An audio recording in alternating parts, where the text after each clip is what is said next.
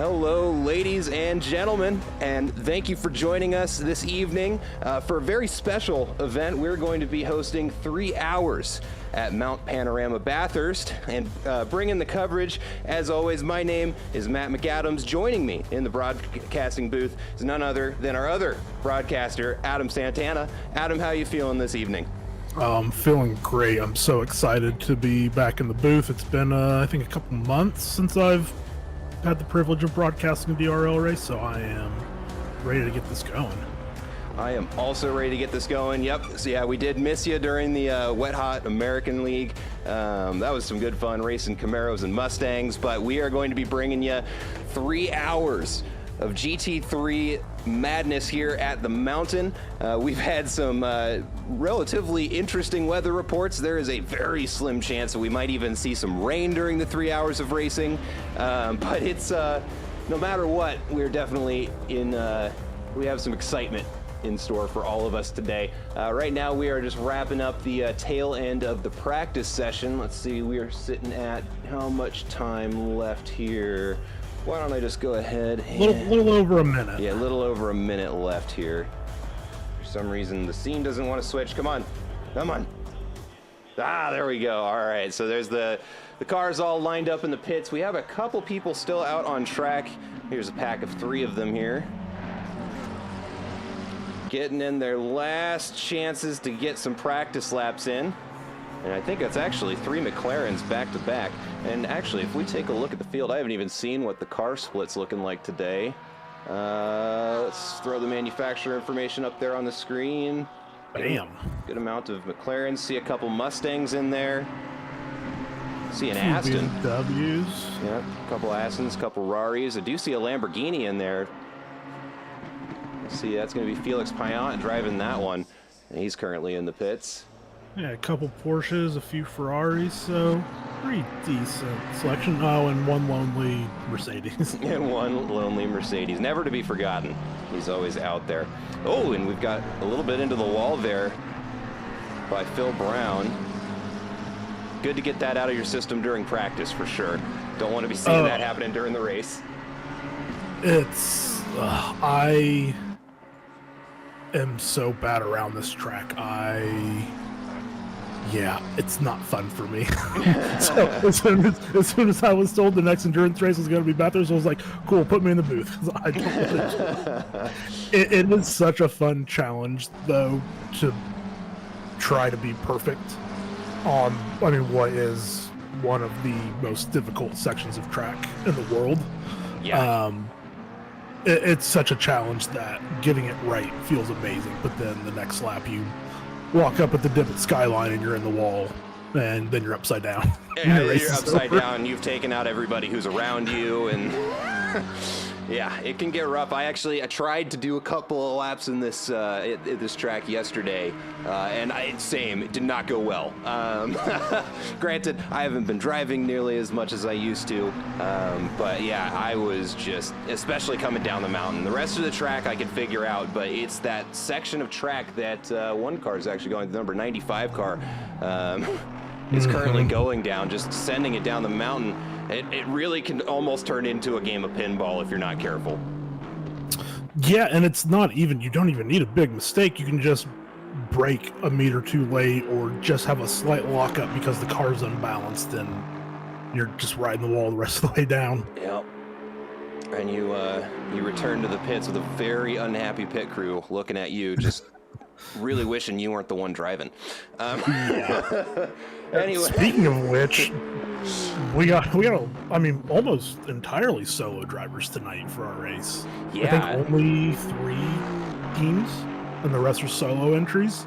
Yeah, and actually, let me pull the information on that up, because you are absolutely right. I was looking at that this morning, and I was almost shocked. Now, granted, in the realm of endurance racing, 3 hours is really kind of the sprint length. But even at that, 3 hours by yourself, there's a lot of mental fatigue that goes into pulling that off that a lot of people don't necessarily know unless you've done it before. And a lot of the names I see of these, so like Noah McComber, I have no doubt in my mind Noah's going to have no problem doing 3 hours solo.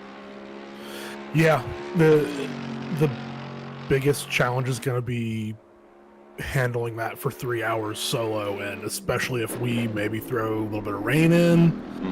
I mean, it's going to be chaotic, especially in a race like this where you don't have if you're driving by yourself, you don't have a teammate or teammates to bounce ideas off of, or, pit strategy, things like that. So you're really out on an island on your own. Excuse me. Whew. Last minute sneeze there. Bless you. Thank you. All right.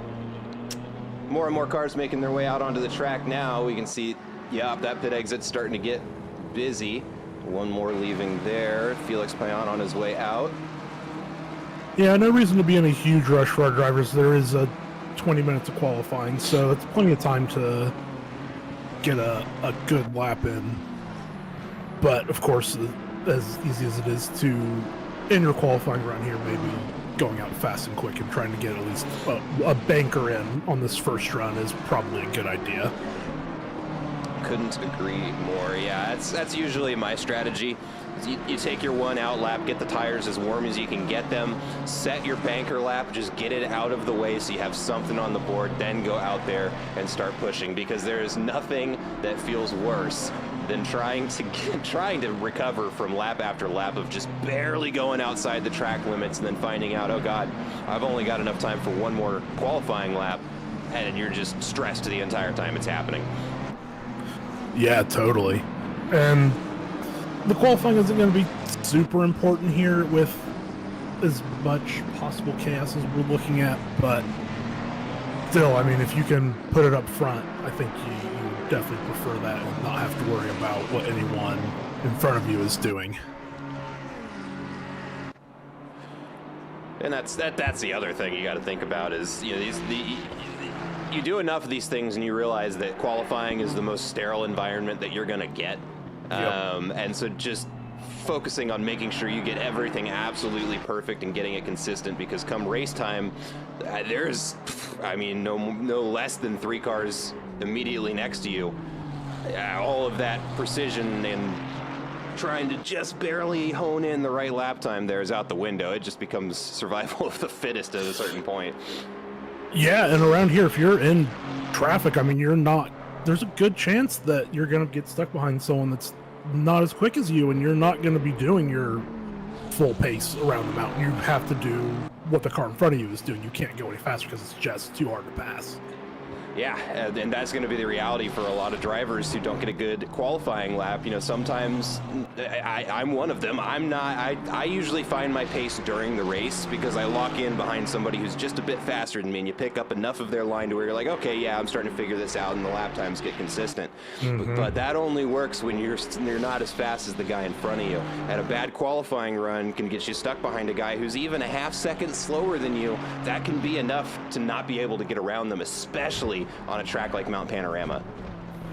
Yeah, I mean, we do have a couple decently long straights, especially the back straight going into the chicane, which is easily the best overtaking spot. But if you don't get a good exit out of forced elbow, you're not catching anyone. That's just the reality of the situation. So you being patient through the mountain it's just going to be the name of the game for people that don't qualify well and they're stuck in traffic. Yep. Absolutely. Speaking of, it looks like we got our first qualifying lap across the line there. Going to be out of Noah McComber with a 2:05.342. Looks like we got a couple more cars getting ready to come across here. Yeah, I think he might have been the first person across the line, and I'm sure not a lap time he will be too excited about at a 2:05. There we go. We get a 2:02 out of Silvu Slama. And the number 100 car, we were getting very unhappy BMW behind. Yeah, a little bit of a flourish there on the exit. BMW still hitting him with the flashers. We're going to make his way around. All right, let's throw up that quality delta. The BMW was Slama. Yeah, he wanted around that Mustang really bad. Yes, he did. Oh, we've got a yellow flag. Uh-oh. That's a car facing the wrong way, I believe. And towed back to the pits, no less. Yeah, Tyler Carr with a 2:01.3. That's, yeah. Yeah, I thought that's where we'd be at, and that's a very good lap time. That's a very good lap time. So just by looking, I'm gonna take a guess that Spangler and Rutzleinen are not gonna qualify, and they're gonna start at the back. There's a good chance. It looks like Ryan Garrity may also be doing the same thing. Another yellow flag. Oh, that's just Mac Morgan coming out from pit row. Let's take a look over at Tyler Carr here. Catching up to some traffic, but right now on a purple lap. Yeah, and I think that was a car that either just came out of the pits or just invalidated and was blue flag, but they did get out of the way. And Tyler is up on the previous lap. Man, I don't even think he lifted. No, I don't think so. I think he's absolutely dialed in that Mustang. Oh my goodness, and this is insanity, ladies and gentlemen. This man is pushing this Mustang as hard as it can be pushed as he sends it down the mountain, and you can see the margins. He's looking, oh my God, how close he is to that wall, and now he's gonna have a chance to catch up to them coming down the Conrad Straight. Wow. Yeah, and he's tracking at a 2:0 right now, and he's gaining a little bit more as he goes down the straight. This is 2 more braking instances, and he's home free. And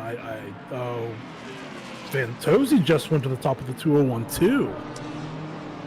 Yep, got him by a 10th. That's not going to be enough here because we've got at least a half-second improvement for Tyler Carr in the number 69 Mustang. You'll love to see it. Still looking pretty good. And there it is, 2-minute flat. Wow. Doesn't get much better than that, folks. That's incredible. And yeah, he was just hustling it through the mountain. I mean, he was totally on it. That was a really impressive lap. Yeah, and he pulls it into the pits, and I don't blame him. I'm gonna go lose that adrenaline high real quick before the race starts. Yeah, I mean, maybe he throws one more run at it, but at that point, it's if anyone goes faster than that, it's just kind of like, good on you, because that, I mean, a 2-minute flat is incredible. Phil Brown coming around the final corner here. 2 seconds up on his previous lap for a PB, set to 2:04.5. That was good enough for 17th place. And on a field of 31 cars, that's good. I take 17th all day. Yeah, I mean, obviously the midfield's never ideal, but I mean, 17th, that's a pretty good ways up there. Whoa, uh-oh, that's not good. Ooh. Yeah, we've got an accident coming down. Oh, the helicopter doesn't even know what to do. He has teleported back to the pits. That'll happen. A little bit of an accident there, and that might just be a taste of what's to come later in this race. Oh, and we see a Lamborghini there slide up at the top of the hill as well. That was a huge hit. We cut over to Elliott Levine and a pack of cars here coming around the Conrad Straight. Yeah, we have a 2-minute plus lap, and all we're seeing is people in traffic. Come on, guys, give yourselves some room. There's a lot of track out there. Yeah, there's a lot of yellow flags lining up towards the back or the start of this next lap. I think that's just because they're all slowing down so much to give each other space. Mm-hmm. Yep. Yep. Yeah, I think there was just a big group a group that came out in a group that was already on track, and they're just all jumbled and, yeah, trying to make room.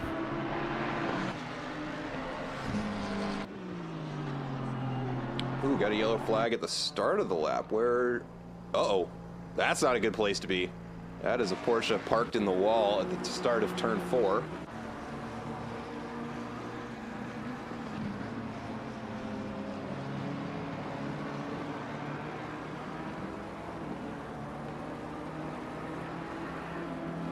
Yeah, looking to see who's maybe making a big move right now. So we have Ross Sparrow in P6 with the 202.4, who is about half a second up right now. Yeah, let's... So yeah, dropped a little bit there, but still right at the half-second mark. So this will be won't be a position jump, but it will be a pretty good time gain. I think he did get it. Oh, he did. He hopped over Slamma. Yep. And that's going to be a 2:01.9 for him. Let me do this over here.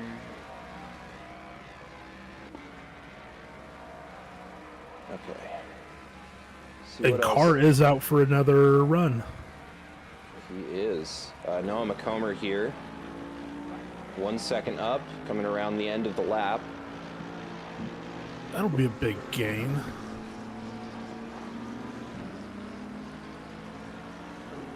See, 1 second's enough for, that's 5 positions, moving him up into 19th place. See, got any other movement going on here? Andre Lloyd starting off his lap, or coming down, he's at the end of the mountain, excuse me, at Forest Elbow.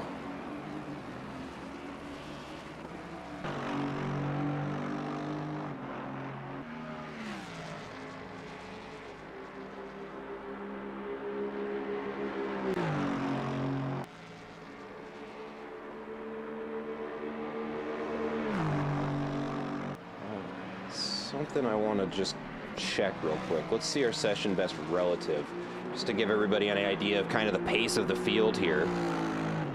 And it's actually pretty well dispersed looking at this. Got a lot of folks kind of in that 2-second margin, which over a 3-hour race, that's a lot of movement across the field, but we've got enough cars on the field. I think that's going to be an okay thing.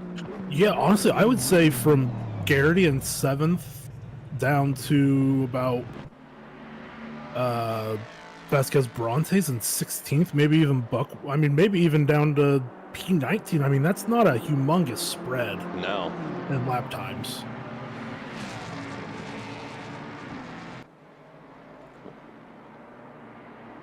Those two yielding there to current provisional pole, Tyler Carr. And he is still out there pushing right now. He's got that purple border around his name. Loses a little bit of time there, coming up into the cutting. Yeah, lost a little bit over a 10th there. I didn't see any mistakes, but maybe he was just that fast on his previous lap.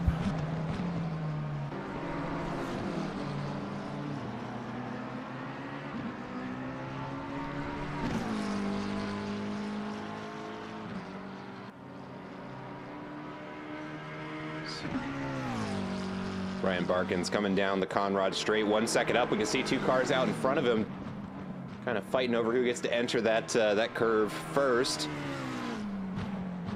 But he's going to keep it nice and clean for himself here. Hanging on to that 1 second lead now. I mean, he could potentially hop up into top 5 if he can nail this last corner. Not going to quite get there, but that's going to be a huge gain. I think P6. P7 he lands in. Okay. And he is just 8,000s off of 8,000s. Garrity. Yeah, that's very close. Oh, wow. Big yellow flag there. Oh, overshot it there at the top of Skyline. Been there 100 times myself. Uh-huh. More times than I'd care to admit, that's for sure. Yep.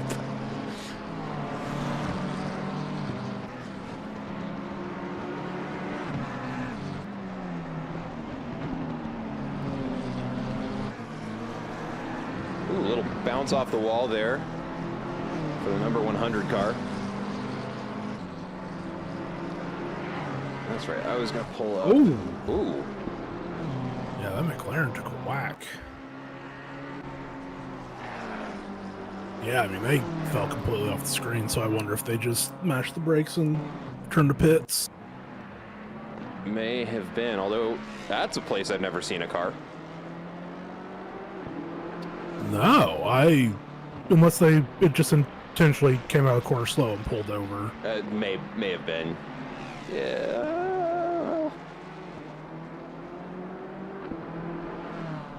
Yeah, there he goes again. Yeah, they'll figure it out.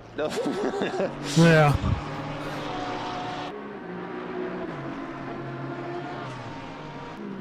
Yeah. Oh, never mind. You read my mind. Ooh, we Gil got Silverin. I mean, he's a big. Hold on, this is potentially more interesting. Out of nowhere, Wilson Fernandez with potentially a new fastest lap of the race. That's and there on top. it is. Wow. And that throws him up above Tyler Carr by a 10th. And we see him immediately leave the pits. Wow, that's a very nice lap. Wonder if anyone else. Tozzi's not. It's 2/10 off from a 2-minute flat. I think that's doable. Sparrow's 6/10, almost 7/10 off. Worley 7/10 off. So yeah, that'd be a huge jump from those drivers. But I think Fantazi, could join him down there as well. Mm-hmm. Big improvement there for Gil Silverin. Moves himself up into P10. 10th place with a 1 second improvement on that last lap. And a 6/10 gap to the car behind him, P11. So that's a lot of breathing room. Yep.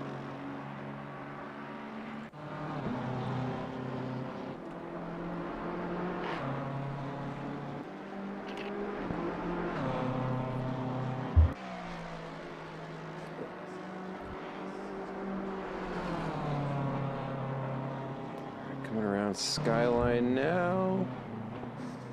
Ooh, it looked like the back end wanted to get away from him there for a second. This is looking like a pretty good lap. We've also got the number 512 car, Matt Schmitzer, 1.2 seconds up here, and his number 100's at the Conrad Straight. Let's check in with our, coming around the final bend, caught him just in time to come across the line and gain himself a position.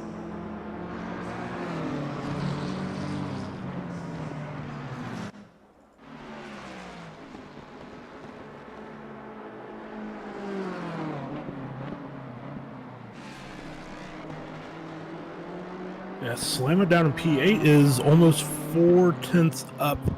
Oh, as I look away now. Yep. Oh boy, it's only gonna get worse as the race goes on. That's the idea. For people who aren't aware, we are drinking probably inadvisable amounts of alcohol. So if we get spacey in a couple hours, that's why. We'll probably get slap happy and silly, and yeah, we'll see how she goes. Oh, we're gonna have a good time up here in the booth. So, everybody, if you're allowed to, if it's legal for you to, go ahead, crack open a beer and join us. We can turn it into a really bad idea of a drinking game. Oh no, we can't do that. We'll all be dead. Yeah.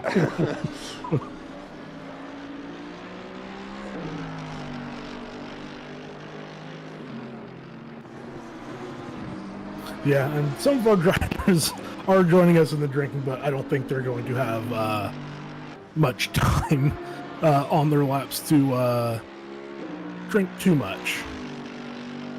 Yeah, with a lot of the teams being single driver teams, I don't know that we will have very much time to grab any of them and pull them in here. But if any of the teammates of the drivers have to be watching the stream, let us know in chat or DM either of us in Discord and drag in here. You can ping Adam Santana or McAdams in the chat, and we'll get you in. We're or if you're just a DRL community member who's not able to race tonight, if you want to hop in and chat with us for a little bit, you don't have to be in the race.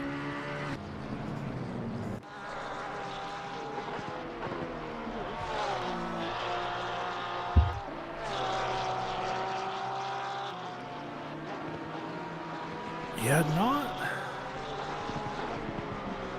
there's some green on the timing screen, but car's about a 0.5 up. But it's just started the lap.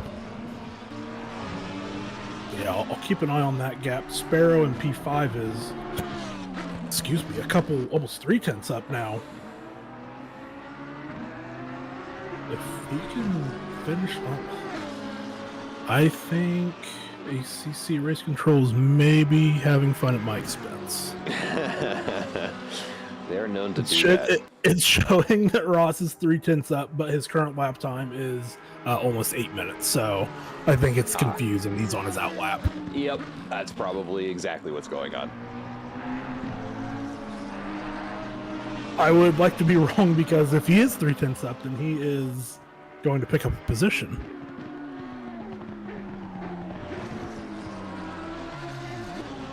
Marco Vinicio Vazquez Brantes crosses the line for P17 there with a 2:02.89.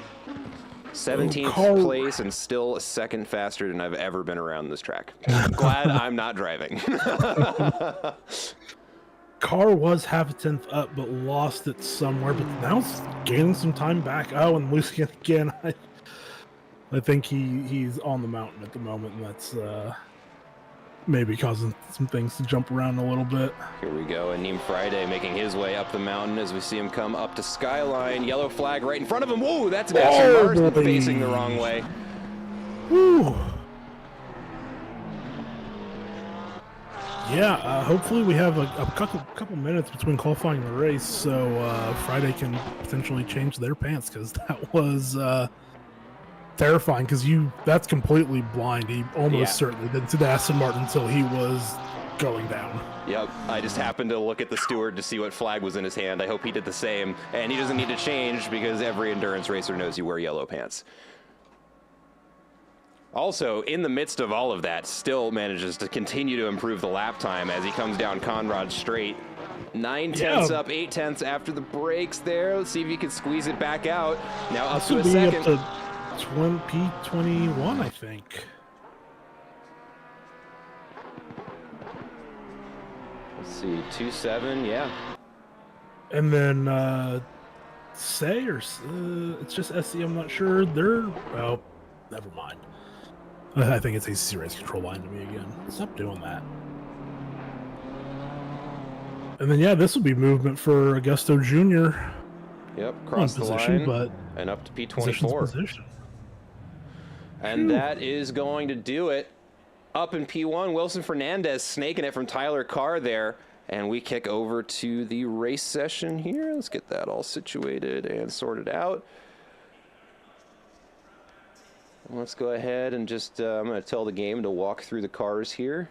We'll get a look at it. Oh, that's lovely. There we go. So qualifying up in P1, we've got Wilson Fernandez. Let's see, it should be spending about 4.5 seconds on each car. There we go. Tyler Carr qualifying in P2.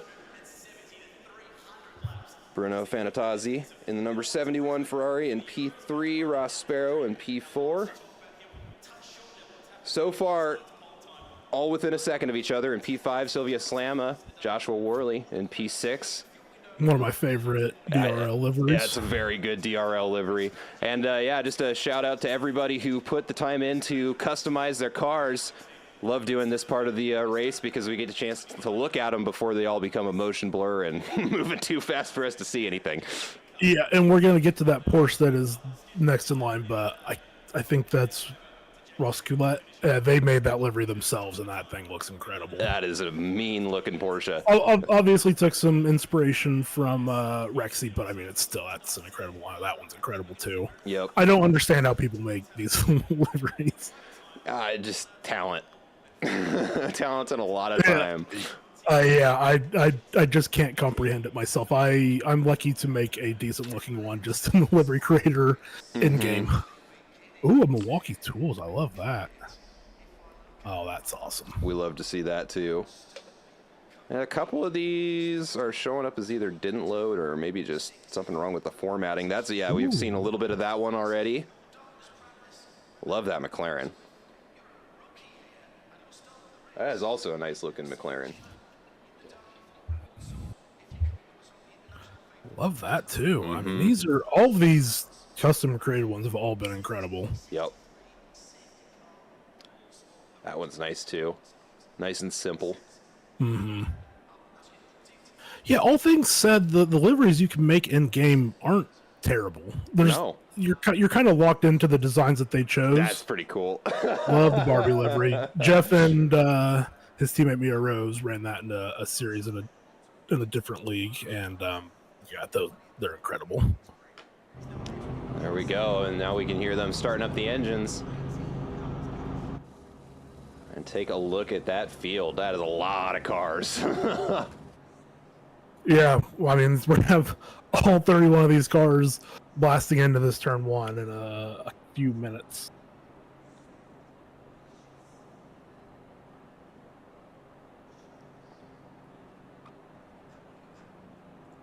Tell you what, I wasn't paying attention to Ryan Garrity's livery. He always has some Easter egg on there. So yeah, some great livery that he made himself, and I just totally wasn't paying attention when we looked at his car. Oh, I think it's that yellow one. Okay, so I did clock it. I just didn't clock that it was him. Yeah, he makes some super clean liveries.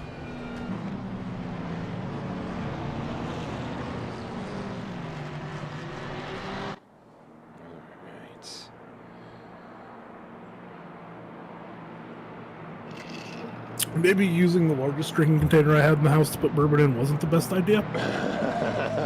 I'm already halfway through it. See, where you went wrong was the idea that you need to pour it into a separate container. It's already in a container. Just drink from that.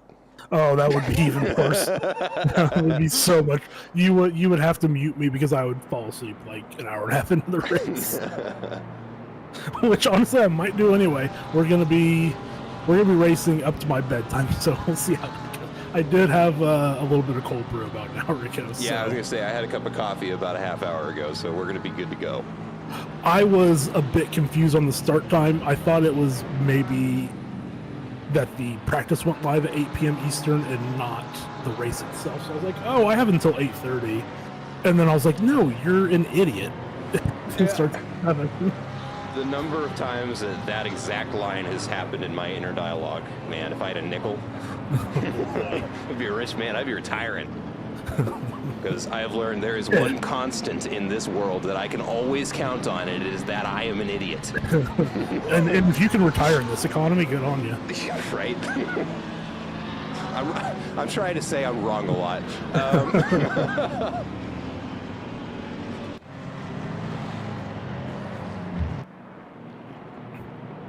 Oh man, this outlap is just torturous. It's a long outlap. I think the only one that I hate more is Spa.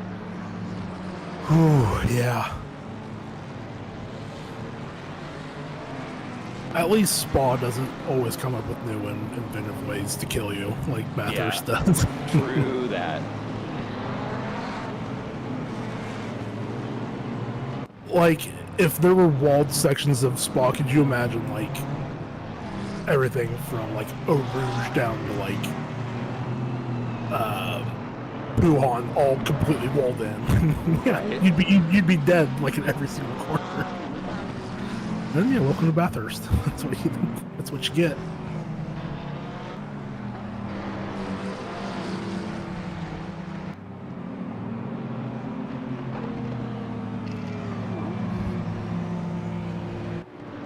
I guess the thing to look at early is going to be, can Jeff Spengler from the back, from P29, make it through this first lap clean, and how high up can he get in the first lap? Yeah. Because just on pace alone, catching Fernandez and Carr is going to be pretty tough with the qualifying pace that they showed. Yeah, and it's not even that, right? It's because I mean the guys in the front are going to run away. That's what happens. Usually, like the first 5 cars will become the first pack, and then it becomes a battle to see who can get through there. But what's going to be really interesting about this track is that there's like a straight, and then it's right into the battle, and it's going to be really interesting to see how much this field filters out once they get to turn 4. Totally. Turn 3, I guess. But that's going to be it for the pace lap here, as we see them start lining up double file, and that means it is time to get ready for this race. Let's go.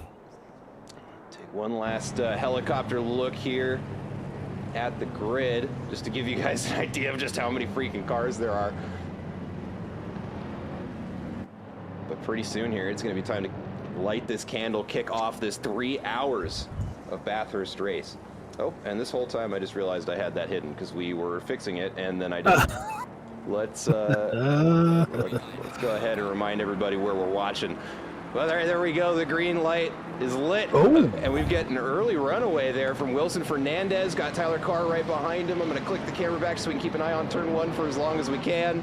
Actually, a little bit unsteady there. Nice checkup on the brakes there from that BMW. Saves them from a big incident. We survived turn 1, ladies and gentlemen. Yeah, now we just got to make it through 2, which is going to be tough because we're have a lot of side-by-side through there. Oh, slap, it's so close. We're still looking relatively clean.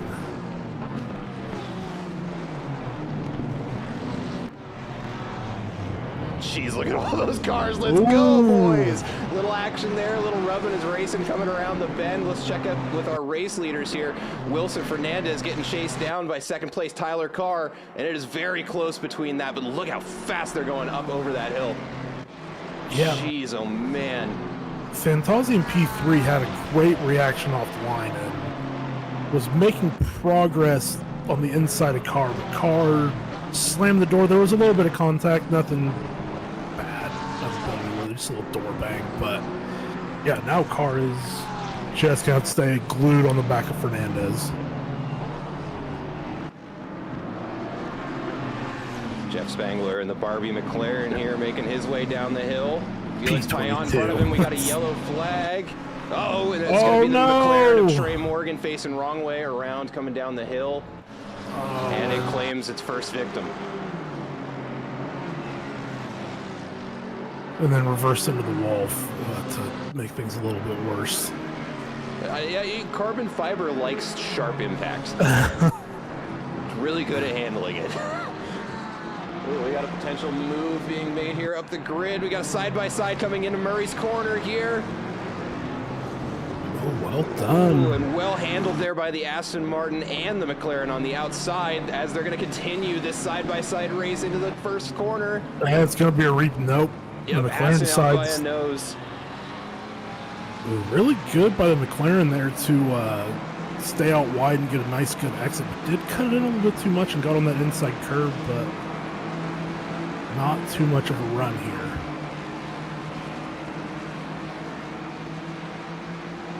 Got some more action going on back in the grid. We're going to jump back here as we've got a potential 4 or 2 wide. Oh my God. We're going 2 file into current 3 into Corey Bend. It's tight. I didn't. Oh my goodness. Both of those are going to get. Wow. Give you guys an idea of what's going on from inside the car. Oh my God. From the inside of the number 19 Huracan. Actually, let's jump up to the car in front of him because he's chasing down that McLaren. That's Pete Rautzelainen. Yeah, and we do have 2 cars in the pits. We have the 120 McLaren of Say. That's what I'm sticking with. And Phil Brown is in the pits as well. So we didn't quite catch what happened with those. I can hop into the replay and take a look. What was the car number? You stay on the main and I'll bring it up in the in-game replay so you don't have to cut away since it was so far back. Okay.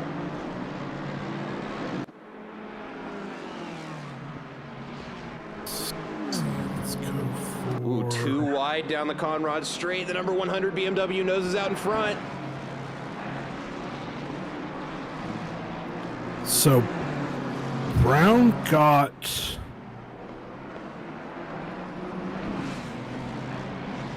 wide on the exit. Big hit there from the McLaren. Oh, and it looks like the BMW almost gets it back in. Oh, and we've got all sorts of contact there. That was Joshua Worley. Almost gets collected in there. And that was the McLaren of Ryan Barkins there. And now finds himself on the side of a file of cars that might as well be out of NASCAR. Look at that. And crazily enough, Brown on the end of lap 1 got on the exit curbing and spun. And then hit the wall. So that's why they were in the pit. And then Say, it looks like maybe disconnected before the start. Because I have them in the server, and then if I go a big hit into the wall for Robert. Sorry to cut you off there. No. The number 101 car straight into the wall there. Ryan Garrity was applying some pressure.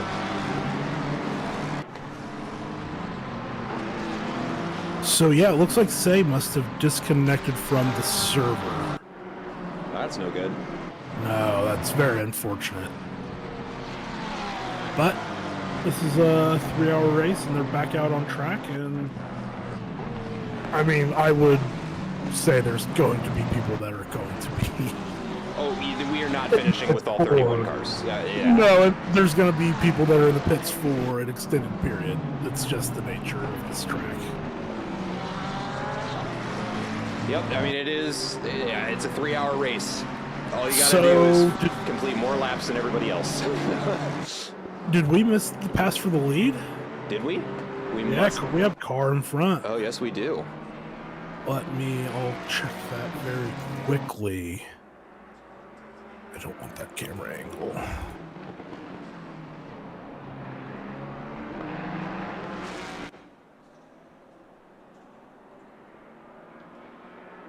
So Fernandez had a low to oversteer in the last corner and touched the grass, and Carr just Was right there to take it. had a super clean exit and just blew by him. There's too much going on. That's I can't tell you how many times I've said that exact same thing. Just like every single time I'm doing a stream, it's just these drivers are just getting after it all the time, just giving it 10 out of 10, and it's just so much fun to watch. It's a lot of fun to do as well, but I truly do love just watching these drivers get after it. And we had another swap. Yeah, what's going on here? No, this is bugged. Wait. Yeah. Oh, there it goes. It caught up. It caught up. It caught up. Yeah, probably a funky time loop thing that happens. Yeah, so he must have gone in for a pit stop and is now in 23rd. Is that what happened? No, that's not what happened. How did he get all the way back there? I think it was maybe ACC just got confused. No, you know what? He would have RTG'd in as people pass. Oh! Ooh, Elliot Levine. Levine. Oh, he's going to be stuck there. Yeah. He's going to have to let everyone through. That's the last one. Oh, he has plenty of room. Yeah, he's got it now. Oh. Got it back around without touching the wall. Little pucker moment there for Robert Almeida. Yeah, as Levine gets it going again. As someone who has Austin Powers there, has gotten spun by another car at the exit of turn 3 and Austin Powers themselves between 3 and 4. Yeah. I've been there. Same.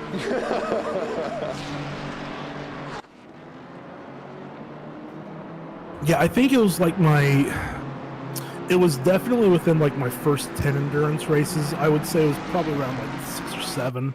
So I was still pretty new to the whole thing, and the people I was, that's a big sin. Oh, that was naughty. Just a little bit of a bounce off the wall there. Man.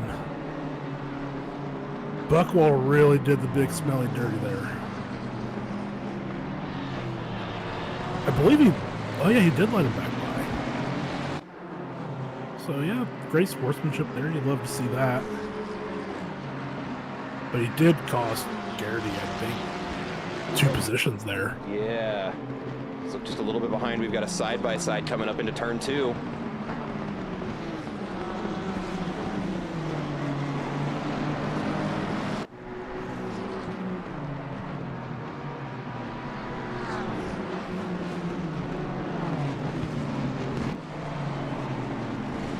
Yeah, and looking at our drivers start at the back Spangler and Roots line, we'll start from at the back on purpose.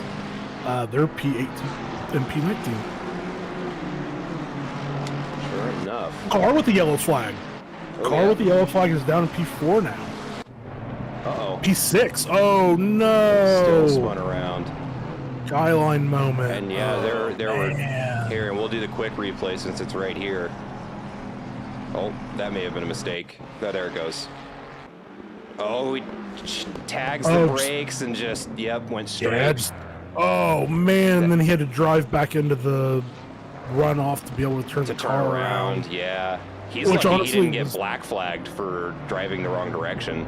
Yeah, I think since he probably didn't hit a timing loop, he was okay. But yeah, that was risky. That's unfortunate. Man, that's a lot of positions to lose from such a small mistake. Yeah. I mean, just carried a little bit too much speed, and whew. That's all it takes. And this was a person that did a lap time that, Nico doing a little mowing out there, but keeps it from spinning. Gets back out on the track. Gonna lose a second or two, but should be able to get his nose back into it. Beat Routsline and looking to make a pass here on Jeff Spangler, and we also have. Honestly, I'm into the pits. I'm gonna take a big guess. I think Routsline is just following Spangler. Yeah, you're probably right. Making the exact same passes. They're probably working together because they know that starting from the back and with their pace that they can make it close to the front, if not to the front. Yep. Ooh, yellow flag here. Aneem Friday. Oh, that on the outside. Yeah. Is that's not good. Blammied. Oof.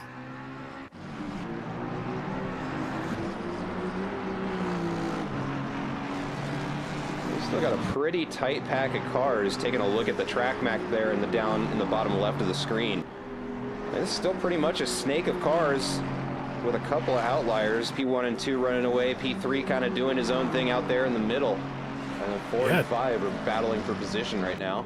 Totally, from P10 to P17's off the back a little bit, but I mean that's just a train.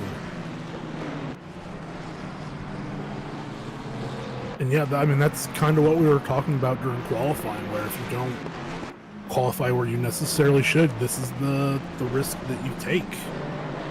Yeah. And Floriano around the wrong way, fourth bend. Wow. Again, that has to let everyone through. Mm-hmm. There's just nothing he can do about it. No. Still has to wait for 2 more cars, I think. And then should be okay. But it'll be close. Just watching the dot on the track map, I think they're just letting everyone by. Yeah, probably the sensible thing to do instead of risking pulling out in front of someone. Mm-hmm. That's just the worst feeling that you can have. Well, I would say murdering someone when you make a mistake is the worst feeling, but being sat the wrong way and having to watch the entire field pass you is just an awful feeling. Mm-hmm.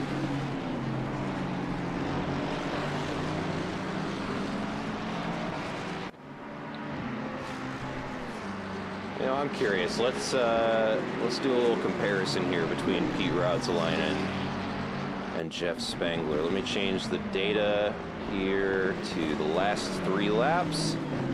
Let's throw them up side by side, see how close they are to one another. Oh, that's lovely.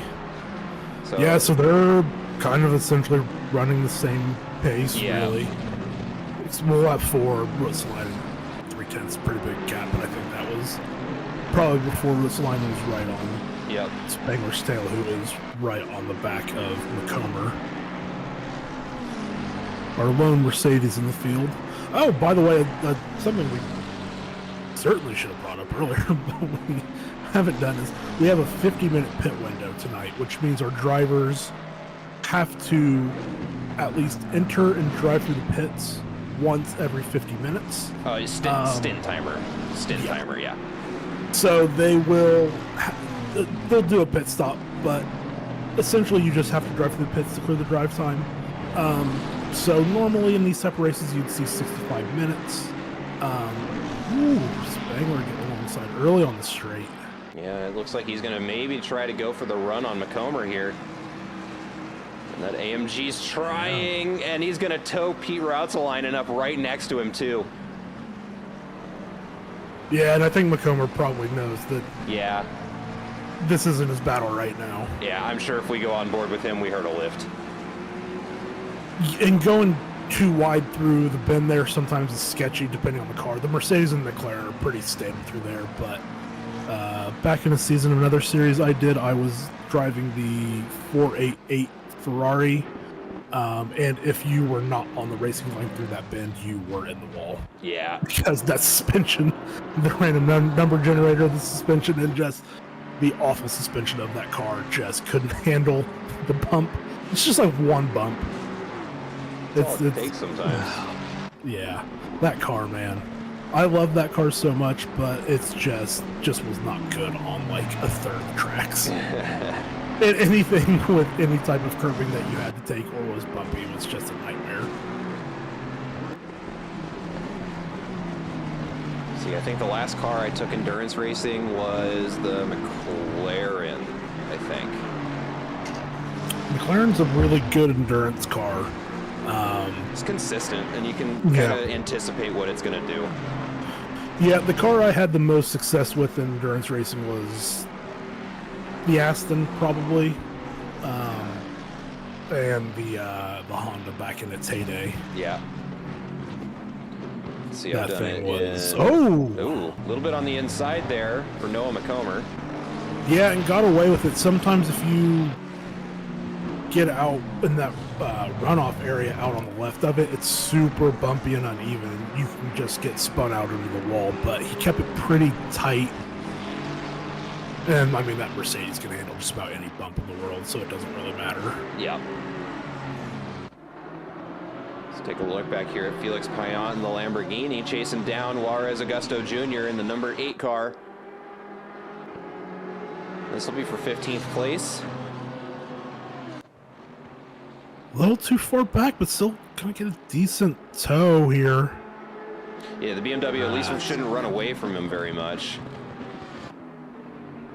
But depending on the setup, that BMW can be very fast in a straight line, and it does look like Felix has got a bit of damage there to his car. Yeah, definitely some scuffs on it. I don't think anything. Oh. Uh-oh. Marco Barantes. Oh, no! Oh, that's not what you want to see. Sometimes these cars just have the turning radius of a tractor. Honestly.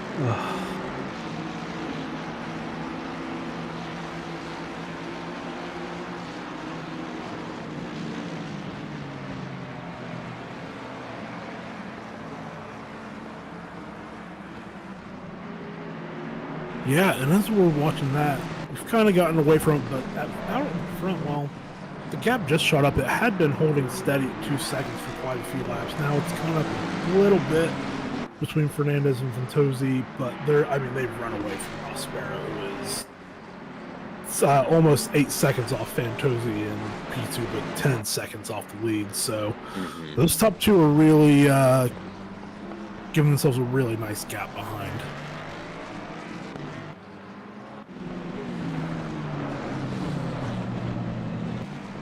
Oh, yeah, that didn't look good. Noah McComber back into the wall. Oh, we only saw it for a split second, but the back end gets loose. It looks like he got lucky and didn't go sideways, but probably has some damage to deal with now.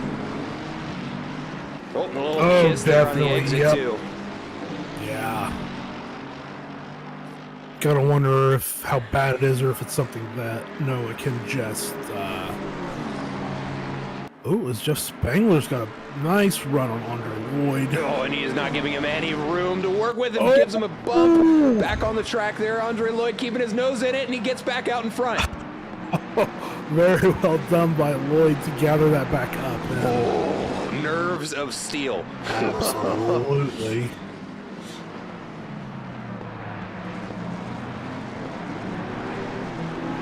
Oh, and Spangler just with the huge exit there is going to do him in the last corner anyway. Oh, man. Yeah, nothing he can do about that. No, that was great defense by Andre, though.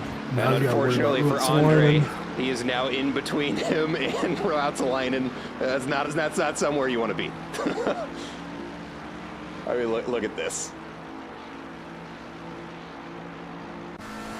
Yeah, Andre's got it covered, though. Wrong car. That's the one we want. Noah McComber is also trying to get his nose up here.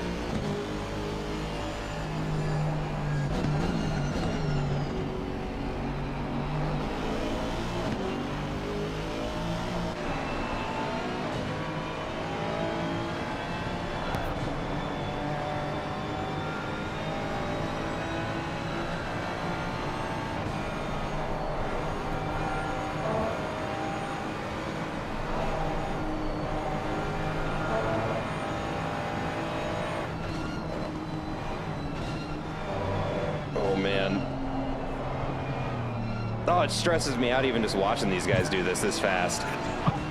I really don't like it at all.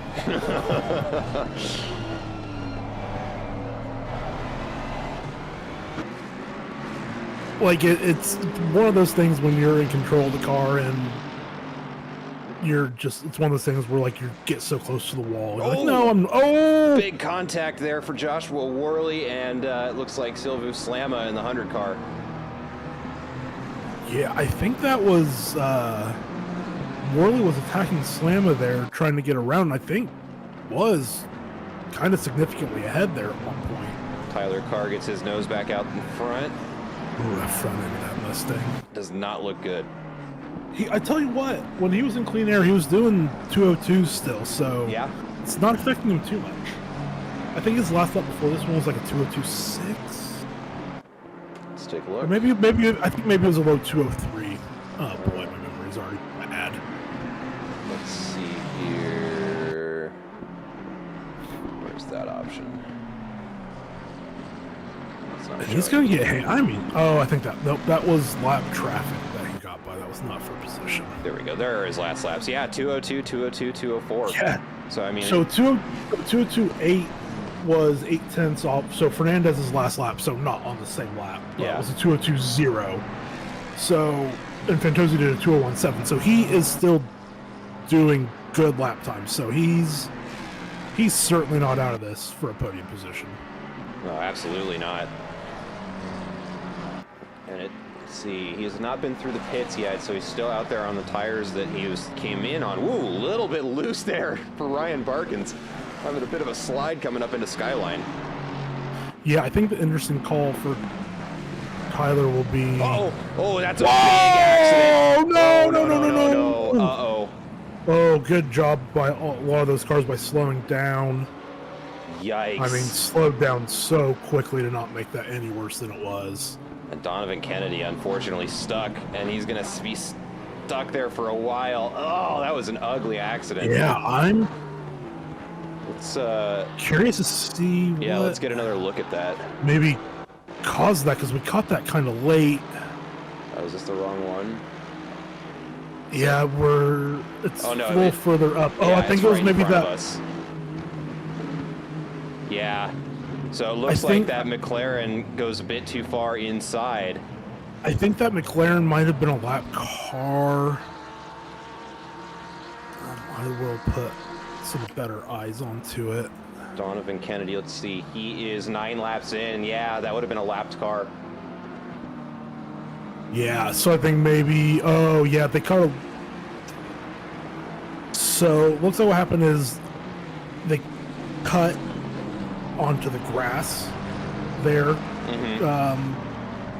just in that weird area with the curbing, and then it spit him out into the wall, and then he clipped Buck Walter, then hits Sylvain, and then Spangler has to completely check up and loses like 4 positions. So honestly, the damage there, except for to Kennedy...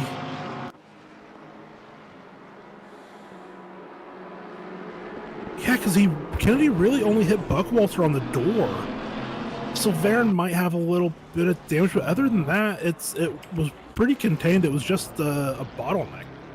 Yeah. Everyone, honestly, I said it before, I just have to say it again. The drivers did really well there to not make that a huge incident. Yep. Because that easily could have been a race ender for someone. Yep. Well, and depending on how bad it gets clogged there, I mean, we wouldn't red flag it, but it would certainly be a scenario in which it's like, okay, we got to spend 2 minutes getting these cars undone. Yeah. Or just have everybody go back to the pits. Uh-oh, Trey Morgan. Just not even driving on the track there for a second.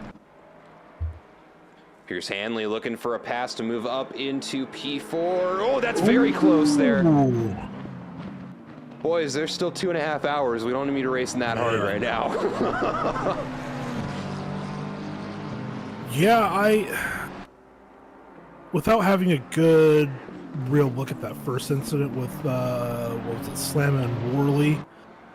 I mean, it looked racing incident-ish. That one looked racing incident-ish, but kind of becoming a little bit of a theme for Slamma so far.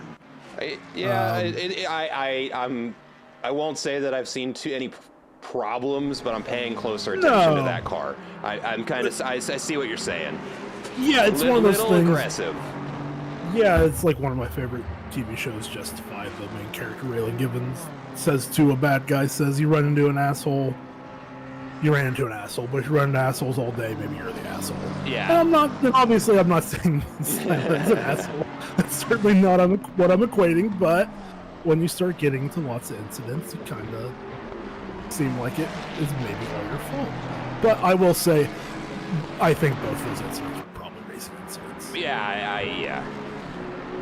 Just some close racing early on into the race. Sure. And maybe a little closer than it necessarily needs to be. Yeah, and if you're Slamma as well, I think maybe got pace-wise was not where they wanted to be. Stuck behind Hanley. I think Slamma probably might have podium pace. So maybe just wanting to make moves quickly and efficiently, which is certainly not the wrong thing. Oh, wow. That was a big straight line there. Yeah, it was. There's some panic braking going on there. Once again, I've been there. Yep. We're just like, oh god, stop, stop, stop, stop, stop, stop, stop.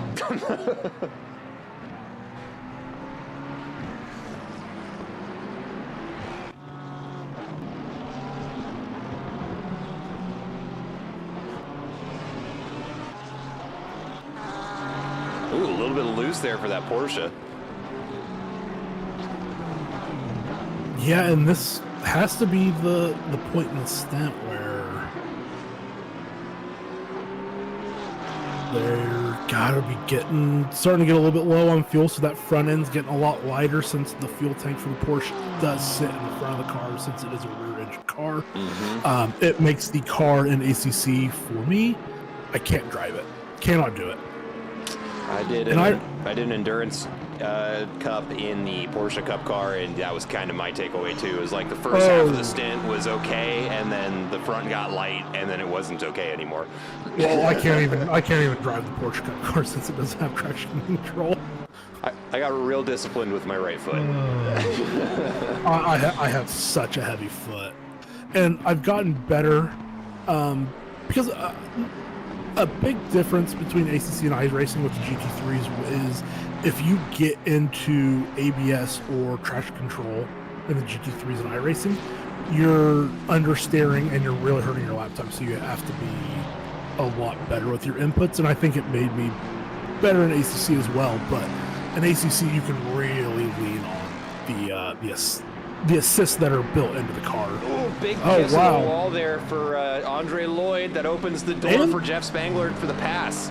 I think Silverman hit the wall too.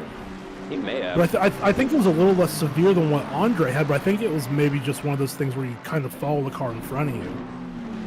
We also just missed off screen Piers Hanley making the pass on Silvio Slama. Yeah, and I gotta wonder if that was maybe... Oh, he doesn't seem happy about it. Well. Okay. Yeah, I'm gonna... I don't see an accident in my highlights here, so... So, they did both throw warnings up on the screen, which means they would have made contact, but that doesn't mean it was... a yellow flag, yeah. Or severe in any way. Yeah, just maybe some paint trading. Yeah. But considering where we hopped onto it and the flashing, it makes me think that maybe there was a sin, but I'm not going to. Oh no. Okay. Okay. This again was Kennedy, not in the same section earlier, but was facing the wrong way, and Slama had to slow down more than Hanley, and I'm not sure why Slama is upset with Hanley. Yeah, that's bad luck. Welcome to endurance racing. Yeah, that's totally out of Hanley's control. That they were just further back from the incident, so they were able to take a quicker, better line around it. But I mean, I do understand the frustration because Slama didn't do anything wrong. No, and he may have just gotten the position back. He went the long way around the outside. Ooh, cuts off the McLaren there a little bit. Almost hits the wall, but he does get the move done. This is the last place in the track where I'm racing. I want to be racing another car. Yeah. And that might be part of the strategy. I mean, if he's confident in that part of the track, scare the other guys out of the way. I mean, that's a perfectly valid strategy. Yeah, I think if you can get someone at 4 is the hairpin, correct? Yeah. Yeah, if you can pass people there, but you pretty much usually have to do it in a not great way, meaning that you either have to get them on the outside or you kind of have to force your way around on the inside. Yeah. Oh, Pete Routsalainen making his way up to maybe get another pass. Comes around Forrest's elbow, and he's looking for a good run down Conrad Straight. Let's see if he can do it. He's definitely going to be getting a tow.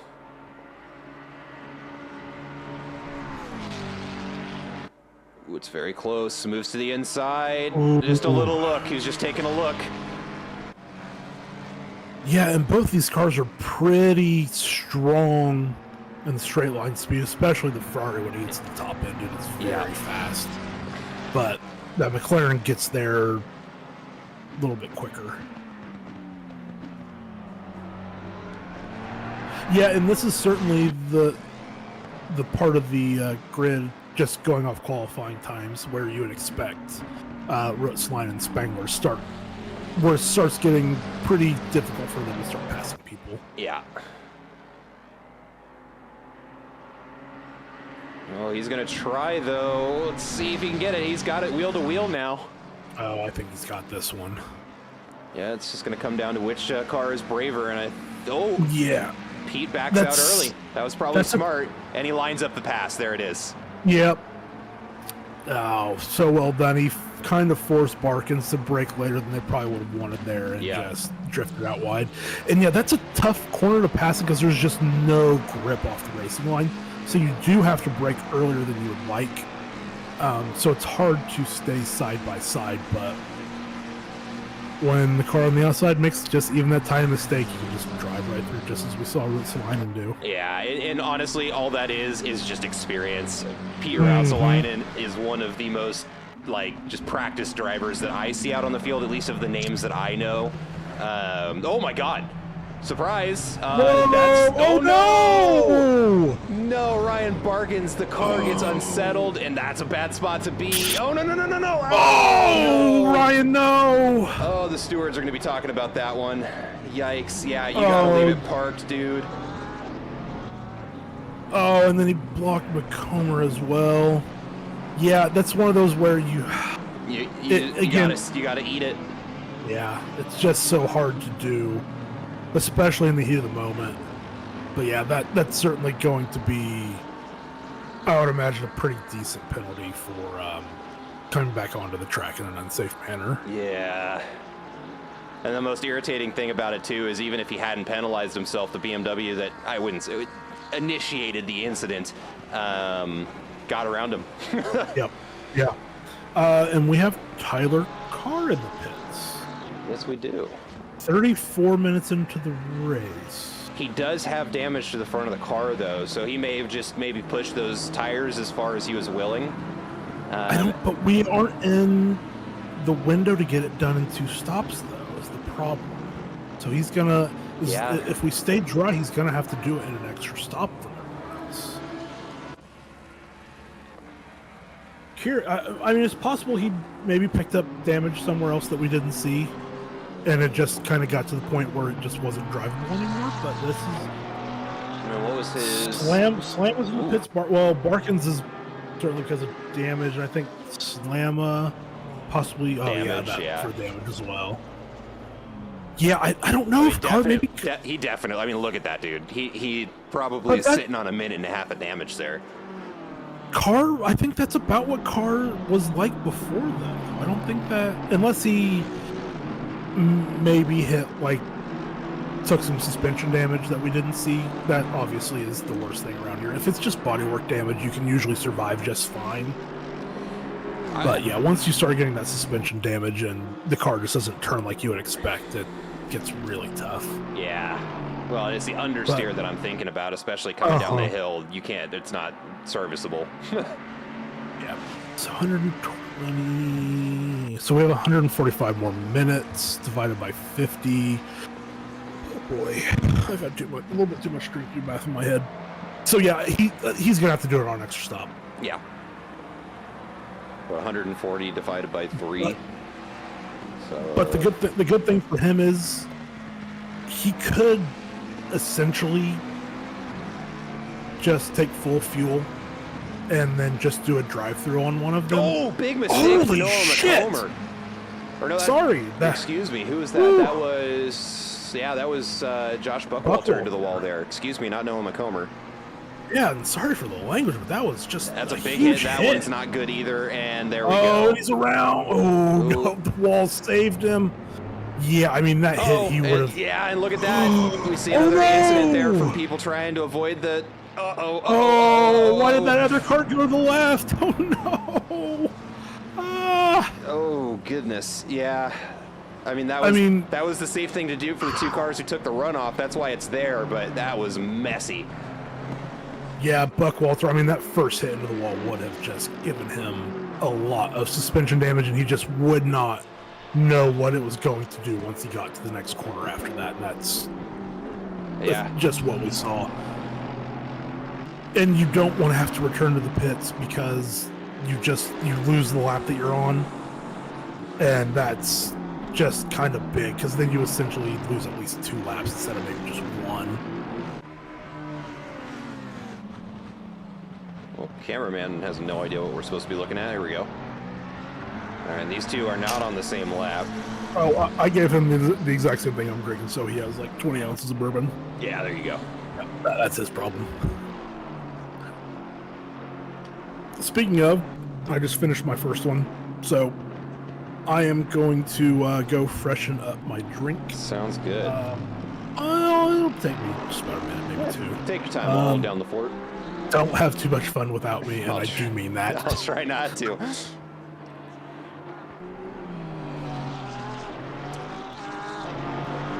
All right, Chad, it looks like it's just you and me.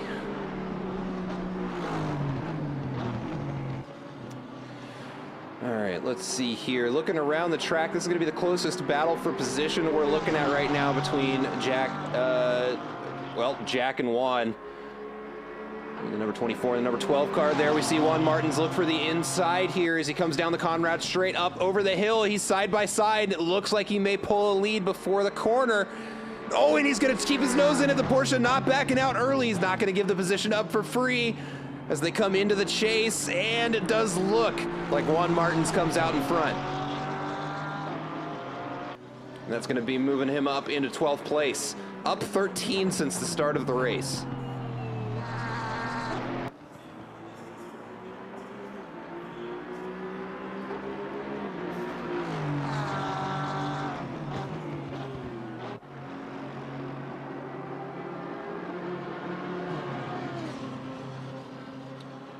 Let's take a look around here. We got a good pack of cars up here on the mountain. Good mix. Ooh, uh-oh. Got a hit there. It looked like a Neem Friday. Yeah, it was, but... There we go. We see the blue flag waving. That's going to be, ooh, a new fastest lap of the race out of Tyler Carr with a 2:01.362. And that is going to be probably an indicator of his pace now that he's got a repaired car and fresh tires.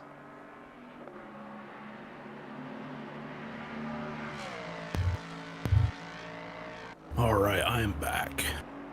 Didn't miss much, just a little position change between Juan Martins and Jack DeLog here, and it looks like they might be getting ready to flip it back.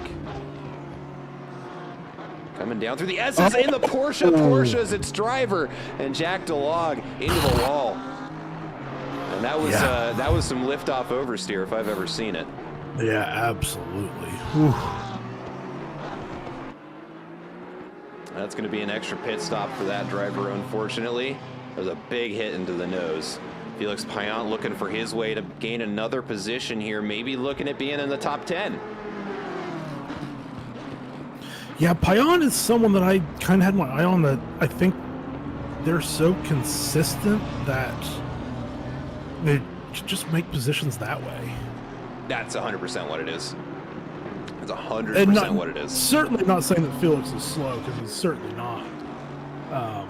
Did he win the AM in the Sprint Series last season? I'm pretty sure he did. But look at these last 3 lap times: 2:04.9, 2:04.4, 2:04.0. I mean, he is right on top of his own lap times, and that's how he moves up the field. That's all. I mean, consistency is king in endurance racing. You don't need the fastest lap time. You just need to drive the most. Oh, that's why I love endurance racing so much, is because I feel like for the most part I can replicate the right thing every lap if I'm driving at like 95%. But when I have to go for like a sprint race and I gotta go 10 out of 10 the entire race, I'm just kind of worthless. Because you're punished so much harder for a single mistake, whereas in the course of even a 3-hour race, I mean, think about it this way: we'd be in the last 20 minutes of the race right now. We still have another 2 hours to go. Like, there's still a ton of nothing is decided. The entire grid could flip as far as I'm concerned. I mean, yeah, Fernandez has a almost 5-second lead out front, and that's one mistake, and that's gone. It's just gone. And let's take a look at the weather here, because we haven't done that. Still clear. Still clear. It's going to start warming up, but it's still nice and clear. Yeah, sun's just going to be fully up soon. I've been trying to keep a little bit of an eye on it. I keep forgetting because I need to. Ooh, Spangler, maybe. Oh, he just barely hangs on to the position there. We can see Pete Rautzelainen starting to push him a little harder. Yeah, You can see I think. Sorry for cutting off. I think Pete's maybe done playing the nice right now. yeah. He thinks that he has the pace advantage over Jeff right now. But I think Jeff passed Pete 2 laps ago. He did. So but again, they're both such good drivers that even if they're fighting each other, I think they'll probably still gain on some of the cars in front. Yeah, it looks probably a mistake out of Pete last lap there, because we see he did a 207. But otherwise, he's been about a second faster than, or actually not even that, just a couple tenths faster. So just a mistake on last lap. I'm sure he'll get back out in front of him. Yeah.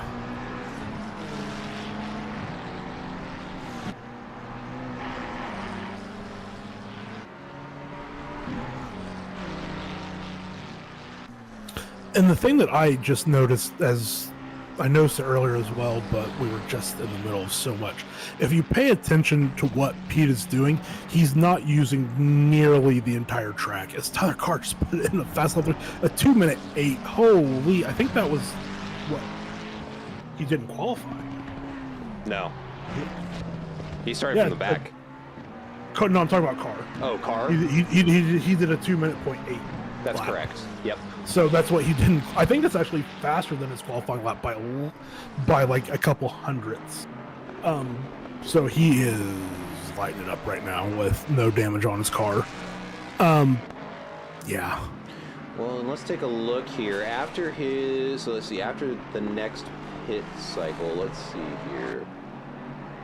So yeah, 2:01.3, 2:01.6, and a 2:08. I mean, that's very fast. And it obviously helped a little bit because they are carrying less fuel than you normally would during an endurance race. But right. I mean, it's not. I mean, 50 to 65.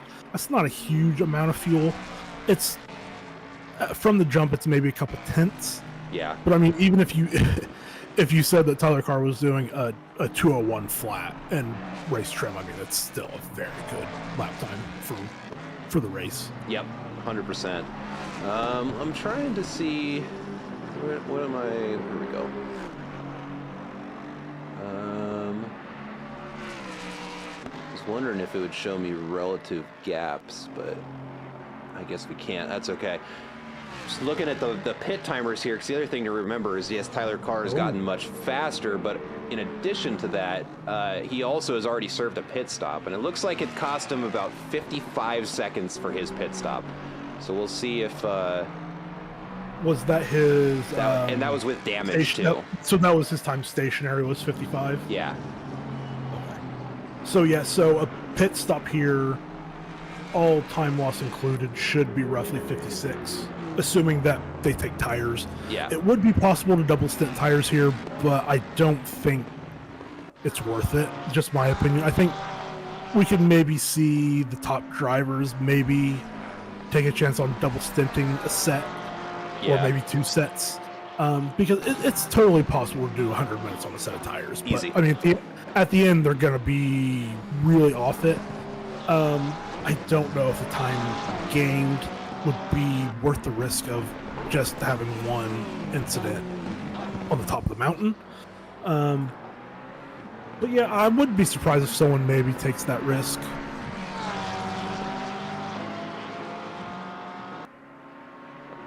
We see the 101 car, Robert Roscolet, looking for a position here, and he's got a wall of cars in front of him and no way to get around it. Yeah, I believe that's the McLaren of Kennedy who is lap behind, and honestly, there was so much going on there, I wasn't sure if he was hurting or helping anyone, but the natural order stayed, so these 2 drivers lived to fight each other for another lap. But yeah, no, that Porsche of Roscolet, he looks very racy behind Buckwalter. Yeah, he's pushing him. If we look at their last couple laps here, let's see how they've been doing. He's gaining.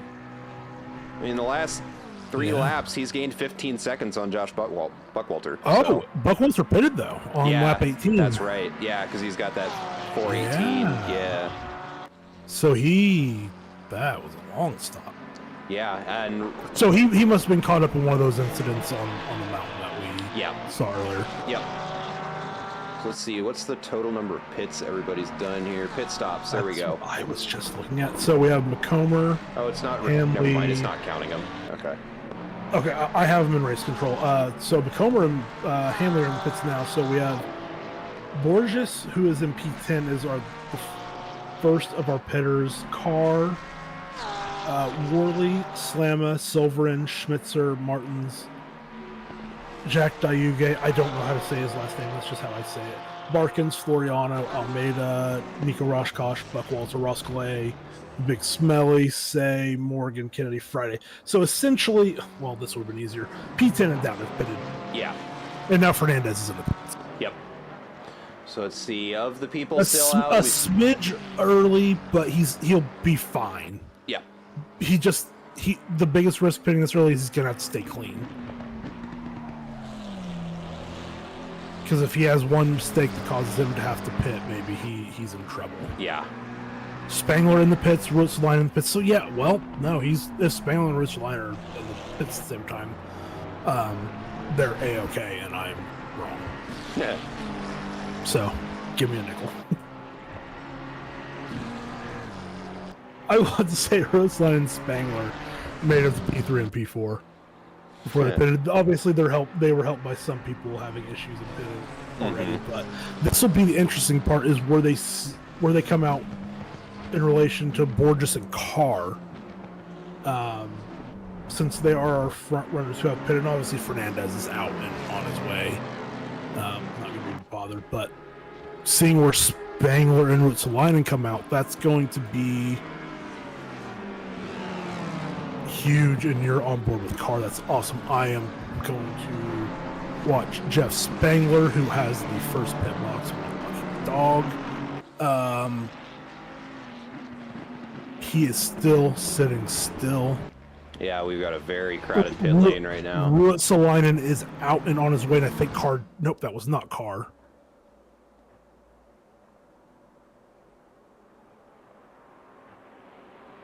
Spangler is moving now.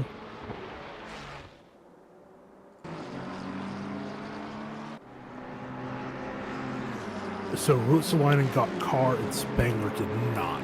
But I believe Spangler had damage that he fixed. Yep. Let's see how long was Spangler in. He was off the ground for 46 seconds. Yeah, get out of my brain. That's what I was just looking at. So, I have an interesting call. Borges had a 21-second pit stop. So he only took fuel. Interesting. Okay. All right.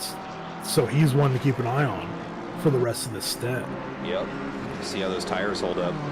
Yeah, so for anyone that's watching who is unaware, in the GT World Challenge, which ACC is the sim for, if you do a tire change, you have a minimum stop time of 30 seconds.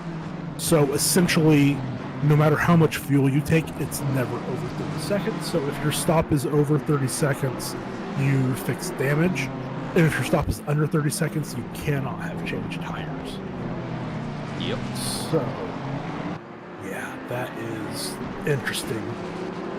I think what'll be interesting to see is how quickly it takes Jeff Spangler to catch and pass Borges. Which, 2-second gap. And Fantazzi's still... Did Fantazzi pit? Okay, no, Fantazzi did pit. Okay.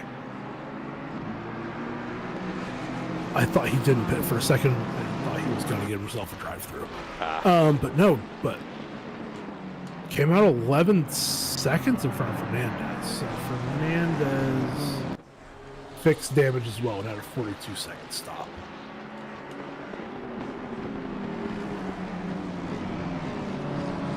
So that really flips things.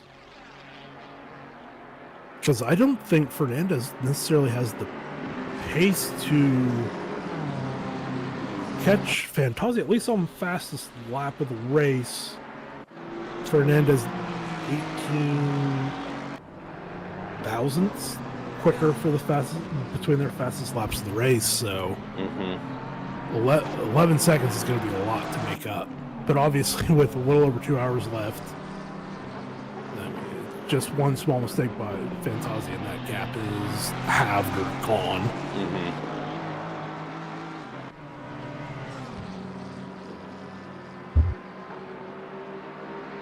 All right, I am going to take my break to go grab a refreshment. So go for it. I'm going to leave the camera on these gentlemen right here, and I'll be back as soon as I can. Alrighty, love it. Give me a good battle to watch. And ooh, no, Silverin. Yeah, I just had to give that one up. And that puts Lloyd up into 12th. So yeah, as we're running, everyone has done their first required stop. We are expecting 3 just based off the driver stint timer. But that also depends on what weather we might possibly get. We do have the possibility of rain, but right now it's not looking so likely, but that can change very quickly. Oh no. I need a replay of that, but I can't replay it. Oh no.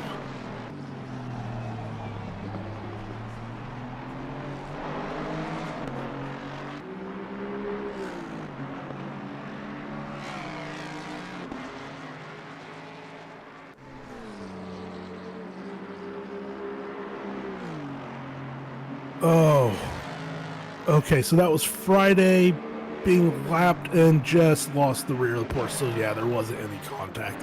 It didn't look like it from the angle that we had on the stream, but whew, I definitely need to check that again just to be sure.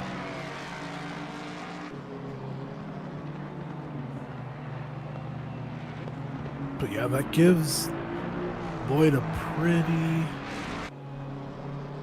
good chunk of time to not have to worry about Silverin possibly coming back on them.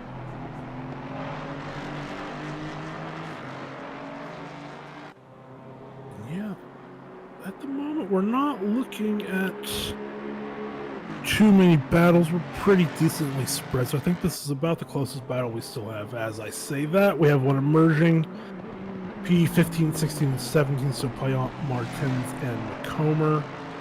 They're all within about a second and a half of each other, 2 seconds of each other.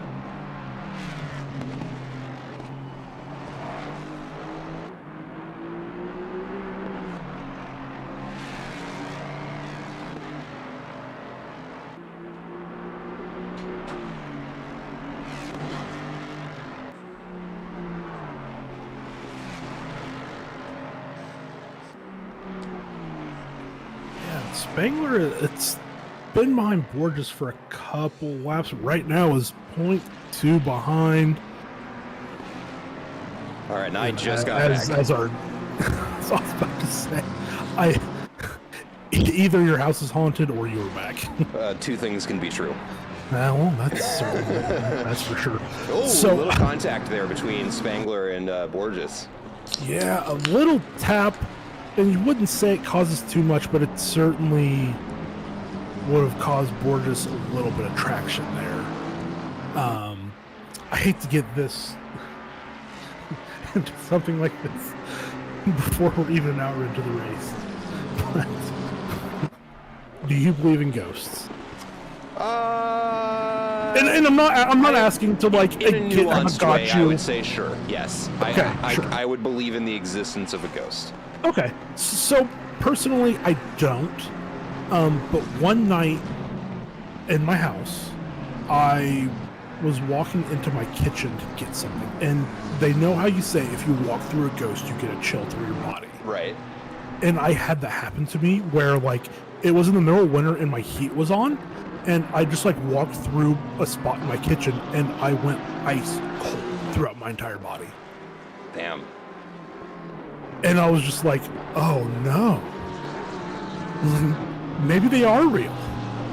So, yeah, since then I'm now not I'm not sure. Yeah, see, I don't think one will ever see a ghost. Sure. But I think it's naive to think that it's impossible that a spirit couldn't stick around. No, I think that's fair. I think that's very fair. And it's totally subjective. It's not something I can prove. It's not something I can measure or that's tangible. But there have been times in my life in certain settings where it's been like, yeah, I'm not the only thing here. Right. Yeah, like I have a couple friends that they went on like a ghost hunting tour, and like my totally just nothing's real, everything's fake attitude was just like, oh yeah, the people who put that on, they just like script it all for you. And like my really good friend that went on, he was like, you might be right, but like the feeling and sense that you have like when you're there, you just like it's not really, you can't really describe it, and like you certainly feel like there's something there. And I'm just like, that I think that's fair. But then like I just finished playing Alan Wake 2, and if you don't know what that is, it's a very okay. So for people who are watching that don't know it, it's a very supernaturally focused game that leans into horror elements, and it almost kind of presents those things in a way that's just like, yeah, this could be true, like that, and Control the game, because they're in the same universe. It's like, yeah, like the way that they write and present this stuff is like, obviously none of this is even remotely true, but it's like, yeah, if I like experience something like this, or like even a tenth of what they present in these games, just like, oh yeah, I would 1,000%. I'm gonna cut you off there. Noah McComber was looking for a way on the inside there, but the Lamborghini of Felix Payant closes the door in his face. That was a beautiful defensive move there, but it may have cost him, because we see the AMG there of Noah McComber getting a great run down the straight, and they are side by side. They're next to each other coming up into turn 2. You don't ever have to apologize for this. So far off topic. Okay, and a good run through Quarry Bend for them both. Noah McComber might hang on to it, and he gets out in front coming into the cutting. That was really well done for both of them. Ooh, a little bit of moment from McComber, and tags the wall. Yeah. I think he's going to get away with that, though. I think it was just light enough. It's not going to affect the suspension. No, he should be fine. There's a little paint left over there, but that's about it. Oh, we got a yellow flag there. Ooh, yeah, off track there for Mac Morgan. Yeah, he was just rubbing a couple tints of paint off the car there. That was all.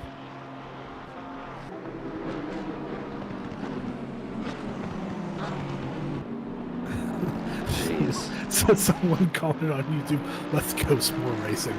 Yeah, that's fair. That's fair. That went on a little bit too long.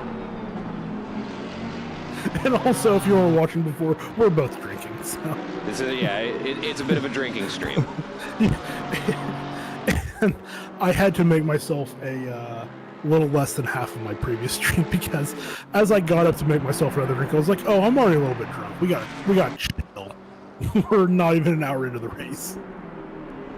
A little outside there for Gil Sovereign, but keeps it nice and tidy and under control. Sometimes that Mustang likes to get away from you when the suspension isn't loaded correctly, so... Yeah, and a note, Borges is in the pits, and Borges was the person that we highlighted earlier that did not take tires on their stop. Did he just do another short stop?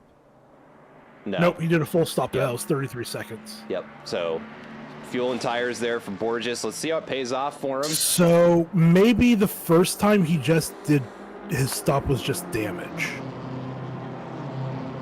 That could be what the case was. Yeah.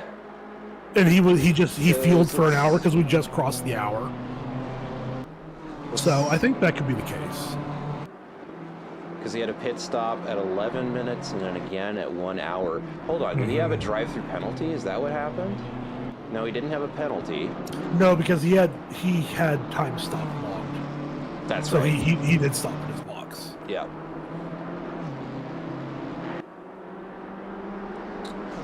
So yeah, he came out in P13, so that's not, considering he's now done 2 stops essentially, he's not in a bad stop at all. Right. That's a bad spot.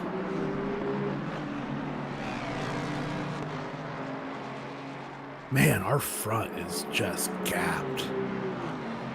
Yeah, Bruno Fanatozzi is doing an incredible job. Not just, I mean, working his way through traffic and still setting 201s on his last couple of laps. That is insane. And not necessarily just that. I mean, he has obviously huge gap to Fernandez, but then Fernandez, the Sparrow is huge. Sparrow Rootsline is huge. Rootsline the car is, I mean, not huge, but that's a very solid gap. And then car to Spangler is almost 10 seconds, and then Spangler to Hanley is almost 19 seconds. So, I mean, our top 7 is so far away from each other. Let's see here. We're going to do a little comparison. Rootsline and car. Let's see. That's advantage 3.7 seconds over the last 3 laps to Tyler Carr. So he is reeling him in. So we'll want to keep an eye on that gap. Yeah. Yeah, that could be a very close battle in a few laps. But we do have to remember the car is going to have to do that one extra stop. And probably close-ish, so they're 28 minutes into the stint. Roughly just under. So he's just about getting in that sweet spot where the fuel's getting low and the tires are still in a good spot. Yep. Not to take anything away from Tyler Carr's performance. His pace is obviously incredible. He has the fastest lap of the race. His last lap was just under 3/10 slower than that. So, I mean, he is totally on it right now. Just one small mistake just affected his race a lot. Yep. Well, and again, that's what makes endurance racing so cool, at least if you ask me, because he still has 2 hours to recover from it. And honestly, he could. Yeah. He really could. It's very realistic. All it takes is just rain at the right spot for him, and he's right back in this. Speaking of, still looking at dry weather. That's But good. we still have a lot of race to go. All right, we saw a top speed of 220 miles an hour going down that straight. You lying. No, that's how fast Sylvia Slamo was going right there. No, 220? You can't do that. I speed trapped it. Andre Lloyd just did it at 222. No, these cars don't even hit 300K. They can't do 200. Or is that kilometers? That's kilometers an hour, excuse me. So they should be hitting in the 280s. Are you cross-eyed and you're seeing 8s, 3s? No, I see, so down in the Conrad Straight, I see 222 kilometers an hour right now is the fastest we've seen them go. I'm just, you know. Where's it measuring the speed trap then? That's weird. That's not, well, what I'm getting from ACC race controls, everyone is in the 280s. Oh, really? Interesting. Yeah, I wonder where it's measuring it at. There's a couple 270s. So I think they should both be measuring it from the same spot, though, because it should be, well, you know what? Maybe they do set it different, because I don't know if ACC It must be. sets it themselves. Oh, they have it in a bad spot. Hold on. I see where they're trapping it. It's labeled straight 4, but it's actually it's at the exit of the chase there. I don't know why they have it there. Whoa, Andre Lloyd tagged the wall! Yikes! Oh, Well, at least he got lucky on the bounce there. But I think that second hit was front right suspension. Yeah, it didn't look good. Because it didn't do a lot of bodywork damage, at least, so he could have maybe got away with it. He looked okay there. Doesn't look too bad. No, he might be okay. Sometimes you get a lucky bounce. Yeah, and the first initial hit was one of the rear quarter panels, so I don't, again, just from looking at the way the car's behaving, it doesn't look like there was any suspension damage. Okay, now it's measuring the right straight. Okay. So are you able to adjust that in ACC TV? Yeah, you can. Oh, that's awesome. Yeah, it's pretty cool. That's so cool. Yeah, I see 286 now there for Bruno Fanatozzi. Okay, I have 287, so we're Yeah, it's right essentially on top of each from other. the same spot, yeah. Yeah, Fernandez, I have him at a 281, so he's running a high downforce setup. Oh, yeah, I forgot. Yeah, you can absolutely infer that from that information. Or it's possible he's just never had a toe on the backstring. Possible. I think that might, well, you can't really explain away 6 or 7K, but I would imagine the people that are hitting the high 280s, they're probably doing that in the toe. Yeah, I can see that. But I mean, on your own, you should, car dependent, you should be hitting the low 280s at least. But yeah, I wouldn't be surprised if Fernandez, considering they took pole, maybe they thought taking a low downforce setup was the way to go. I've certainly done that here before, just to have a safer setup that's a little bit slower on the straights. Yep, especially on a longer race. It's nice to have a car you can kind of count on. That said, Yeah. Matt Schmitzer's got some damage to the front of that BMW, and it looks like it's not doing him very many favors. But Noah McComber, on the other hand, too. Ooh, that was a slide there over Skyline there. Out of the Mercedes. Yeah. Sketchy. Yeah, and that M4's definitely seen better days on both ends of the car. But no, that, I do love driving that car. It is so predictable and so stable when you set it up correctly. It's just a dream to drive. And honestly, I think it sounds kind of bad in game, but in person, it sounds incredible. Yeah, for real. That I've seen GT cars race in person in 2 occasions now, and the sounds are just, oh, it's so good.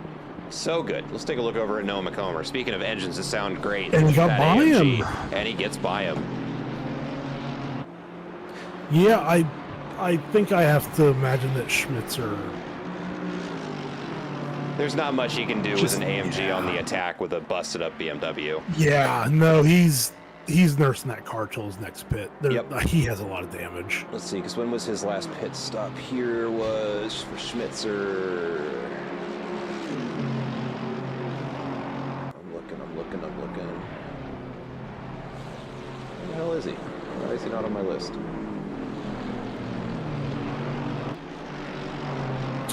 P15.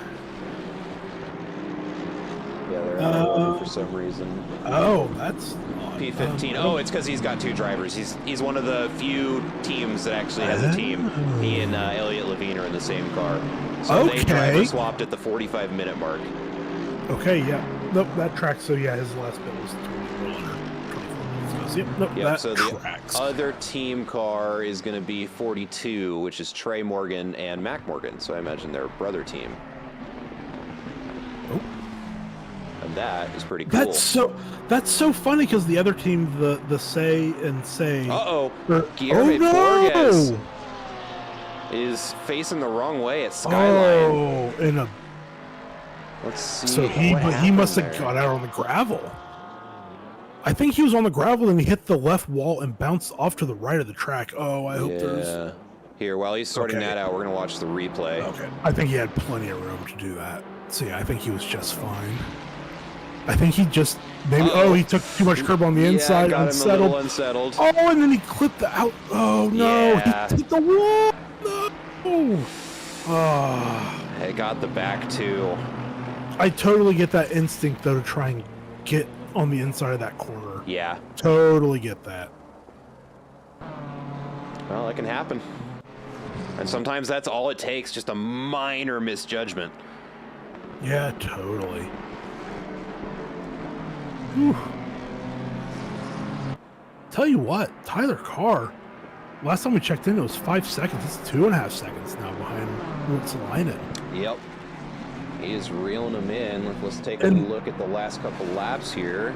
And Spangler isn't really making an impression on Carr, so the gap there has stayed pretty much the same. I think it was like 10.5 last time we looked. So he's not catching Carr, but he must be catching Ruotsalainen, but I don't know if it's a huge amount. Well, we'll see. Yeah, I mean, over the last 3 laps, 1.8 seconds. He's catching him.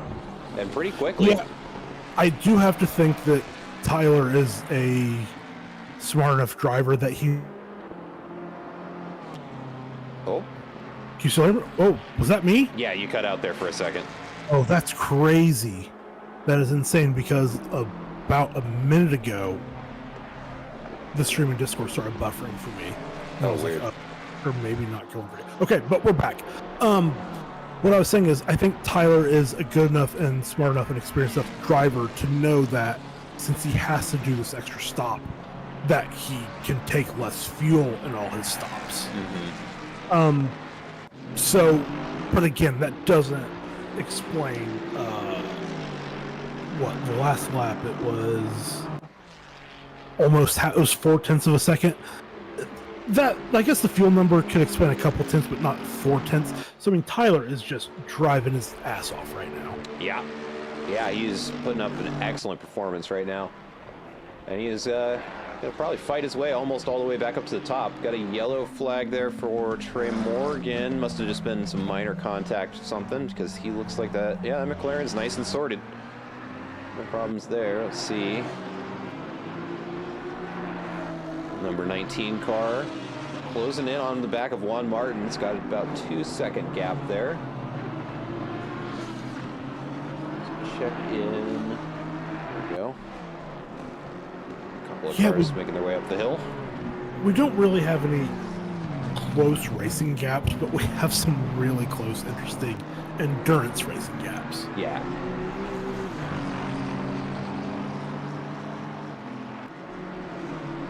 But I gotta tell you, chat, if you're still watching, if those gaps are bigger, we're going back to ghosts. No. I'm just kidding. No, we're not. I've exhausted everything I have to say about ghosts.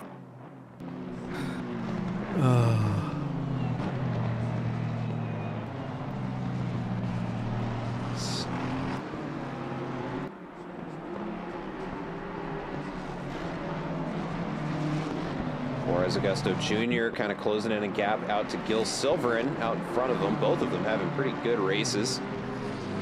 Yeah, and Juarez Augusto Jr. up 13 since the start of the race. Gil Silverin hanging out in 10th place. 13's a lot. That's a lot of positions to pick up. I mean, we say that, but then we have Ruotsalainen and Spangler who have 26 and 23 respectively, but we can ignore them for this stat because they're essentially cheating. Yeah. So yeah, I mean, Augusto Jr. 13, that's the class of the field. That's the big mover. Martins with 9. That's huge. McComber has 6. Payan with 5. We have a lot of people with 2. But no, that's about the list. I mean, that's some pretty big movers. Yeah, I got the position delta up there on the screen. Gosh, this thing has everything. It's pretty cool. It has it all. It's got all the buttons. I mean, it totally makes sense that it costs what it costs to get a license, but it's incredible. It is a pretty neat tool, and designed by somebody who's in the sim racing community, which is my big reason for supporting it as much as I do. Oh, we got a lot of movement. Oh, the board is glitching out again. It's got Marco Vasquez. Yeah, just up in first place. It'll sort itself out. Yep, he must have RTG'd again. Well, no, that wouldn't make sense because he shouldn't. He would still be in the pits if he were. Yeah, but sometimes when you RTG it, since you shoot to the pits, it just messes things up there. It fixes itself. So now this is going to be very interesting. Tyler Carr is caught up to Pete Ruotsalainen, and I have a feeling that now that he's going to find it pretty difficult to get out in front of him. Yeah, I think for Tyler, he is less than 10 minutes from his next pit. Ooh, so yeah, I didn't think about that. So he needs to make a move quickly if he's going to make a move. If not, I think Ruotsalainen is fast enough to where if he runs that pace for a few laps, it's not going to kill his race. Well, they both pretty much pit at the same exact time, though, so the pit cycle for those two shouldn't really matter. No, because remember, Carr pitted early. Oh, I was thinking about Spangler. I'm dumb. Don't mind me. Yeah, Carr. When did Carr pit? You're right. He's 41 minutes and 35 Yeah. seconds into his stint. Yeah, so hit he about has a 10, 4 15 more minutes laps, ahead of them. three or four more laps, than he has to pit. Yeah. So I think he's just brought down the gap by half a second. So he's really close. So it's not, it's not going to be super important for him to get by, but it would certainly help his race if he does.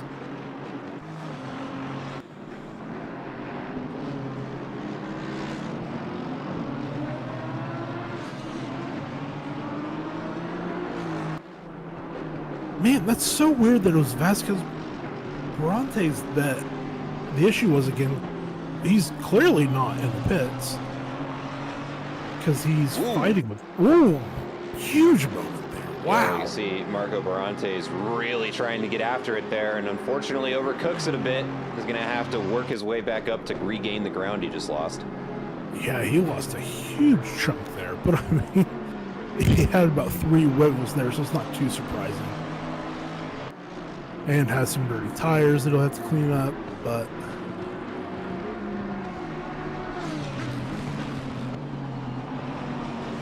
all things considered, he's still on a pretty decent spot.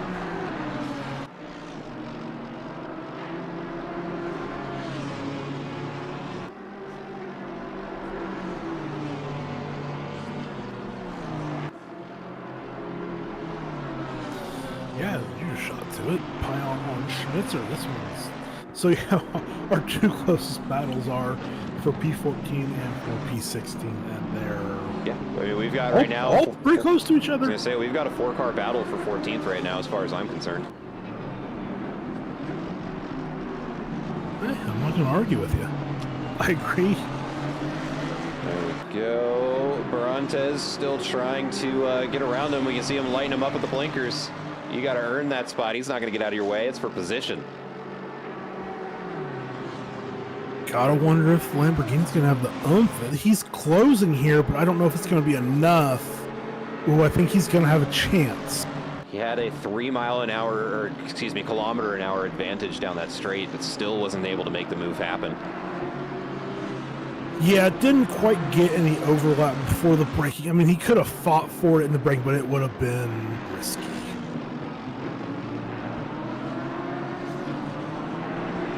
But then that allows...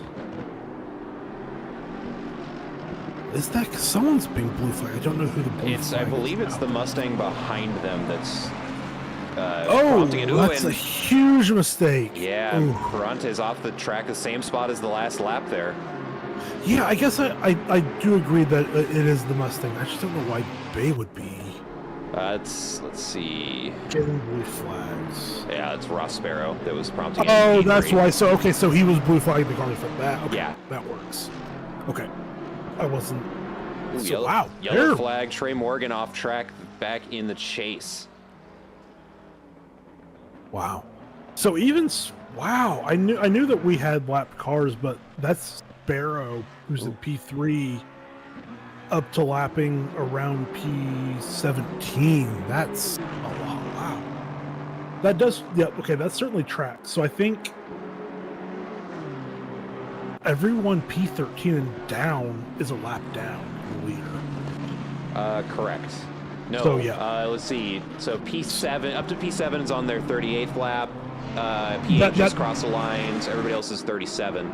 So P9. Well, to- that's just the lap, though. If you look Yeah. at the gap, so I have the 2 leader numbers, and Lloyd at P12 is at 1 minute 57, and then Macomber is 20. Oh, I see what you're saying. I see what you're saying. Yeah. Yeah, so that's just where they're just haven't crossed the finish line yet. Mm-hmm. Yeah.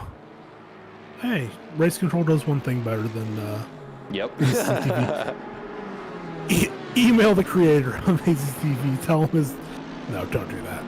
He's created it. They have created an exceptional piece of software. And I'm not even really even using it. No, it's just... It's so good. And not to say race control isn't good. It's No, race control is fantastic very software competent as well. Yeah. But The only reason it's I'm not just using that- it is because I got in on this early, so I have a lifetime license. Yeah, ACCTV is it's exceptional. Tyler Carr into the pits. There it is. That's about right. So he could have done one more lap, probably, but I mean, sometimes it's better to just be safe. Yep. Not risk it. We'll see what he does. I do have to wonder if he's gonna do just a fuel stop. I would imagine he probably will. I would imagine that he is in chat with some other. Oh, he overshot his pit box. Uh-oh. He did.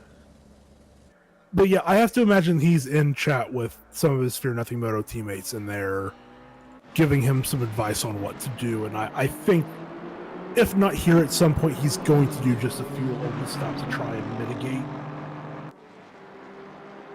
Nope, he is creeping up on 30 seconds. Yep. Well, he also moved, but his fuel wouldn't be this long, so he did tires. Yep. And there he just started his engine off the jacks, and he's moving. I mean, considering he got moved, a 34-second stop, not terrible. For people that don't know in ACC, it doesn't treat pit stops like they're handled in real life. GT3 cars in real life, they have air jacks. So they just plug in an air hose and the car gets jacked up. In this sim, you have to hit your marks exactly, or you're going to get moved, or your stop's going to be long. And it's... Oh, Tyler! Just not even wanting to wait. Can't say I blame him, but get him up the temperature a little bit, and then it shouldn't be a problem for you. Oh, no. That's just asking for trouble. Wow. That was... really good awareness by Slamma to hold that wide line. Yep.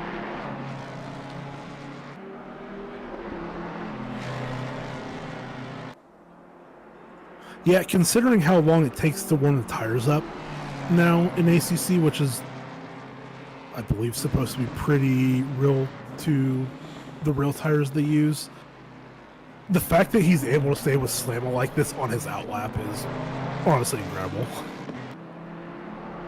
Yeah. I mean, obviously, car has a 1 point, in their fastest lap, it's a 1.2 second advantage, but on ice cold tires, GT3, the tires start fairly cold, compared to their operating temperatures. So, but you do get a pretty good warm up through the mountain. But the fact that he was fighting before the mountain, and he's gonna get. Oh, that's. Oh, yeah, there it goes. Oh. Yep. Oh no! Don't hit the wall! Don't hit the wall! Okay, he missed the wall. See, and this was what we were talking about earlier, just the being patient when you're behind slower drivers. And I think Tyler, and he didn't even need to because Slamma pitted right after. Oh, man. That's painful. Yeah, and obviously you can't know that in the car that the person you're racing with is going to pit, but that's one where Tyler is going to be kicking himself on that one, I think. It happens. All things considered, he got away with no damage. I mean, tires. He could have very easily gone into that tire barrier, and his race would have been over. Absolutely, his tires will be a little bit bad for half a lap, but he'll be fine. So, really, nothing much lost there.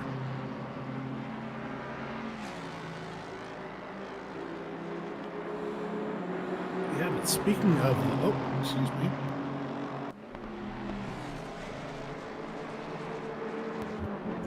Sorry about that.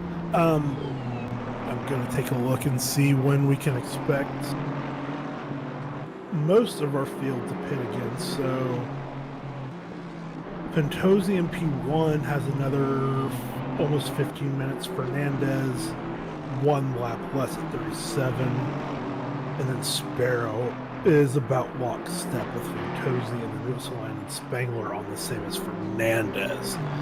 So our top 5 are all within a lap of each other of stopping. And then Hamley as well is about on the same as Fernandez. So we're big contact there between Slamma and Barantes. Oh, and this is what I was talking about with Slamma earlier. No, that was that Slamma on that was Slamma on Barantes. We're on board with Slamma. Yeah, Slamma is on focus right now. So yeah, so Brontes gave Slam a bit of a hip check. Yeah, it's just, I mean, that's the risk of running through there too wide. There's not a lot of Yeah. room. Well, that completely nullifies the point I was about to make of Slamma causing another incident, but that was not Slam at all. No, that was just Yeah. not tucking our elbows in quite enough. Yeah. Mea culpa, Slamma, mea culpa. Josh Worley into the pits now, up in P8. Felix Payan reeling in Matt Schmitzer again. And for how beat up that BMW looks, he is doing an excellent job of getting it around this track. Absolutely. I mean, the front of that car is just kind of trashed.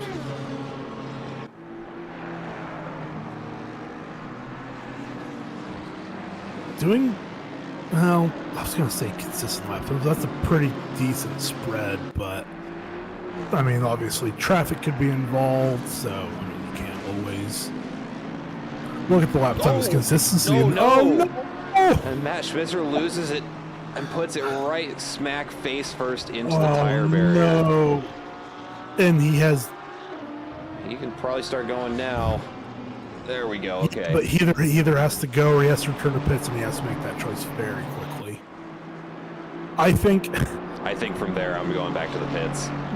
Well, for me, I would cross the line and then go back to the pits. Yeah. Which is a little bit gamesmanshipy, which it's kind of... That's exactly what he did. Cheating. Well, it's what I would have done. Yeah, it makes sense. Because if you just go back to the pits there, he would have lost that lap. And the start-finish line is so close, I don't even know if I really see that as gamesmanshipy, I guess. Because it was probably like 50 meters to the start-finish line. Well, and he also gets his controls locked for a little bit too, so... For at least 2 minutes. So he's going to lose a lap. Yeah. He's not game. He gets to keep that lap, but he still loses a lap. Yeah. So it essentially kind of evens out. I guess it really doesn't even out, because if you'd have just returned to the pits from where he was, I don't know. I'm not bothered by that. I don't think he did anything wrong. I would have done the same thing. But as we established earlier, you and I are often wrong, so... Yeah. Uh-oh. Things are getting a little congested there at Forest Elbow. A lot of blinkers getting lit up there. Yeah. Just a lot of... some parts of this track just aren't meant to have 4 cars within like half a second of each other. Yeah, this is kind of one of them. Forest Elbow is one of those, and yeah, this is one as well.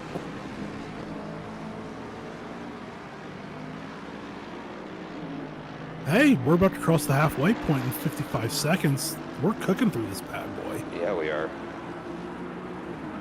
Juan Martins finds his way back up in front of Felix Payan. We can see Pete Routzelainen sneaks around him too.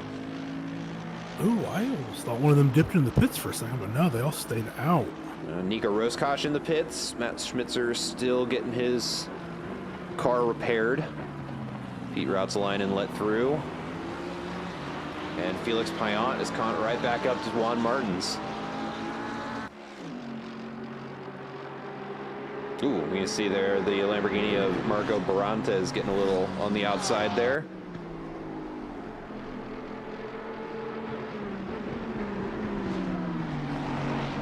Oh, that's very close. Ooh, boy.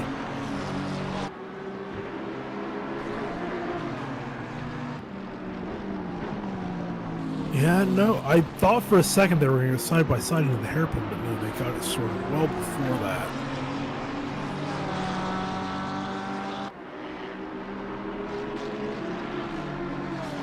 Ooh, looked like someone went wide there. I don't... Oh, man. Yeah, that's got some damage. It's a lot of damage. Yeah.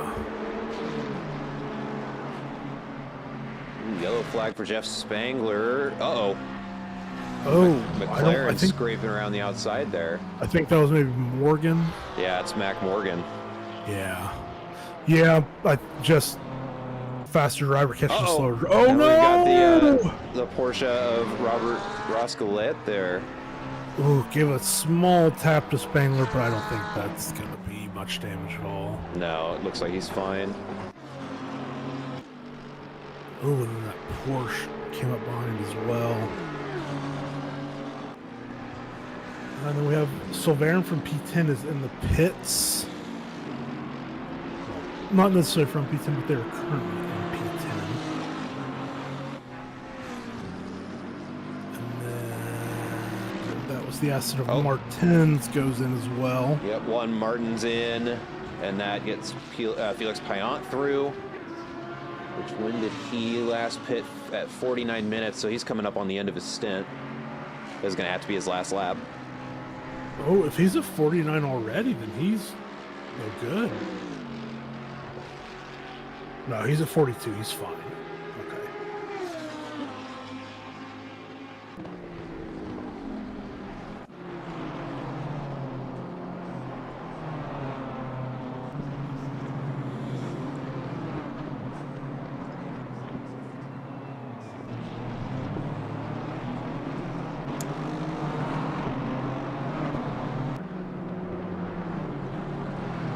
So Silverin is still stopped and fixing damage.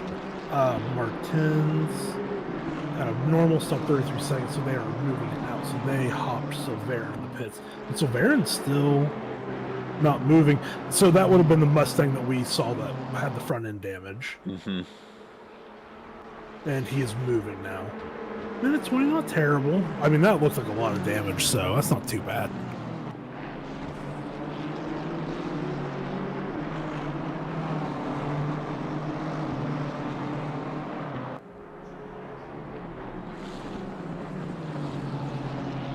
Okay, well, we're in a slight lull at the moment. I say slight because it's going to change very quickly. I am going to take a very quick comfort break, and then I will be right back. Go for it.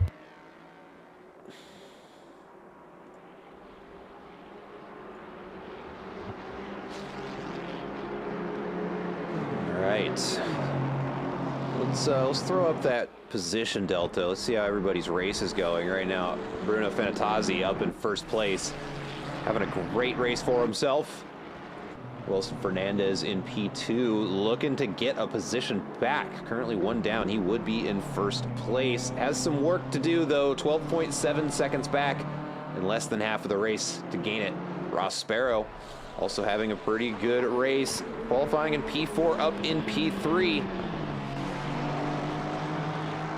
Having a nice, healthy race there, trying to chase down some back markers. Jeff Spangler gains a position on Pete Routsalainen, who's in the pits.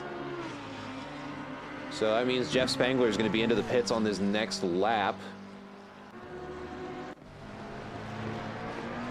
Pierce Hanley chilling out in sixth place there. Got a little bit unsettled trying to get the power down. Tyler Carr, we've been talking about quite a bit. Had a pretty rough start to the race, but has been slowly but surely making his way back up to the front of the pack. Currently sitting in P7.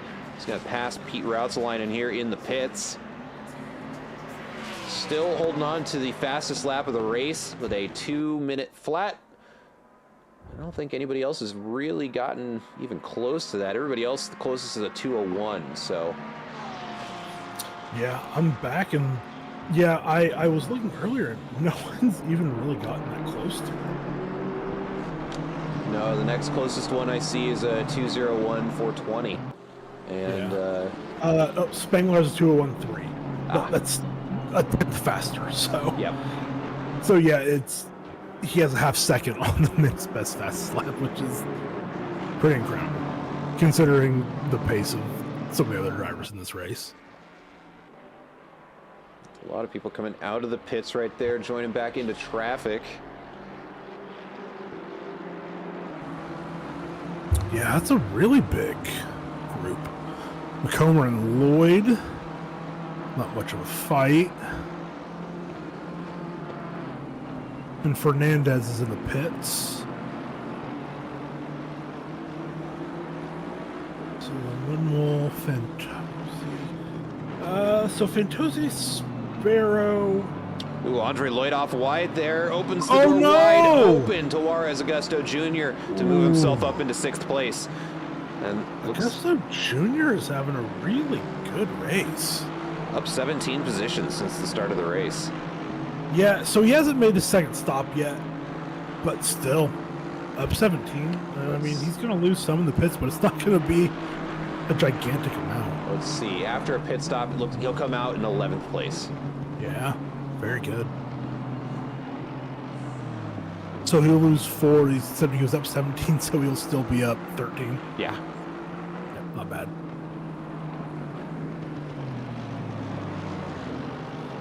Spangler is now in the pits as well. Yep. As well as Vasquez Brontes and Almeida. Yeah, Routs a line in pit just before you got back, so those two are within a pit stop of each other, or a lap of each other. And Rutsline just went by Spangler, and Spangler's out of the pits, but I think that gap might be close. 2.2 seconds. Wow, a lot closer than it was. Yeah. I do wonder, did Spangler maybe pull us? Nope. Rutsline and fixed damage. He had a 43 second stop. Yep. So that, excuse me. I don't know if Mike picked that up, but excuse me. Yeah, that's a pretty big swing for what they were doing. So, and honestly, oh no, Friday. It's okay. Got off the track, getting out of the way. The drivers like to see it. Yeah, absolutely the right thing. So Road Salina is only 12 seconds behind Carr now. That's considering that we are pretty certain the Carr's going to have to do an extra stop. That's going to put Carr behind Rutsline and Spangler unless Carr can potentially work out a situation where they can just drive through the pits or just do a splash and dash. A drive-through at Bathurst is only 20 seconds, so not a huge time loss, but it would still put them on the back foot compared to Rutsline and Spangler.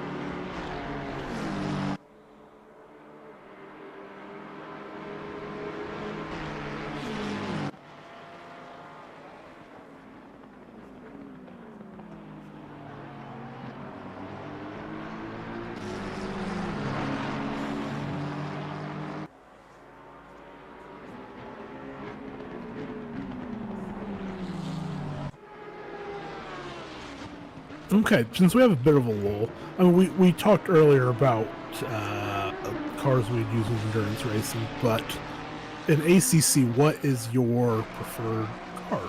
Ooh, that's a good question. Bruno Fanatazzi, our race leader, into the pits for his second pit stop. Yeah, and he was able to go a couple. Well, I think Sparrow will be coming in behind as well. Yes, Sparrow will be coming in as well. So they're stretched a little bit further than everyone else. Yeah. And we're still looking at dry. So the plus on going long is that you can potentially put yourself into a better window if there's weather. Mm-hmm. So say if we have, we'll just say that everyone's pit window is in 20 minutes. If rain is going to start in 25 minutes, you would prefer to maybe stop in 30 minutes. But if you have to stop at 20, then you have to make a decision on what are you going to do. But if you have that bigger flexibility in your stint time, you can stay out until you need to go on wet tires. So that's the one plus of going longer. But in a 3-hour race with a 50-minute pit window, everyone's going to be decently close to each other. But right now, Fantazi and Sparrow are a lap or two more comfortable than everyone else. Yeah. That's a good way of putting it. Yep, and you're not off the hook for that question. No, I knew I wasn't. I mean, that's a tough question. That's a really tough question, because there are a lot of cars that I really enjoy driving. Mm-hmm.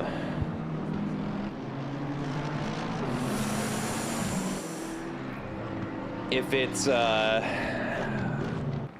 it's, do I have to pick just overall, or can I have one per class? You know what? We have an hour and 19 minutes left. You can pick whatever you want. You can go per class, or you can pick overall. Because I have answers for. I'm a flavor of the month girl when it comes to the GT3s. Sure. So the Mustang right now is heavy bias towards. The Mustang's hot. The Mustang's great, and it's just I'm also a Ford guy. But that said, before it was in the game, I was very firmly in the Ferrari GT3 Evo, the Evo 2. Mm-hmm. Yeah. Because I like cars that are driven exactly on the line, and if they aren't, they kill you. And it was great. But that said, when you got the Ferrari under control, it was just so fluid and nice, and I loved it. That was a fun car. If I'm picking GT4s, it's the BMW M4 every time. Ooh, fun. That's the one I've driven the most out of the GT4s, and I absolutely love it. All three of its gears. It's great. Yeah, you can use 2, 3, and 4, and that's it. Yep. You can't use one, and you can't use 5 or 6. Yeah, we did a Suzuka 24-hour in it, and that was in GT4. A lot of fun. I'm pretty sure. It may have only been an 8-hour. It may have only been an 8-hour. That's awesome. Because I've done. What did we do the 24-hour in? I forget. I was so long ago. I'll have to ask the boys. But yeah, the BMW M4, I definitely did an 8-hour race at least in the That's M4. Awesome. In my opinion, the GT4s and the M2 are the best cars. That's where it's at. Yeah, that's where the best racing is. It's so much fun. Yeah, they're so good. Yeah, I'm really like in the same way with the cars because it's hard to like pick a car that's now with a lot of communities using custom BOP. This type of car has a run on Ross Sparrow, big run. I mean, that had to be. Yeah, it was. I mean, he passed him like they weren't even in the same race. and Ross Sparrow is fast. He's a very fast driver. There was some Mustang on Mustang carnage there. That's like I saw the gap was 0.1 second, and those were the two cars. And then I mean, he blew by him in the secondary part of that straight. I mean, that was incredible. A big part of it, I believe, is going to come down to the setups. It looks like Tyler Carr is running a lot less downforce than Ross Sparrow. Sure. Yeah. Yep, I would totally buy that. Because their top out speeds coming down Conrad Straight that I've measured so far is 285 out of Tyler Carr, 282 for Ross Sparrow. The minimum speed was also a lot lower for Ross. Okay. So yeah, I have 285 for Ross, but that must have been in tow then. It may have been. Yeah, it would have to have been if he was hitting 282 there, or he just had a bad exit. But that's all, Either way, I mean, Tyler just blew by him. That was incredible. Yeah, I agree. I can't remember if it was even on stream, but we had talked about, the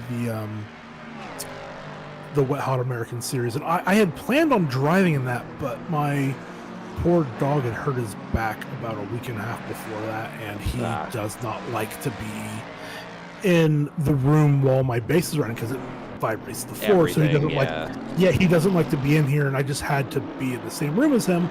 But I did do some laps in the Mustang before that series started, and it is very fun to drive. It is a fun car. It's a lot of fun. I wish it didn't sound exactly like the Jaguar, which is kind of frustrating, but that doesn't affect the driving. That doesn't affect how you drive the car. Yeah. The car handles great. So yeah, I think currently, if I had to say if I wanted to drive anything, I would choose that. I love the M4 so much. It's so fun to drive, and I love the 296 as well. If I had to pick a car, if I was say I'm doing a race next week and I have to pick a car, I would say the M4. Just because I'm most comfortable in it. And then the GT4s, I go back to the day where the Cayman, the Porsche Cayman was when it was still untouchable. Yeah. I did a 12-hour of the Nordschleife 24-hour layout in the Mercedes, and that was fun. It was a lot of fun to drive. It doesn't really drive that dissimilar to the GT3 version. Obviously, just less downforce and slower. But yeah, as far as the GT4s, I mean, the Cayman is still a lot of fun to drive. It's just not It OP doesn't just at every stomp single the track. field. Yeah. It was so much faster than every GT4 for so long. It was kind of silly. And then you had the Alpine for a little bit where it was the oh no, Yeah, Trey Morgan. Oh, got it back around though. Yep. That was really tidy to get that back around so quickly. And then yeah, I love the M2. The M2 is so much fun to drive. Oh yeah, the M2s are great. Because it's so slow and it just has no downforce, and you can just throw it around. It's a great car. And I've actually not driven any of the GT2s, so I don't have an opinion on them. Me either. But, Well, that's not true. I did some Monza pubs in the GT2s. That was an experience. They're fun. They're very unruly though. yeah, that's how they look. So that makes total sense. Ooh, yeah, Spangler getting by a lap car, but was like He's 2 still tenths behind Ruotsalainen, so yeah, they're still having at it. And I mean, I know he still has to make one more stop, but Carr is under 3 seconds behind Fernandez. I mean, Tyler Carr is just... His last lap, he lost 3 tenths to Fernandez, but I mean, he has just been flying. But the gap from Fantazzi Fernandez is 30 seconds. My goodness. Yeah, he is having a great race today. He's running away with it a little bit. Yeah, it's almost at the point where it's he just doesn't have much. He just has to keep it clean almost. I mean, what really needs to happen is Tyler needs to get out in front of Fernandez like now and spend the next hour trying to catch Fantazzi. It's about his only shot at taking podium back. Yeah, I do think. Let me bring up their numbers. Obviously, so Tyler is a little over halfway through this current stint, so he will have to pit in about 24 minutes. So he'll be. I tell you what, I think Tyler's going to be in a spot where, if he puts enough fuel in the car, at his next stop he can just do a drive-through and be fine.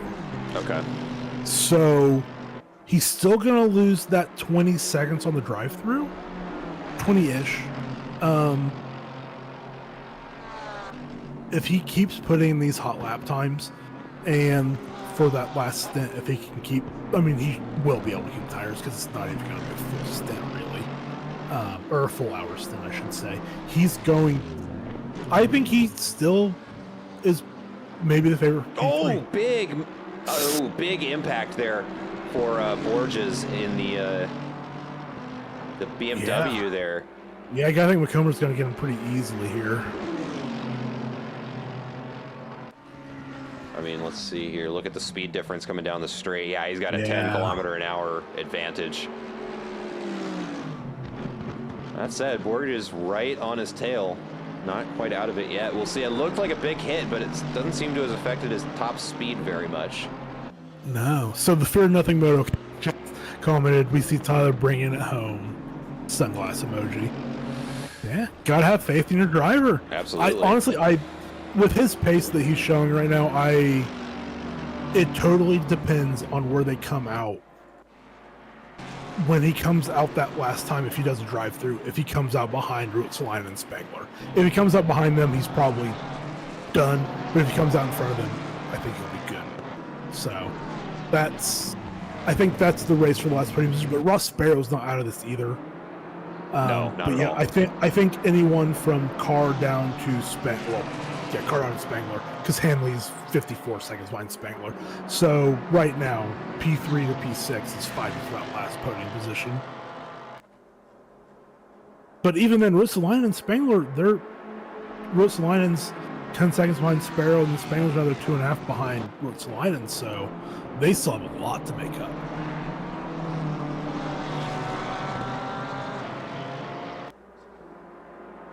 Oh, thank you, Fear Nothing Moto.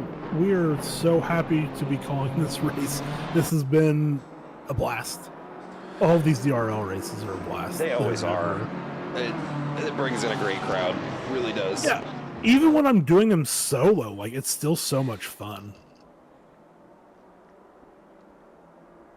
Well, this is about to get a lot more interesting. We're about to see a very consequential battle for position here as we see Tyler Carr sneaking up on Wilson Fernandez to turn this into a battle for second place. And we're creeping up on the last hour, too. We're almost 2 hours into this race. I have to tell you, that first hour seemed to go by slow, but this second hour It was blink of an eye. Which is crazy because the first hour was so action-packed, you think it would have gone by quicker, or seemingly gone by quicker at least. But no, we're in crazy land at the moment, I guess. All right, so it looks like right now Fernandez losing 1.2 seconds over the last 3 laps to Tyler Carr.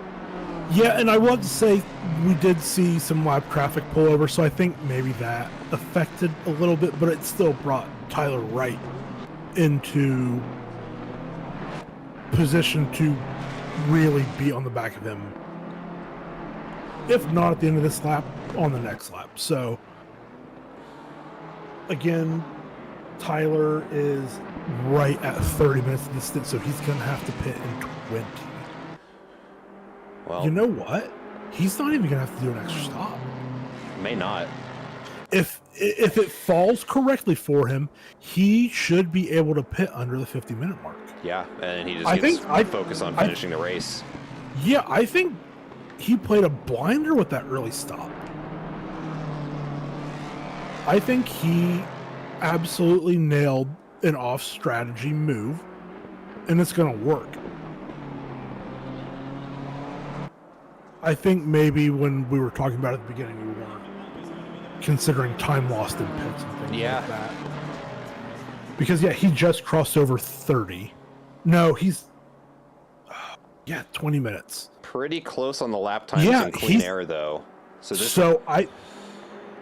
I was going to say, this next lap is going to be where we see how the pace difference shakes out. I think the strategy part of the game is absolutely going to give this to Tyler, but Wilson may be able to...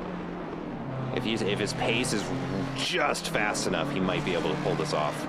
Yeah, the one thing that Wilson will have over is, I think, a little bit of a tire differential. But the pace that Carr has, I don't know if it's necessarily going to matter. Because Fernandez is only 17 minutes into the stint. So they should already be flexing a tire advantage. Yeah. Even with the extra fuel in the car. Yeah, I think Carr just absolutely nailed the strategy. We totally missed it. Yeah. Well done. I mean, absolutely. There's still an hour left. I mean, you never know. Yeah, there's still a lot of driving to do. There's still a lot of walls to miss and lap traffic to get around. So it's not over, but yeah, I think to secure a P2 here, it's not going to be a lot of work for Carr. Getting the win is going to be very difficult, but yeah, I still think even the spare Rootsline and Spangler, I don't think they're necessarily out of the possibility of it. I think it's going to be pretty hard for Rootsline and Spangler to make up that amount of time to get onto the podium. Yeah. But I think we kind of knew that after qualifying with the pace that the top 5 had. Well, we'll definitely have to keep a close eye on them, but right now, Gil Silverin closing up on Juan Martins, trying to get up into P12.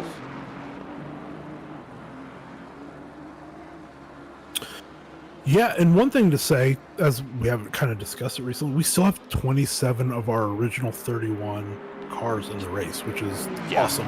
We're 2 hours into a 3-hour race at the hardest, second hardest track available. So it's pretty incredible that all of these teams and drivers have stuck it out, and they're seemingly going to continue to stick it out, which is awesome. Well, yeah, especially when you consider, too, that only 2 of the remaining 27 teams are teams. The rest of them are all solo drivers. These guys are sticking it out for 3 hours. Yeah, absolutely. Yeah, it's one of those things that in races, it's so hard when you're in an endurance race and you get taken out in the first lap. Like, I've had it happen before in a 12-hour race where we got killed on lap 1, and we lost an initial lap just from the fixing the damage. And then we later, during what was essentially the first stint, got killed again by someone. And you're 3 laps down on the leader, and you're not even an hour into the race. Whoa. Why is Ryan Garrity in P20? I don't know. Why is he in P20? Accident for car 56. I mean, we're going to have to look at that replay. Did he drop a bunch? I thought he had some misfortune early. He was up in... I don't know. That... Because he was originally decently high up there, but remember early on in the race he had... Oh, that's right. You're right. A situation where, at the last corner. Yeah. But where is he? I don't know where. Here, we're gonna flash the replay here. Oh no, his last lap was at 2:25, so he had something happen. You're totally right. He's gonna skip across the gravel, I bet. Nope. No. The Porsche's gonna take him out. Yeah. Yep, and that. Yep, he got spun. Yep, and he's That'll do it. That's assuming those positions where he lost about 3. Noah McComber spun around too. No. Up in the top of the S's. Oh, after this car, he has a big gap though. Yep. That'll be the 1-7 grace for him. He has plenty. Ooh, He's sliding now though. Oh, that's smart actually. Yep. That was Oh man. Okay, the he's got to go that, now. Yeah, the fact that he stopped was so crucial there. Yeah, he avoided a lot of damage. Yeah, and he avoided a penalty as well. That too. Speaking of, I know we have steering. I don't think I've seen penalties come across. I believe they're going to be counted after the race. There's definitely been some penalties handed out in the steward chat. I knew that Ben was stewarding. Okay, yeah, they are. Huh. I wonder why they're not. Okay, never mind. Not our realm, not our worry. Not worried about it. They know what they're doing. They don't need me to put any type of opinion in. Yeah. Carr is really not. He's really stagnated once he got into the dirty air of Fernandez.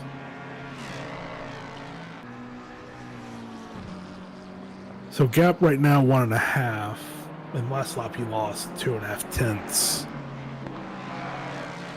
Again, I think at this point, not pushing, and maybe when he gets closer to the end of his stint, he'll push back up to make the undercut work. But at this point, it's just gonna take it easy. And preserve tires. Yeah. Yep. Yeah, because really all that matters for him is that he can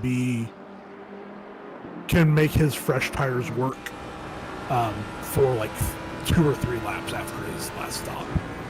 And that's all he really needs to do, because he does have a pace advantage on Fernandez. So yeah, I do wonder if the gap from P1 to P2, if it was smaller, I think he would be pushing the issue a lot more. But yeah, making up 20, almost 30 seconds in a minute here is very difficult. But if you don't go for that, try to make that move though, any mistake by Fantozzi, it almost means nothing. Whereas if you can even at some point at the end of the race get within 10 or 15 seconds, you're in the position where any mistake that Bruno Fantozzi makes at the mountain could be a race loser. So it's a tough decision to make, because you can solidify a solid P2, or you can risk it and maybe just not even finish on the podium. No, I don't think Tyler's not pushing, but it's... And as I'm saying that, Fernandez is bringing the gap down on Fantozzi. Yeah, so it is getting smaller. So I think maybe Fernandez is just picking the pace up. Let's take a look. Yeah, here. another 4 tenths on the last lap. So I'll be curious to see what the difference from Fernandez and Fantozzi on the last laps. Yeah, pulling it up. There we go. It is decidedly advantage Fernandez by a little over a half second each lap. Yeah, that's a good He's chunk. keeping it up too. Yeah, so yeah, Fernandez is just picking the gap up. It's not car being slow. It's just Fernandez is going hard now. Well, we're now inside the final hour, so I think he knows that he's got not a lot of time to pick that up.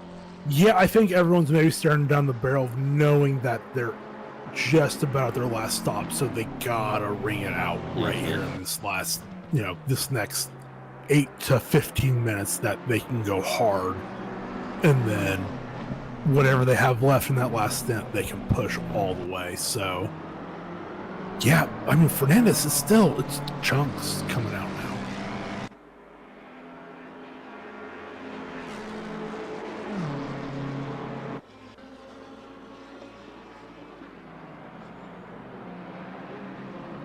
See Borges trying to pull in that gap to Gil Silverfin out in front, or Silverin, excuse me.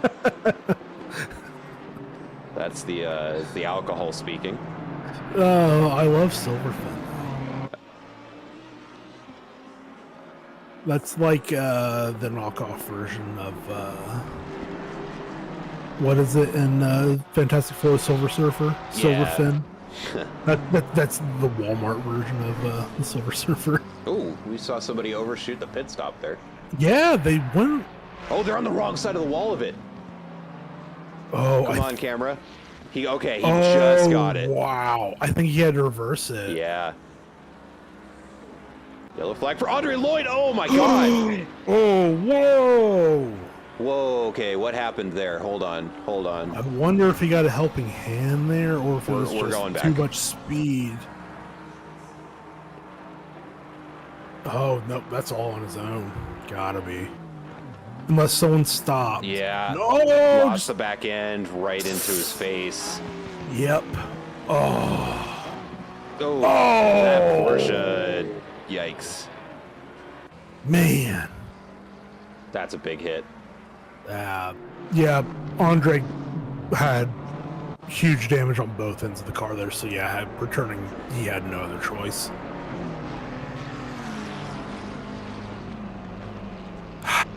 Again, that's the danger of racing at this track, just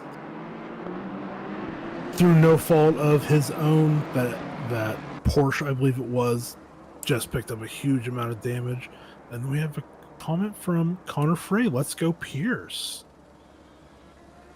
Let's go, Pierce. Where is Pierce? I think, is that Hanley? Is Hanley's first name Pierce? Yes. Yes. It is. P7 Pierce Hanley. Yeah, let's hop on Pierce for a little bit for Connor. Well, this is a little bit no man's land. We will in a second. We got some other things going on. No, we gotta go for this. That was, whew. Yeah, big move on the outside there by Guilherme Borges. Oh, yeah, Borges is on the move, I think. Joshua Worley also trying to get through, and he sneaks through. Man, turn one, not a place where you see a lot of passing. No, but that is not going to stop them from trying, as they're now charging up the mountain straight to tackle the mountain again. Oh, well done. Yeah, and as we stay on with this, Spangler is a second behind Ruotsalainen. I wonder if they go back to their early driving and stay line astern, or if they're just going gloves off and they're going for it now. We'll see. Oh, you know what? They're totally giving out penalties. Oh, are they? Yeah, I just hopped back into ACC and... oh, yeah. Yep, there they are. I see penalties. They just aren't... I see a 15-second. I see a drive-through. Yeah. Yep. Yeah, and the drive-through obviously could be through the game, but the 15, the game will never assign a 15-second penalty, so that has to be given out manually. Yep. So, okay, so some of those stops where we're saying people are maybe fixing damage, those were so, for example, Spangler served a drive-through. Oh, okay. Yeah, I scrolled through that channel and I didn't read any of it, so... yeah, Jack DeLog has also served a drive-through. I don't see any stop-and-goes.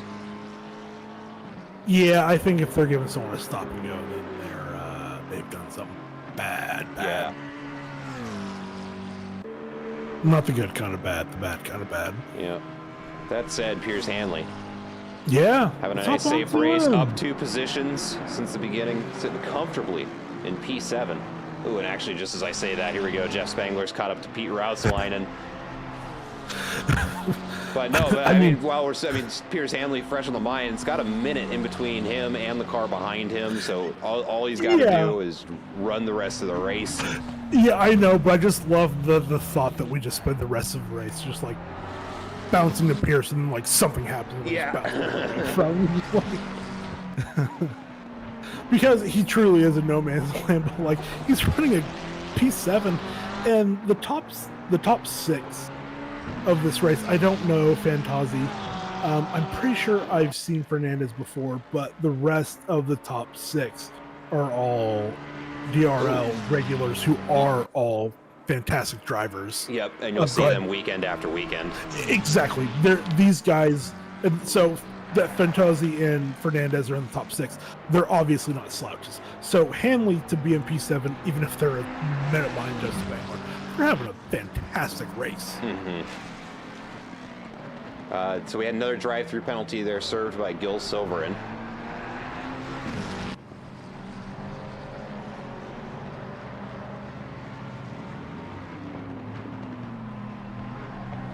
Yeah. So in Andre Lloyd finally leaving the pits, 251 seconds.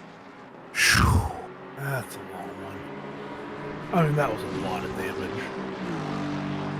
I don't know if I've ever had a pit stop that long in ACC.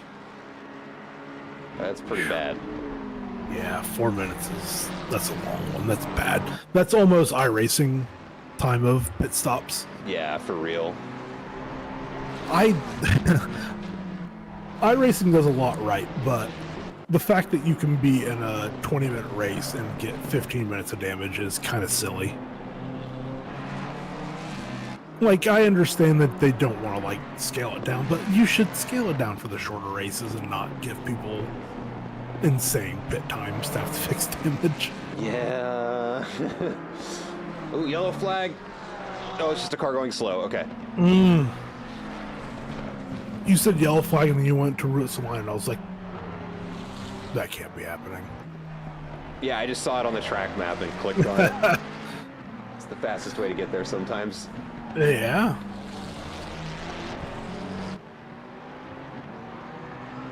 I have to say, Aiden not to besmirch ACC Race Control because, again, it's a very good piece of software. Oh, hold up.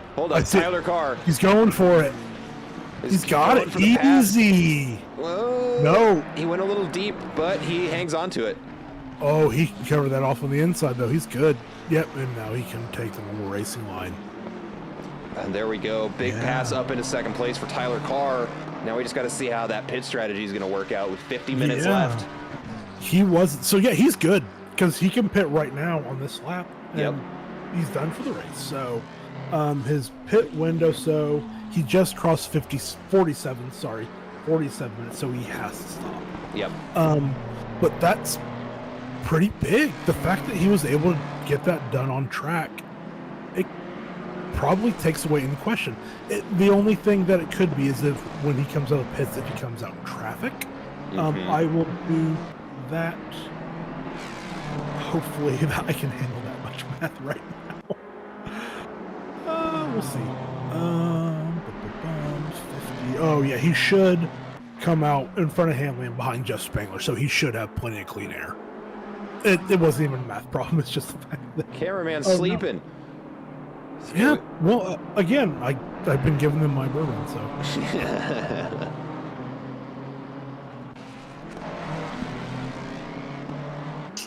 I tell you what, though, Fernandez is not falling off of him at all. No.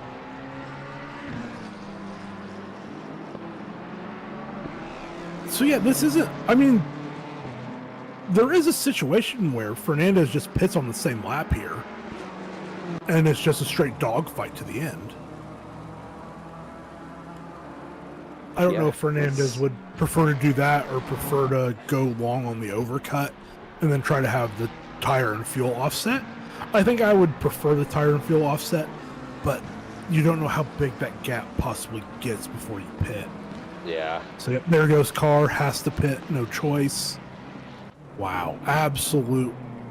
Whoever came up with that strategy, whether it was Tyler or a Fear Nothing Moto teammate, whoever came up with that strategy, you guys absolutely nailed it. Well done. And also hats off to the driver for pulling it off. Yeah, That's hard to do. That's the bigger thing is Tyler has been so fast, he made it work. Yep. If he weren't as fast as he was, it just wouldn't work. So yeah, absolutely, like you said, hats off to whoever called it, and hats off to Tyler. Yeah, I mean that's just effective team play there. Good work, boys. Agreed. Agreed. Joshua Worley chasing down Jeremy Borez. Looking to get himself in the top 10 here, and he is really fighting for it as he comes around the bottom of the hill, now looking down Conrad Straight, just breathing the exhaust fumes of the BMW in front of him. Yeah. Big sniffer on big sniffer. Again, you've probably, well, we talked about earlier where we had heard the cars in person, so you've seen the M4. The M4 in person is so humongous. Yeah, it's a massive car. So it truly is the big chungus, and it's awesome. It's so awesome that it's as fast as it is, and it's so big. Mm-hmm. Now there's the move done by Joshua Worley. It looks like, yep, Guilherme Borges into the pits. It's going to be their last pit of the session. Yeah, honestly, at this point, unless you're... Oh, this will be curious to see what Spangler and Ruotsalainen do here. Mm-hmm. So, which one of them blinks first? Does Spangler go for the undercut or the overcut? They're obviously in the pit window now for their last stop, but they could.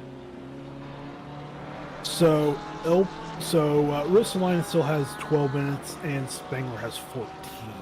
So they still have a lot left, but they're still in the end game pit window. Let me double check whether we're dry to the we're dry for the rest of the race. That's good.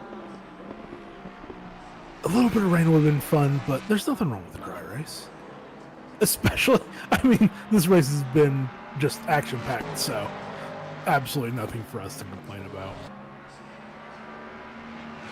No, the drivers have been doing a great job of keeping us and everybody at home entertained, because this race has not caught me sleeping even one time. It has been fun since the beginning. Again, it just goes to show the quality of driving this league. There is a decent speed differential from the top of the bottom of the field, but the driving standards are so good here. Yeah. I think I say it all the time during the races when I'm calling them. Like, you'll see someone... It's not uncommon to have a small mistake and you spin someone, or you punt someone off, or you just have a door bang and you send them off into the sand. And I think a lot of the times, as long as it makes sense to do it... Oh my goodness! Oh, that's oh my god! Whoa!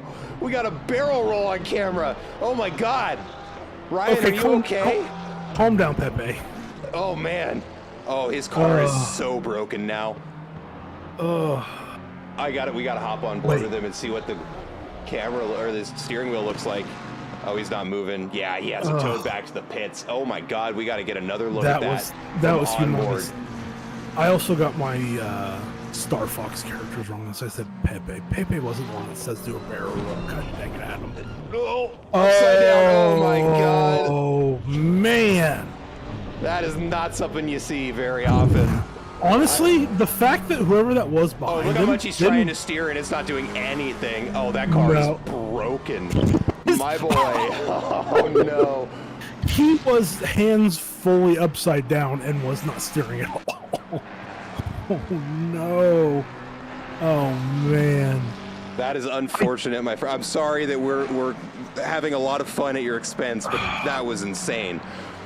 I honestly can't believe that we talked earlier about a car going upside down. I know. That's unbelievable. Unbelievable. And it's so easy to have happen. Like, he didn't make a big mistake. It was a small mistake. It just had really big consequences. Marco Barantes looking to get a position up on Guilherme Borges. I kind of want to be mean and pull Spangler up in here with us. No, he's locked in right now. He's focused. I don't want to affect the race. And we're having such a good time. We don't need him. We don't need him. No, I'm sure he is plenty focused on what he's doing right now. Yeah. Jeff and I both live in the same city, and we have hung out before. Jeff is a very nice sick. person. That's awesome. Yeah, it's awesome. Anyone, if you can get to Indianapolis for the IMSA 6-hour or the GTWC 8-hour, we'll be there. That'd be cool. And some other people. So yeah, if you're in the Midwest, come out and just let us know. It's awesome. We went last year to the 8-hour. It was a lot of fun. Never been to a proper endurance race. The longest IMSA event I saw was 2 hours, and that was super fun. That was my first one. So I, for a few years, worked at a short oval. I'm not even going to say the distance or where because I'm going to get doxxed if I do. Sure. But I worked at a short oval for a couple years during the summers, and it was a lot of fun. I liked racing before that. I didn't really get to watch races because I was working. But it's the people that do those type of racing, those people just live and breathe it. Yeah. They love it so much. Yep. Like they're not getting paid. They're spending like all of their money to be there, and they just rock it. It's so effing cool. Well, we just saw their big move by not out Borges. I'm sorry, it was the car in front. Marco Vasquez on the inside goes for a bit of a lunge there at the end of Conrad Straight. It pays off. Nets him in position, moving him up into P12. Yeah, and up 5 overall. I think if we went back and rewatched this race, I think he would probably be the person that has probably had like the most action. 100%. So I feel like he's just been squarely in that like 15 to 8 range the entire race, where it's just all been happening, where we now have just like huge gaps in between cars. But like early on, that's like right where he was, and he was just not in a bad way, just everywhere. I have a feeling this is going to be a battle we're watching for a little bit here as we watch Ross Sparrow, Pete Routselainen, and Jeff Spangler battle it out for P3 with just 40 minutes left on the clock. I gotta tell you, if I'm Routselainen, I'm pitting this lap right now. Yeah. No question asked. Get out from behind Ross. Yeah, unless I can pass Ross here, then I maybe go a little bit longer. But if I can't get Ross, I'm pitting, or I'm doing the opposite of Ross. Yep. Because this is the only shot of the podium they have. But Tyler, I mean, he's 35 and a half seconds behind Jeff. So not even, I mean, yeah. So this is potential. This is for the last spot of the podium. No, it's not. I'm wrong. Carr has right now the last spot on the podium, but they could potentially end up fighting for it. Oh, I can't believe he didn't pit. Did Spangler pit? He didn't. No, they're going to stick it out. Oh, that's crit. I think that has to be. They're maybe not going to do tires. That would make sense, because they're all on their second stop, so there would be 2 sets of tires for a 3-hour race. That's about right. Yeah, I just don't think not going for. If you're gonna take tires, you take the undercut option. I think that, in my opinion. But again, the race, they know the track and what's happening better than us right now. Yep. So they have a better idea on what is best. But in my opinion, I would have gone for the undercut and taken tires. But we'll see. I mean, again, we're both often wrong. And I think I'm probably more often wrong than you are, so. Well, I don't know. We'll see. This is going to be a very, very difficult battle for both of these drivers. Honestly, right now, Jeff Spangler's in the best position. He's got the least amount of pressure on him. Pete's sandwiched in between 2, so he's not only got to worry about trying to get around Ross, he also can't lose ground to Jeff. Well, and he also can react to pit stops. Yep. So he can, he could see both of them stay out and go in, or if they both go in, he stays out. So he has the most options available. Whereas Sparrow and Rutsalainen, they're pretty locked into what they're doing to each other at the moment. Jeff can go either way. Yeah. And he can follow one or the other in if he wants. I think he would probably prefer to follow Rutsalainen. Who is going in? So Rutsalainen in, Ross Sparrow and Jeff Spangler stay out. Okay, so what is Jeff's pit window like? So Sparrow and Jeff are on the exact same. So they have just a little over 5 minutes left, so they can do 2 more laps. Yep. If I'm Spangler, I'm going hard in pitting, unless Sparrow pits. Then I do 1 more. Yeah, that makes sense. Because he's gonna pull up to Sparrow before they get to the end of the lap, I think. I mean, yeah, it's already 7 tenths, so he's already there. So his eye is getting around Sparrow rather than getting around Rutsalainen in the pits, which I think has a certain logic that I agree with, because he knows getting around Rutsalainen might not be something that he could do regardless, but he knows he should probably be able to get around Ross Sparrow. Oh, and he tagged the wall. Yeah. And he tagged the wall. That's the risk. That's the risk you take. Let's check back in. We got another battle for 14th right now between Gil Silverin and Juan Martins. Yeah. I feel like they were battling earlier, right? They were. Yeah, these two have been at it quite a few times now. Yeah.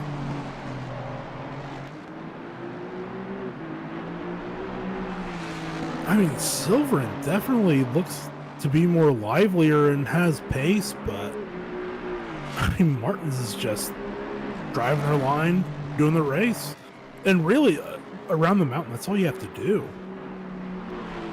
Okay, I gotta jump back over here. Oh no! Come on, cameraman, stop it! Getting very close between them. This will be, yeah, it'll be interesting to see who does what here. Yep. And there's Spangler into the pits. Yep. Yeah, I think he was waiting to see what Ross Sparrow did. Oh, and he nailed that. He was perfect. Never worked. Yeah. Never didn't have it. That's about what. Honestly, that's about the ideal line through there. Is you take that, but you don't dip all 4. I know some series will do, if you go all 4 off onto the grass, they will invalidate your pit stop. Big move there by Gil. Ooh, yeah, it was. Had the run on him coming down into the chase. Very nicely done. Very clean, very easy. Yeah, that was textbook right there. I mean, that's living on an easy street. All right, let's take a look over here at the champion of chat, Tyler Carr. Coming inside of 1 second of Wilson Fernandez here, who's not going to have to pit again, and is closing him in. It looks like they've got some traffic in front of them. You're not wrong. And it's not undeserved, because the Fear Nothing Moto Group, like, they're very strong, and I love it. It's great. Oh, yeah, you love to see it. They love their teammates. They love their team. Okay, so that was, really big moment there. We just saw Pete Rutsalainen just barely sneaks out in front of Jeff Spangler as he's coming out of the pits. Yeah, that was huge. That's huge. So, essentially, the fight for P3 is... has Fernandez pitted, correct? He did, yes, he did.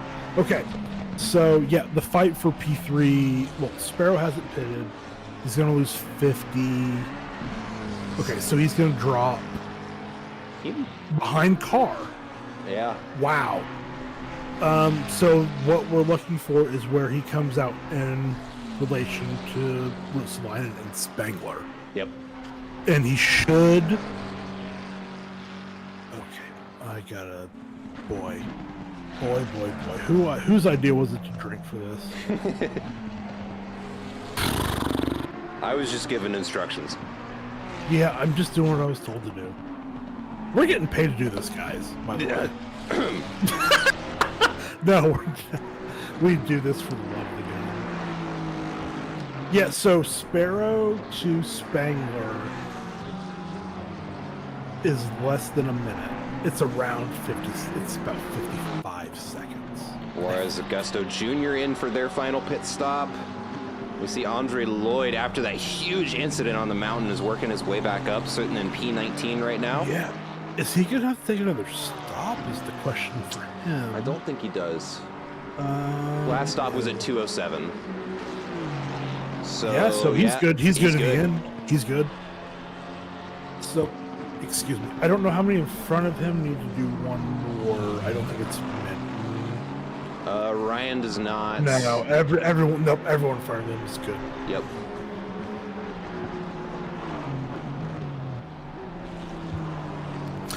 Yeah, I was just thinking maybe ways he could pick up more positions. So yeah, no, that makes sense. But he's still, considering the amount of damage he took in that incident, it's a top 20 is good.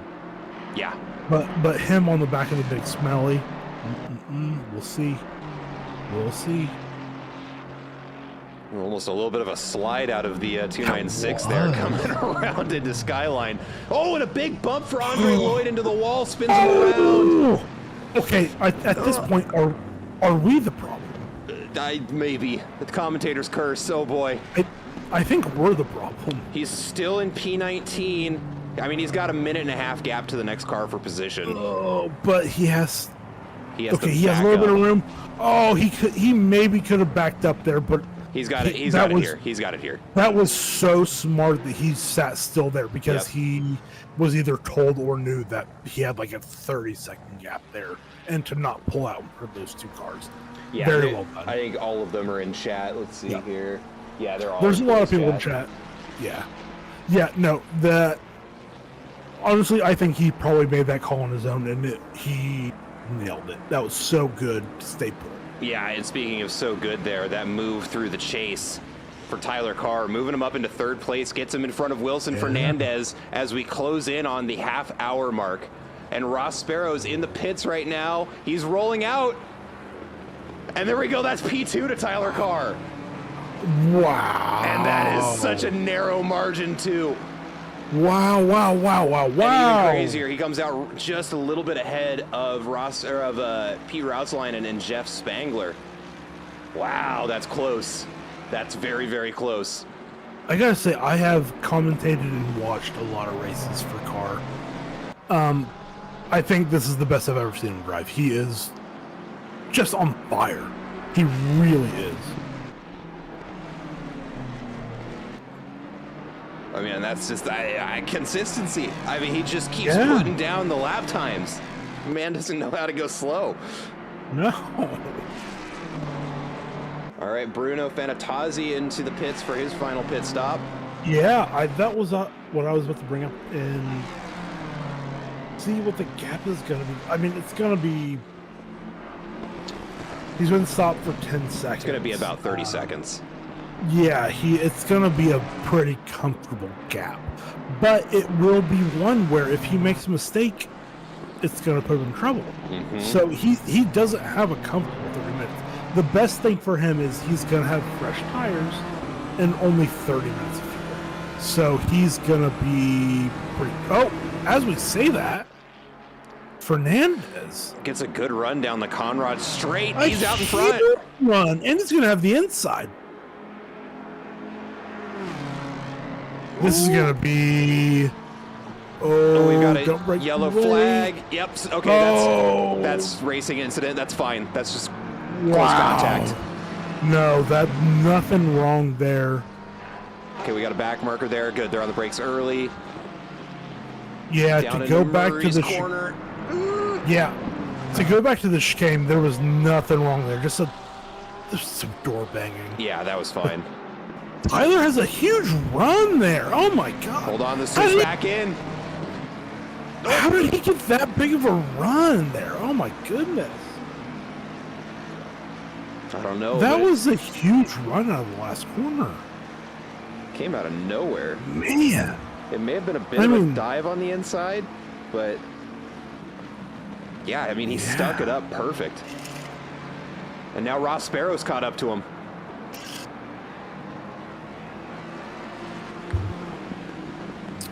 Yeah, I'm in a three-way fight for P2. Didn't expect it. Love to see it, though. Absolutely love to see it. I hope this lasts for the next 29 minutes. I'm certain that it will. I hope it does. If it doesn't, I'll be a bit mad.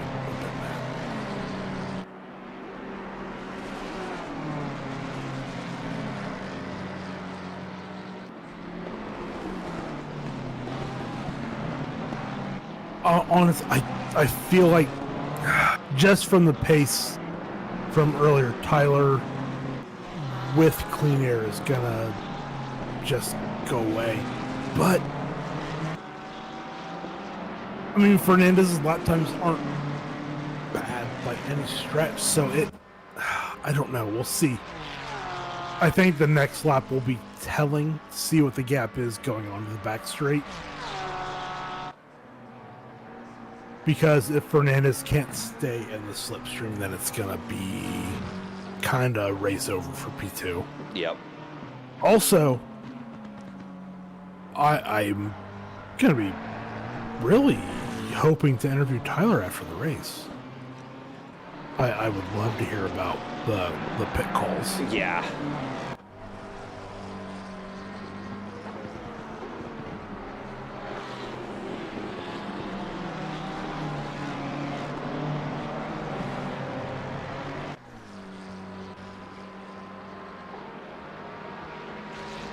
But I mean, yeah, Fernandez is still there within a second. It's not over. Oh, no. Not even remotely, as actually, here's another one that's very close between Barantes and Guilherme Borges, which we've been seeing a lot of these two today.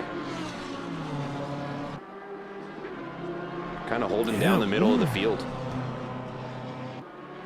Yeah, just, again, by watching the both of them, kind of the same thing as I was talking about with Ruotsalainen earlier, when he was following Jeff Spangler, where he wasn't using the entire track through the mountain. Mm-hmm. And, you know, he was being kind of conservative.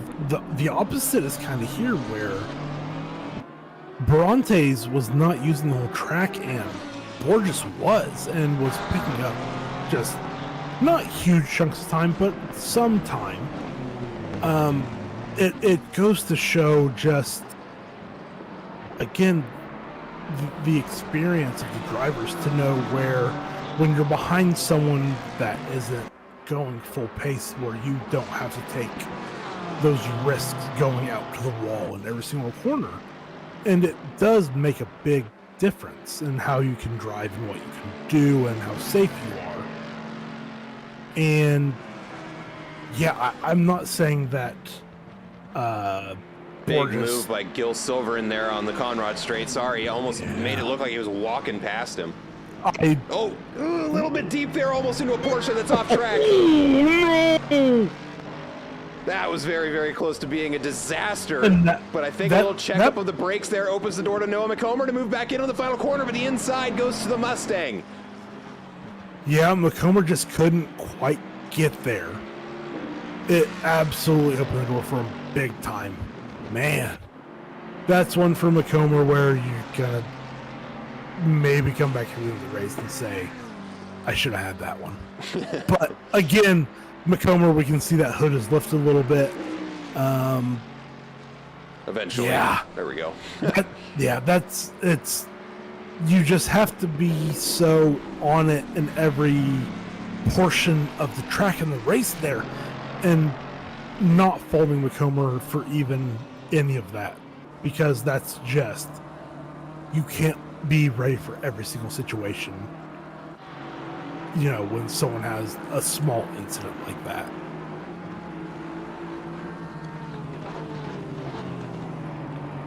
Got a lot of very close battles for position here. We've got P19 being fought for between Andre Lloyd and Ross Quillette. And then we've also got another one up for P11 for Marco Barantes and Guilherme Borges. honestly, it's really rude of them that they decided to wait until this late into the race to have close fights. No, I love it, dude. Joshua Worley into the pits again. That'll be a 6th pit stop served. Did he have to pit though? Uh-oh, little off track there for the Ooh. Ooh. The Lamborghini there of Marco Barantes, but manages to avoid an incident there with Guilherme Borges, and they're going to continue running the race. Yeah, it didn't really affect him at all. So that's very lucky for him, but. Whew.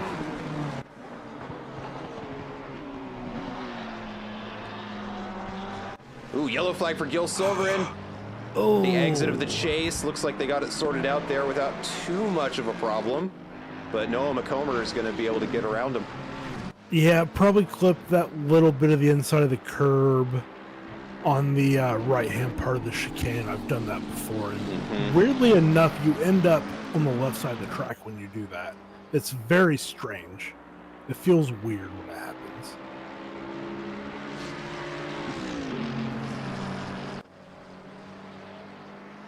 But no, I mean, Fernandez is still under second to Carr. It's not over yet. And not that we need to switch because this is a fantastic battle. Yeah.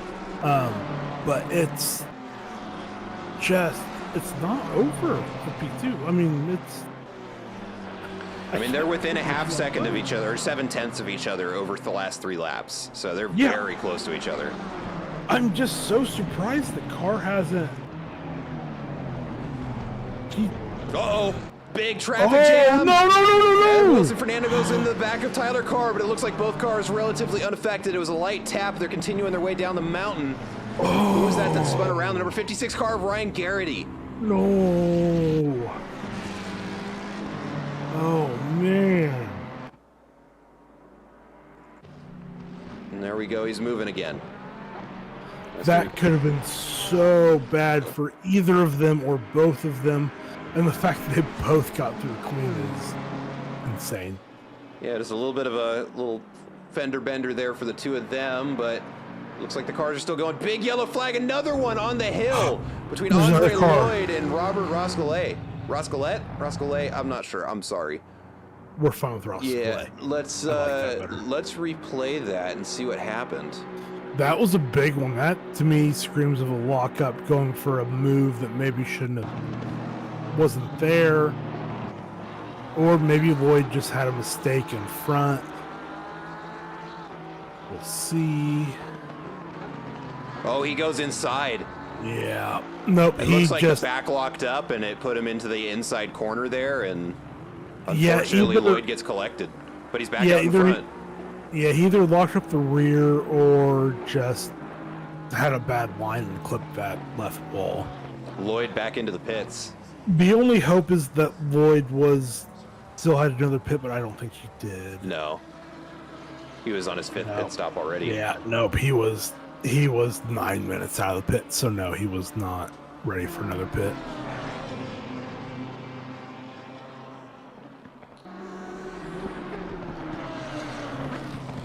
And Carr, has put a bit of a gap on Fernandez. It's at 1.2. Not a huge gap, but it is a comfortable gap. As I say that, it's gone. The gap's gone. Yeah. Oh no, one of the cars was stopped. Wilson Fernandez stopped on the inside. What in the world Something happened in front of that because the gap went from 2 to 0.1. Yeah, I've got a replay marker. We're going to hit it. Yeah, that car in front of Carr, which would have been a lap car, did something and they both had to check up behind. Oh yeah, the Mustang clips that inner wall.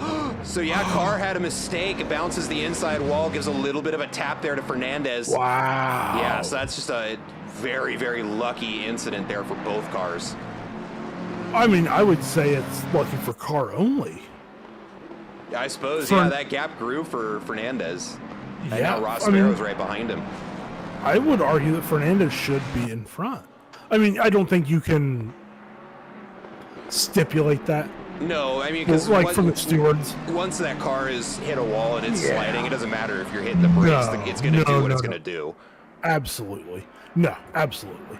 I think if you were trying to apply like fair rules, quote unquote, you would say, oh yeah, Fernandez should be in front, but that's not how racing works. Sometimes you have bad situations you have to react to, and you come off poorly. That's how it works. It's unfortunate, but it's how it happens. I will say, the fact that the battle for P2 is within 3 seconds is pretty cool. Yeah, no kidding. It's pretty awesome. We're almost 3 hours into this race, and they're really close to each other. Dr. Milkers, we'll see. We're going to hang here, but we can maybe go back to Pierce again in a little bit.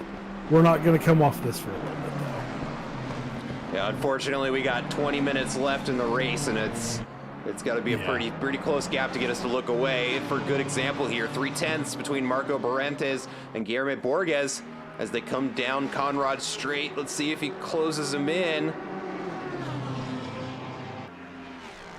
I think he's just a little too far back. Just a little too far back, yeah. Yeah, again, Dr. Milkers, we would love to go on to Pierce Hanley, but he's in no man's land. Yeah, we can for a little bit, but there's too many cars too close to each other at the moment. Borges That's off track. by Borges. Yeah, so he must have went wider, got the wall in the last corner.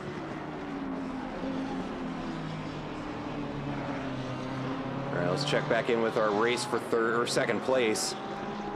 Tyler Carr out in front, followed by Wilson Fernandez, then Ross Sparrow. Dr. Milkers, the chance of Hanley moving at the P6 are pretty slim, but it's not out of the realm of possibility.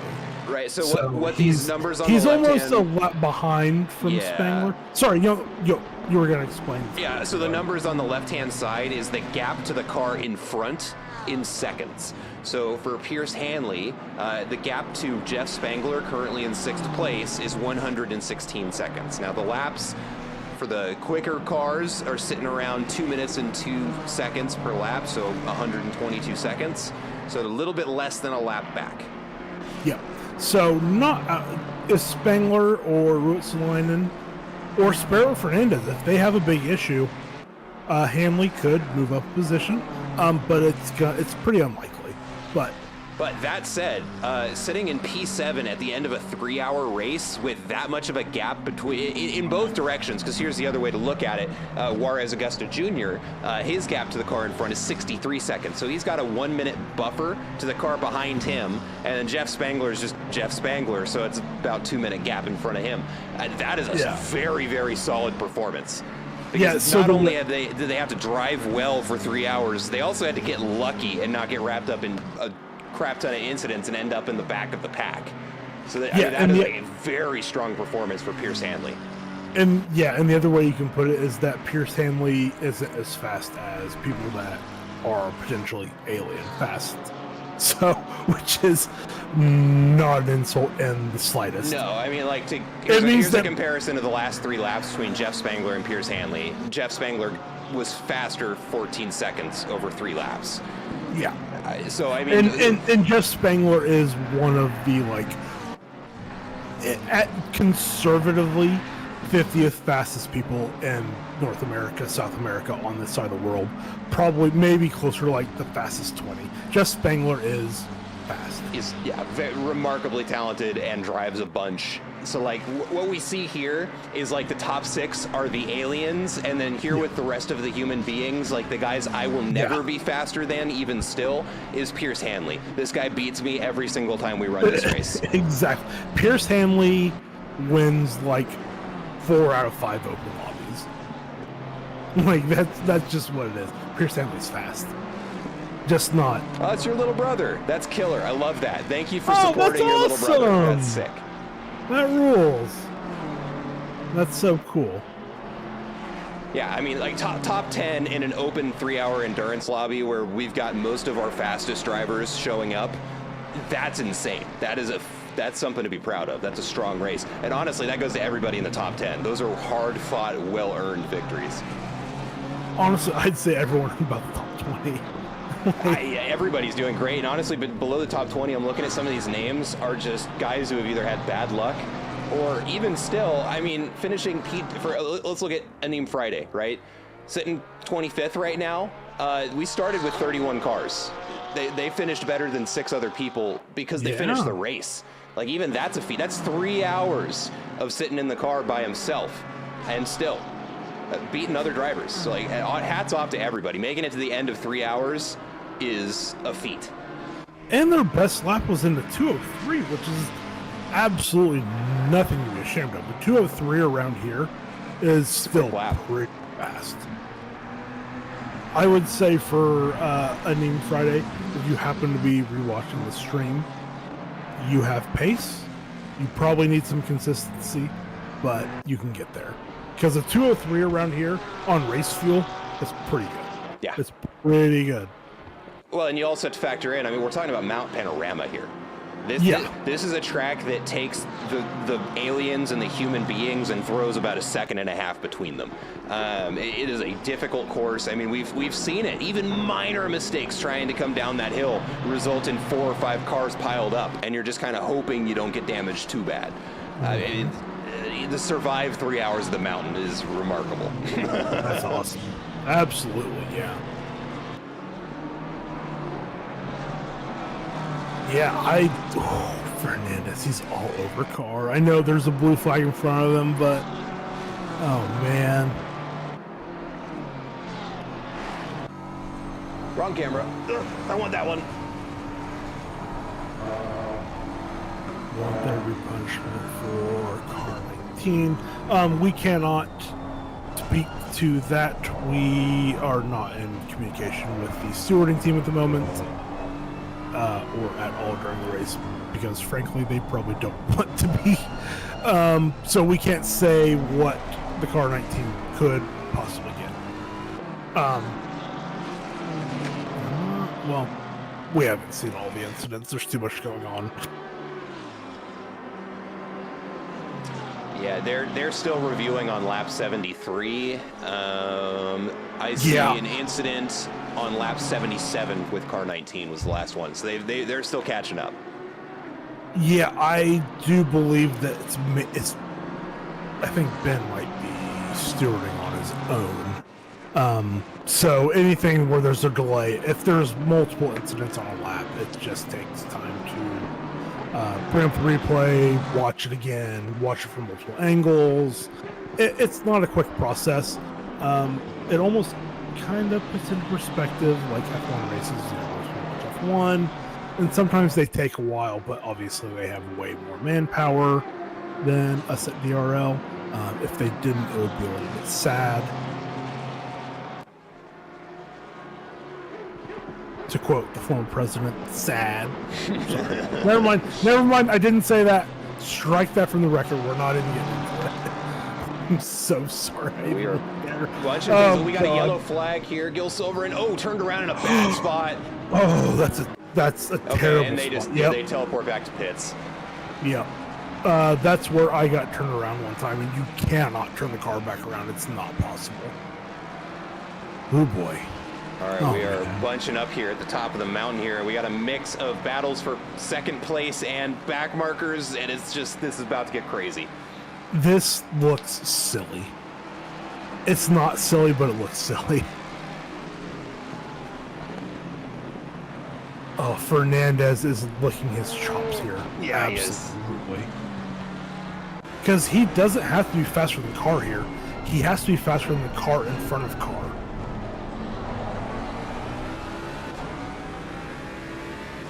That Mustang with a great exit there. Yeah, it was. And he's going to run away from him. Yeah, he got it. He got him far enough back to not be in the pole. That's impressive. That was a great exit there for him. Absolutely. That said, a half second's pretty easy to gain back when you're chasing down back markers coming through this part of track. Let's see. Oh, he's looking to the inside.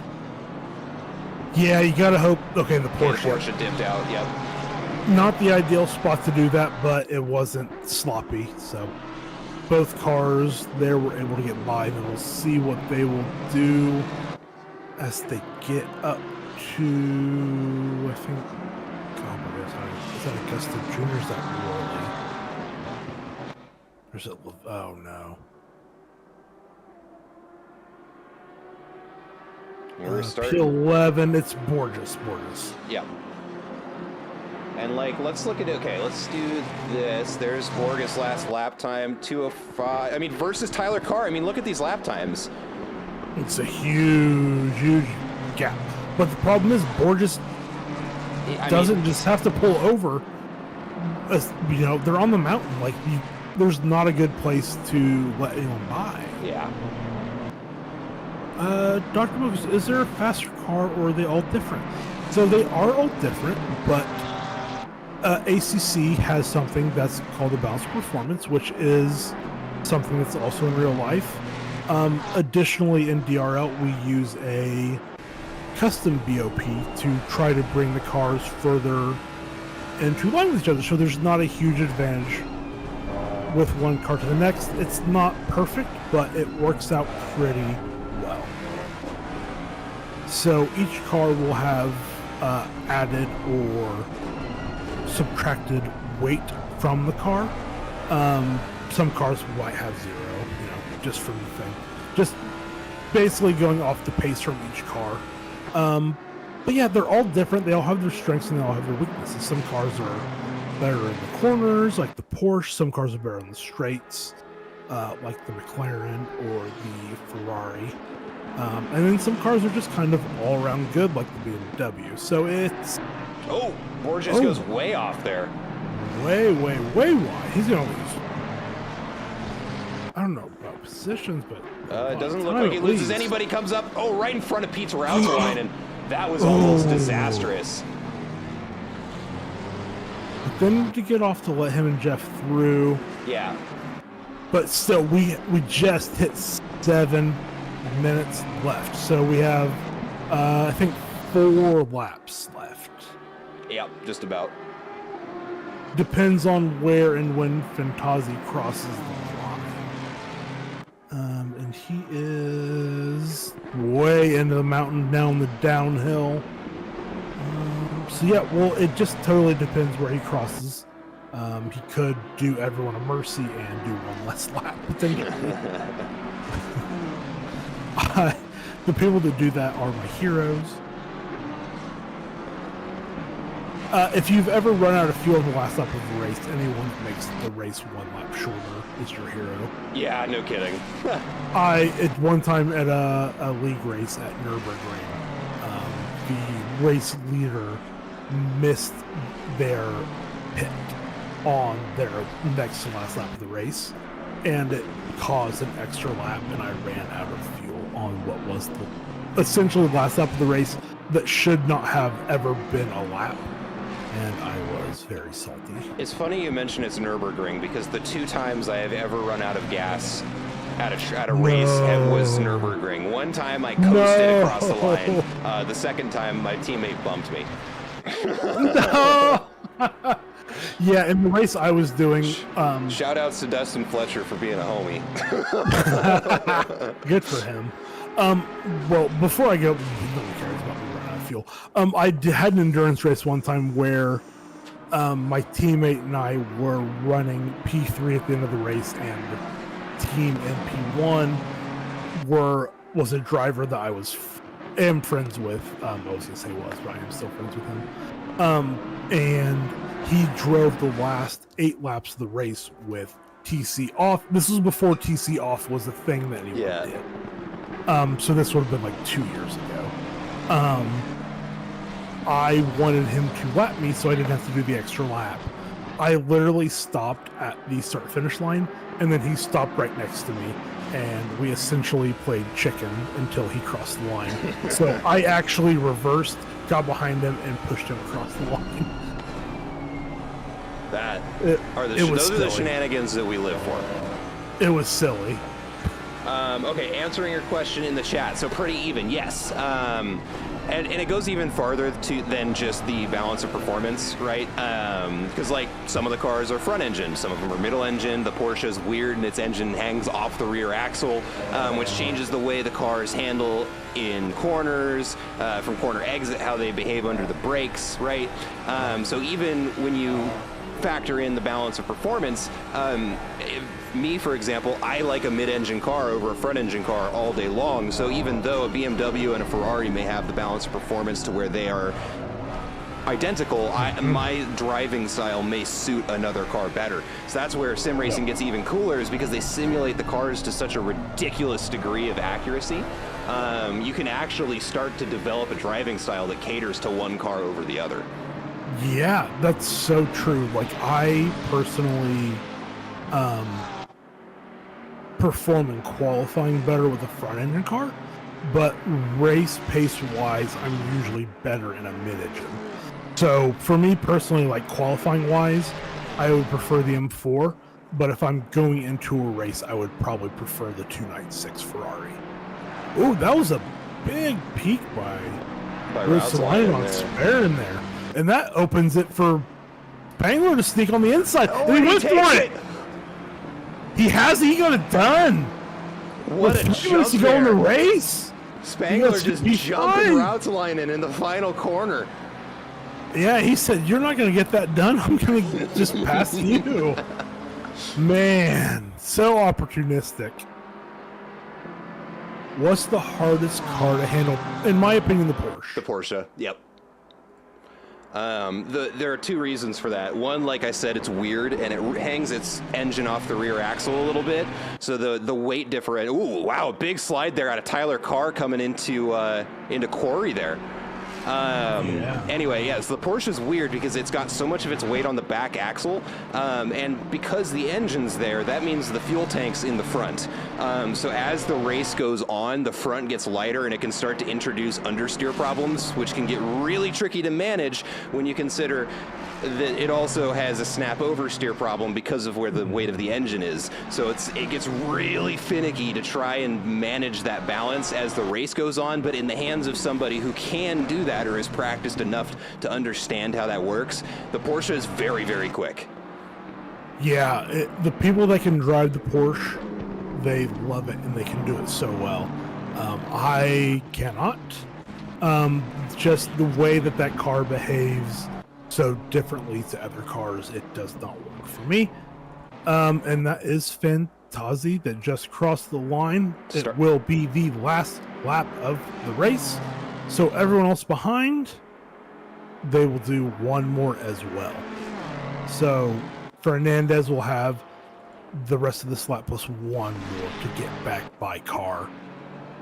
And how are Sparrow, Spangler, and Russelainen like 5 seconds behind for me? This is incredible. Yeah. I cannot believe they caught that much. Oh my goodness, yeah, I really wish I had my other PC working, because there are two battles that we need to be watching right now. This is nuts. Is Spangler going to try on the inside? Oh, he's going to get it. Is he going to get him? Is he going to get Sparrow? He got him. He got him. Let's go. Russelainen might get Sparrow as well. Oh man, I don't know. It depends on how deep he wants to stick his nose into going into Quarry. I think he's going to go for it. He's on the inside like he wants to. There he goes. Oh, it's going to be too wide behind the trees. They keep it wheel to wheel. Ross. He's got it. He's got it. Oh no, Sparrow's got the inside. Oh, but Russelainen hangs it out. He drifts it. He lost the wheel, but he saved it. Let's go. That was awesome! Oh my God, with the drift around the hairpin. I've never seen that before. Oh my God. That was incredible. I've done that same drift around that corner, but I've never passed someone doing it. Yeah. I've been past doing it. I've never passed someone doing it, though. That was awesome. That ruled. Wow, what a move by Pete Rautzelainen. Unbelievable. Oh, let's check in with second place here. Ooh, a little bit of bump on the wall there. Bruno Finazzi just finished the race to give you an idea of how far ahead he was. I mean, he smoked the field. So well done by him. Absolutely. Yeah, that is one of those things we call a commanding victory. Honestly, that's almost kind of insulting to what he did. He was just unimpeachable today. He was so good. Bruno Fantozzi, good for you. You were so... 40 seconds ahead of drivers who, by all definitions, are probably not human.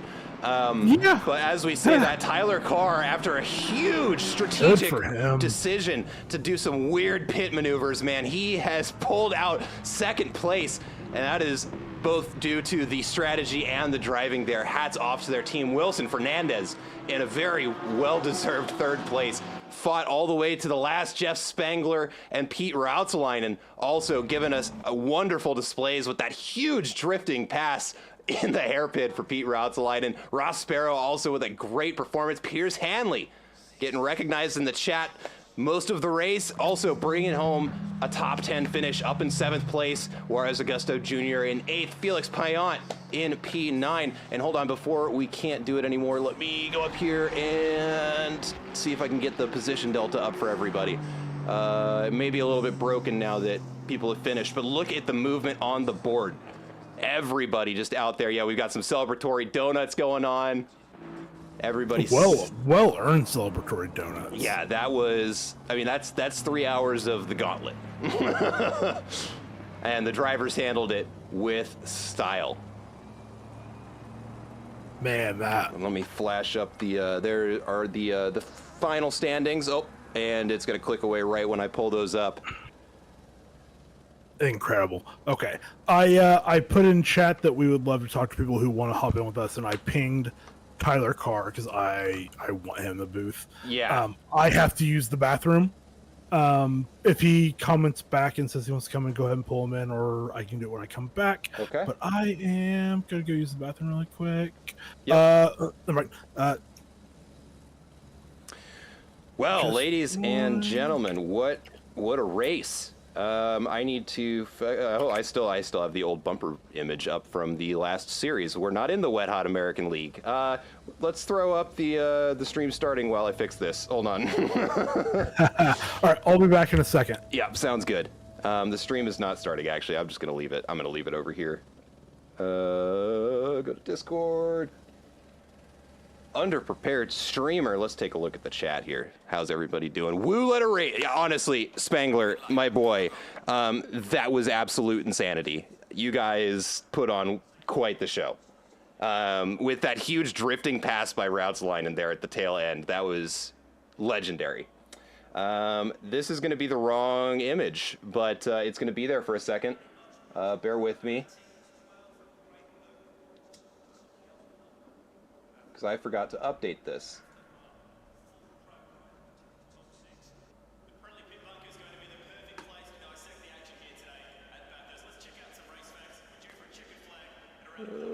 Save image. We're going as fast as we can. That one. Browse. That. Go. Ah, we did it. All right. Nobody saw that, right?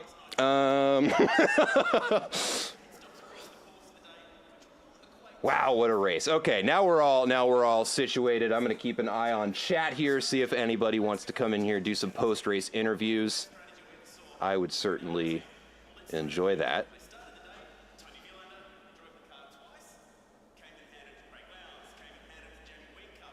So if anybody is still there, just join the waiting room or anything like that, and we will pull you in. Actually, I see Tyler Carr in the chat.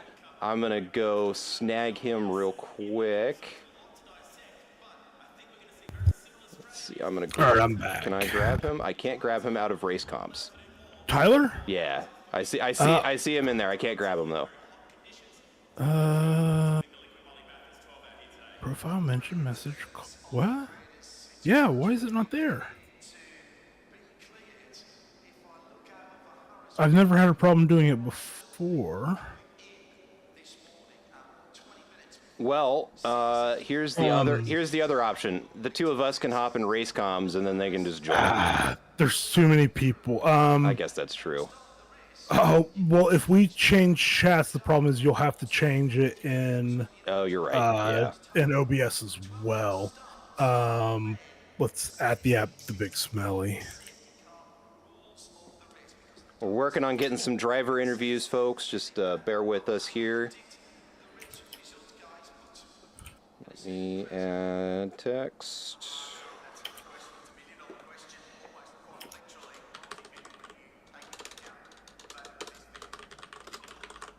Oh, Spangy's in the waiting room. Let's see if we can move him.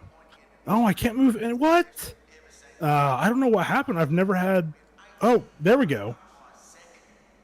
There we go. Okay. You have to right-click onto them, apparently. Oh, okay. I've never had to do that before.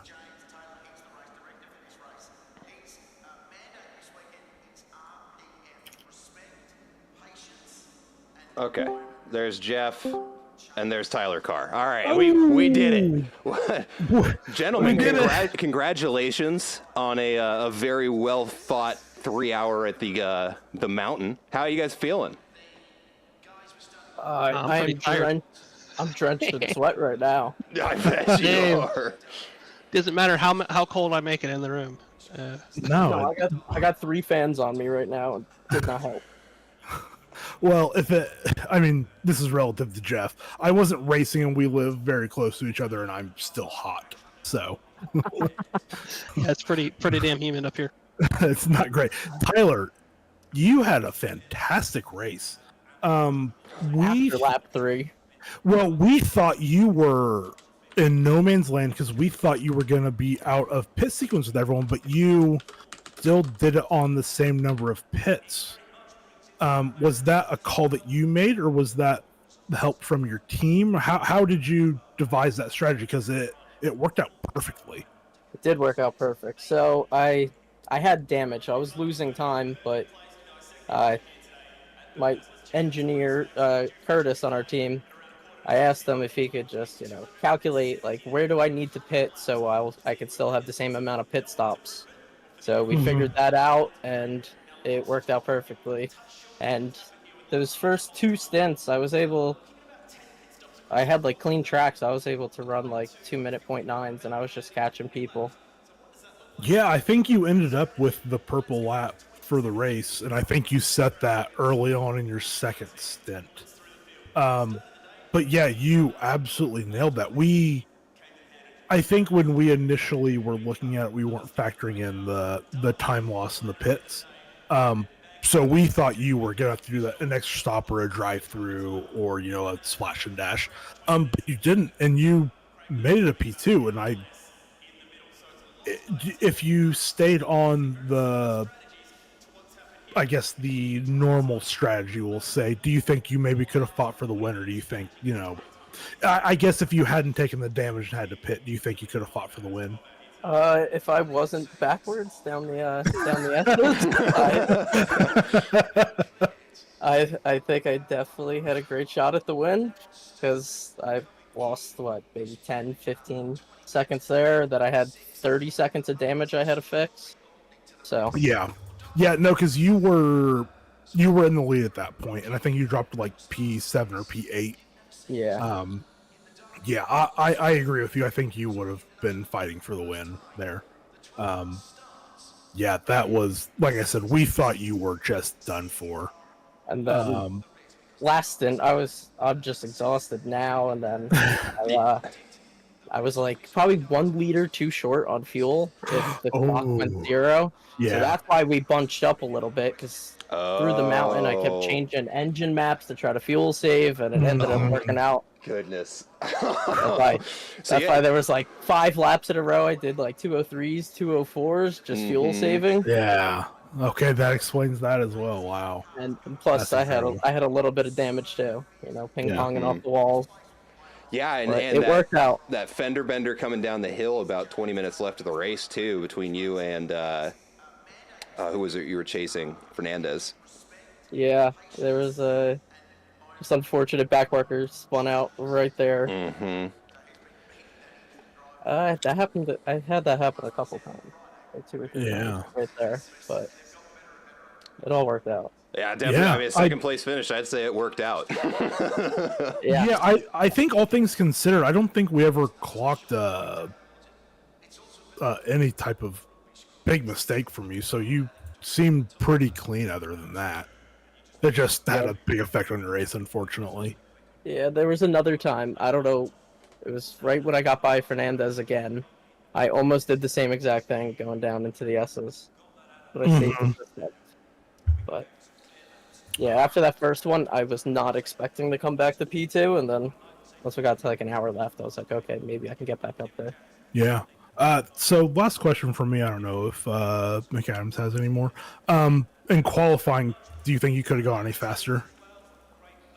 Yeah, there's a couple laps where I was up, and then just a simple mistake and lost it. But I thought so. But so I mean, a 2-minute 8 is a very, very, very fast time. yes. Well, killer. Yeah, I don't know that I have too much more to add to that. I think you asked all the questions that I had. No, I was on it. Let's ask Jeff a couple questions. Well, do we want to let Tyler go and Yeah, do we want to grab Rusalini since him and Jeff were essentially buddies the entire race? Yeah, I would love to get the commentary. Yeah, let's from do both that. of Let's them. just yank him in. Tyler, Thank you, guys. you can stay in if you want, if you would really like to. If not, you're free to go. You were so fantastic this Yeah. evening. Mega You were race, awesome, brother. man. Thanks for the show. Thank you guys for hosting this event. I'd like to thank my team, and I'd also like to shout out Curtis for Yeah. calculating that for me. Awesome, man. Yeah, Thank you, shout guys. out to Curtis. Thank you guys. All right, have a good night, Tyler. You too, my friend. Okay, All right. can we get Whoa, can we not move people out of? We can't move them out of Yeah, race I columns. don't think you can. I used to Okay. be able to, and I can't. Yeah. I pinged Pete. He says he doesn't see it. So Okay. Does he see the well, waiting room? Because we can move him from there. yeah, Yeah. let me see. Yeah, if you can see the waiting room, because I think that's where we grabbed you and Tyler from. Yeah. Let me see if I can ping him. The Anyway, link. yeah. While you're doing that, Jeff, if you wouldn't have not qualified, do you think you would have won? A crazy pace from the guys up front. I don't know. Here we go. Yeah, I got him. And Nice. There he is. Okay. Rutzelainen Okay. Never for mind. everybody. We're gonna ask this to both of you, because we just asked it to Jeff. For both of you, if you would have qualified, do you think you could have won this evening? Nah. This isn't an accusatory question. It's just a general question. No, I think the P1 guy was super fast. Yeah, he was Yeah. super quick, He was very quick. Hats off to him. super consistent too. Yeah. I know Pete and I had an absolute blast working our way through the grid, and it's Bathurst is crazy, you know. You damage limitation, dodging, stop bars and everything, and you never know what's going to happen. Sometimes you have breaks that go your way, and sometimes you don't. Yeah. I had to fix 11 seconds of damage at one time, and I'm like, well, there goes 11 seconds. But then, you ping pong off the wall a few more times, and that's like 18 seconds, and then you're in big trouble. So, yeah, it was a lot of fun.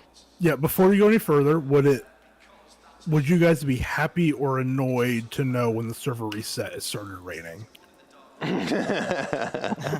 Because it was raining. I just left the server. Anyway, yeah, I love the way that you both were racing. I know that you both know each other well.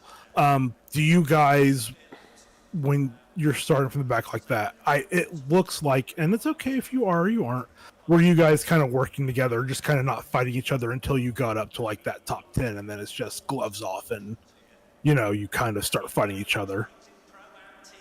Yeah, I mean, we were in voice chat with a couple other guys, and the last hour I was pushing as hard as I could, and wasn't making a lot of headway, just staying around a second, sometimes a little bit less. But and we were saying that's what we want to do. I was like, we got to catch Sparrow.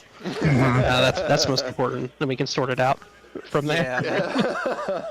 Nope, that yeah, tracks. I can trust Jeff, and Jeff can trust me. So Yeah. we Yeah, just absolutely. stick to each other and right from there. Yeah, and it's one we talked about during the race. Like, you both are so experienced and you're such good drivers and racers that you can trust each other to like be within 2/10 of each other and like not necessarily fighting and just working through that traffic. I think Jeff, well, maybe both of you. I think you both picked up like 7 or 8 places on the opening lap, which is obviously a huge help. And then I think you both were around the top 10 before the first stops, which is pretty huge. Yeah. But yeah, I mean, those top 4 guys were at least on your guys' pace, if not quicker. So, I mean, even, once you get up to like P10, it's tough. And we did see that, like, we clocked it during the race that, like, once you guys got around up there, you just stopped flying by and it took, 2 or 3 laps to get by. And sometimes you guys would just be like within a couple tenths of each other and just would sit back and it's very smart driving to do it that way. So yeah, God, those top 3, they were so good. And I mean, you guys were obviously incredible to get through all of that traffic and then get up there. So yeah, just a general well done, I would say, for me pontificating for that long. Yeah, I appreciate it. No, that last hour was wild. I finally felt like I got locked in, and Yeah. and then of course Sparrow not taking tires again. He did that at Kailami. Yeah, I remember And that. oh, it was close. It was close this time, but I was like, oh no, he's gonna do it again. But yeah, it was funny in voice chat. Like it took me a little while to realize because they were a little further up the timing screen, the HUD in the bottom left-hand corner, and I was like, wait, all of a sudden so and so's only like 5 seconds up the road, and then it's like, oh no, now or this is great. They've caught whoever it was, and for it to be so close there at the end and battling the last couple laps is just an absolute treat. So. Pete, I gotta ask you a question on the second to final lap. That pass going around the hairpin. What was going through your mind as you're halfway sideways going for a pass up the hill? Not much. Yeah.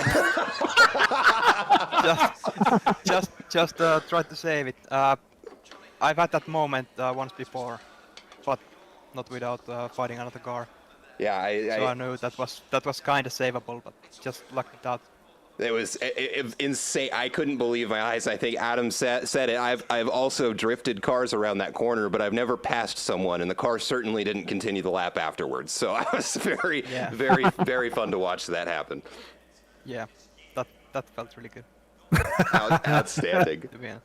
We got the whole thing on camera, so you got your own highlight reel to watch later. Yeah. All right. I think that's about all I've got. Adam, you got anything else? Pete? No, Jeff, any other closing comments? I don't have anything, but yeah, if either Peter or Jeff want to say anything, have at it. Yeah, I just want to say thanks to you guys for sticking out for 3 hours, and I know you guys are both great commentators on your own, and excited to watch it. Definitely. Thanks to Delta Racing League for putting this on. To Ryan and Ben for sure. Ryan especially for running a lot of the day-to-day stuff. We had a lot of new drivers, I think, so hopefully people will stick around. I know we're going to have another season coming up here in a little bit. But yeah, I think driving standards were pretty good. Yeah, that's about all you can ask for. So thanks, everybody. Absolutely. Yeah, absolutely. What he said, basically. Perfect. I love it. Well, thanks, guys. I'll bounce out of here. Have a good rest of your Thank you evening. guys. Yeah, thank you guys both. Put on a hell of a show, and thanks for joining us for some post-race interviews. Yep, thank you. Take it easy, Cheers. boys. Thank you. All right. Before we go out, Pierce Hanley asked how are the interviews working, top 10. And I told him if he wants to hop in, we can grab him. So Absolutely. if he hops into the waiting room, let's give him a minute. 100%. 100%. Yeah, we'll talk to we're, to anyone. Yeah, while we're waiting to see if they're able to join Oh, up. he's in the wrong. Never mind. I'm gonna grab him now. Okay. The man of the Pierce. hour. How you doing? We are doing great. How are Fantastic. you doing? How are you feeling? My hand's cramping up. Force feedback getting the better of you, huh? Oh yeah, I haven't made the full switch to sim yet because I'm so used to controller, so my hands are cramped up so bad. Okay, so that's an interesting question then. How long have you been sim racing for? Like competitively, like this was like one of my first races that I entered in endurance, but like I've been playing racing games since I was little, but like sim racing probably 2 or 3 years. 2 or 3 years? Excellent. And so did you do the majority of that on controller and just recently switched to... Oh, I did the whole thing on controller. I'm like trying to convert to sim and like convert my pace because I'm better on controller still. How long have you? So, did you do today on a wheel or on your controller? On my controller. Oh my goodness. Very- He finished very in 7th nice. place in a controller? Hell yeah! Oh my Hell God. yeah! Hell yeah! That is That insane. rules. That just changes everything. Very nice, man. Wow.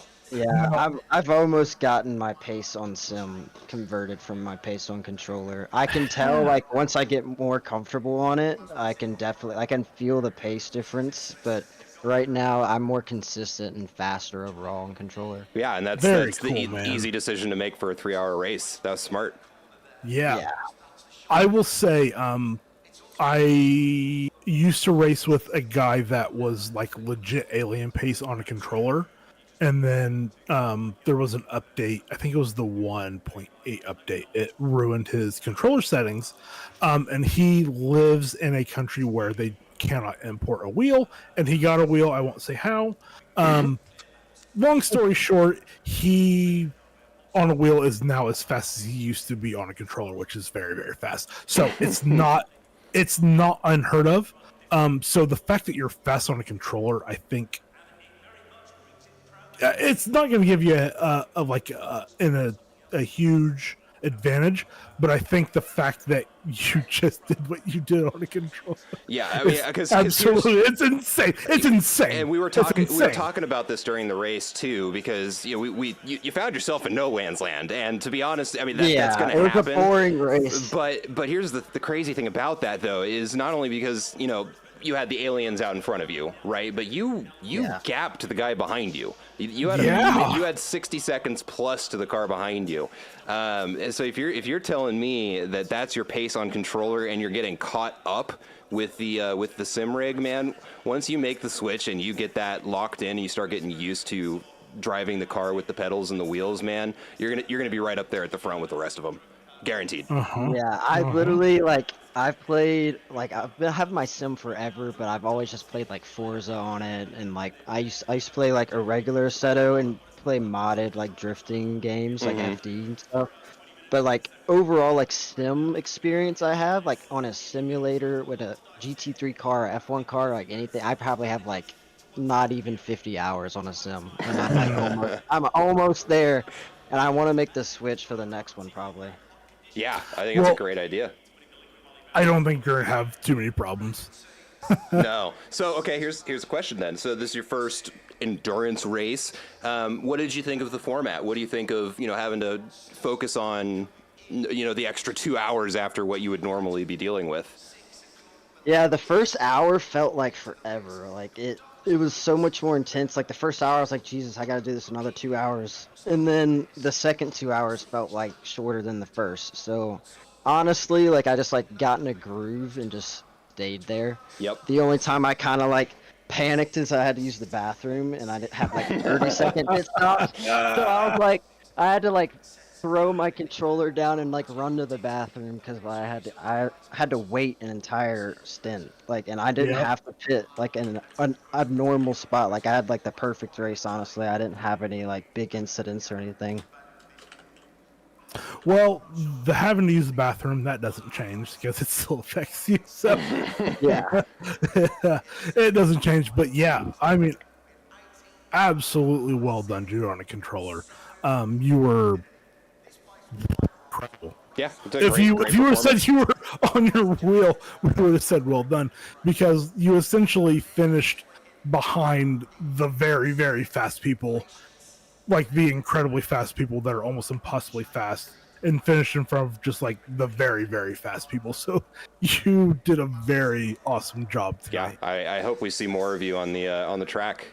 Just Yeah, absolutely. Reminder: we've got another World Challenge season starting up here in a couple of weeks. It's September 1st right now is the provisional start date. So, love to see you out on the track and see what happens when we get you every weekend.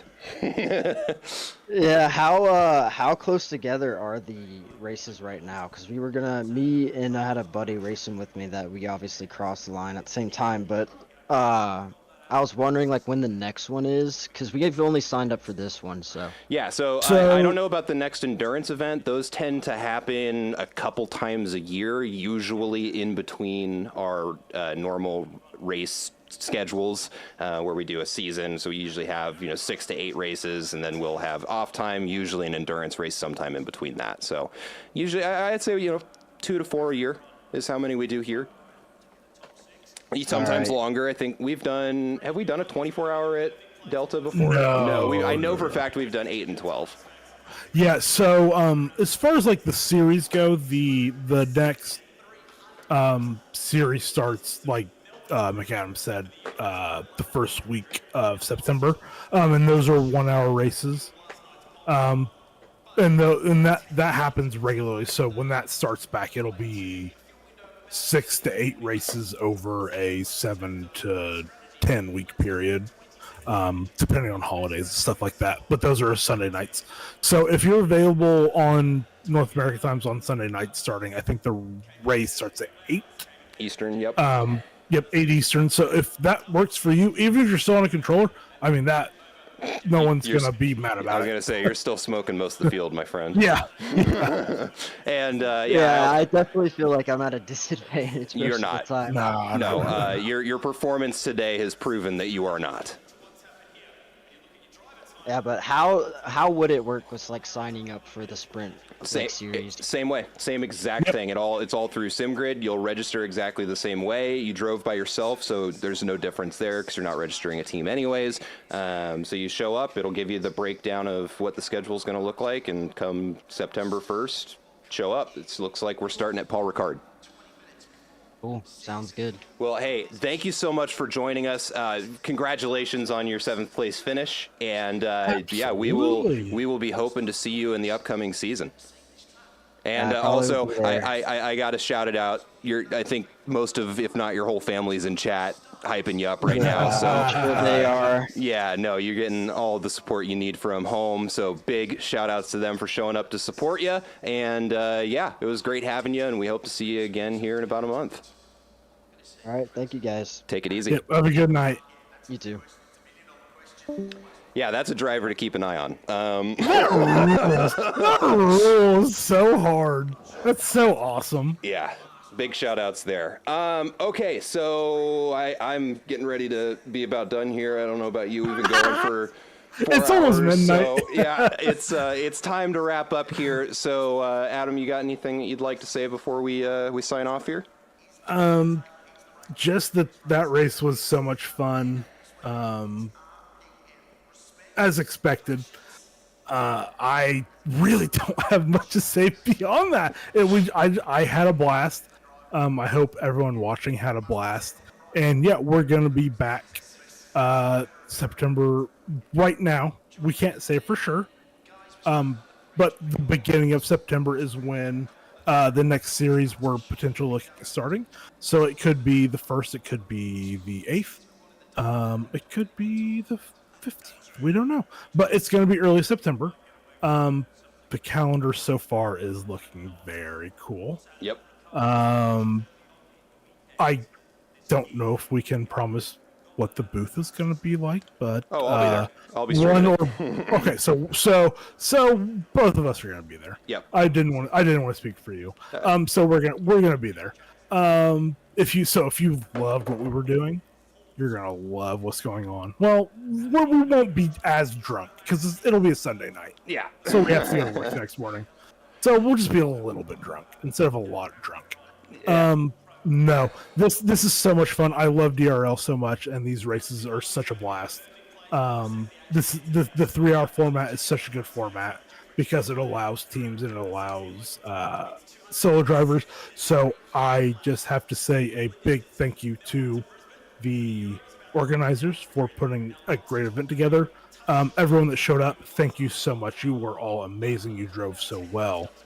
We had such a blast calling this, and yeah, we hope to see every single one of you back in the beginning of September for the Sprint Series. Yeah, all right. I don't have much else to add. Of course, I've got my own thanks to Delta Racing League, not just for organizing and putting us together, but allowing Adam and I to run the show this evening. I have had an absolute blast. Adam, it has been a pleasure, and I'm looking forward to doing some more broadcasting with you. Again, we've said it to death, but check us out in about a month. We will be starting up our weekly series, hopefully with some new and very exciting drivers. So if you want to see more of it, make sure you hit that subscribe button so you'll get notifications the next time that we go live. Again, be looking for that in about a month.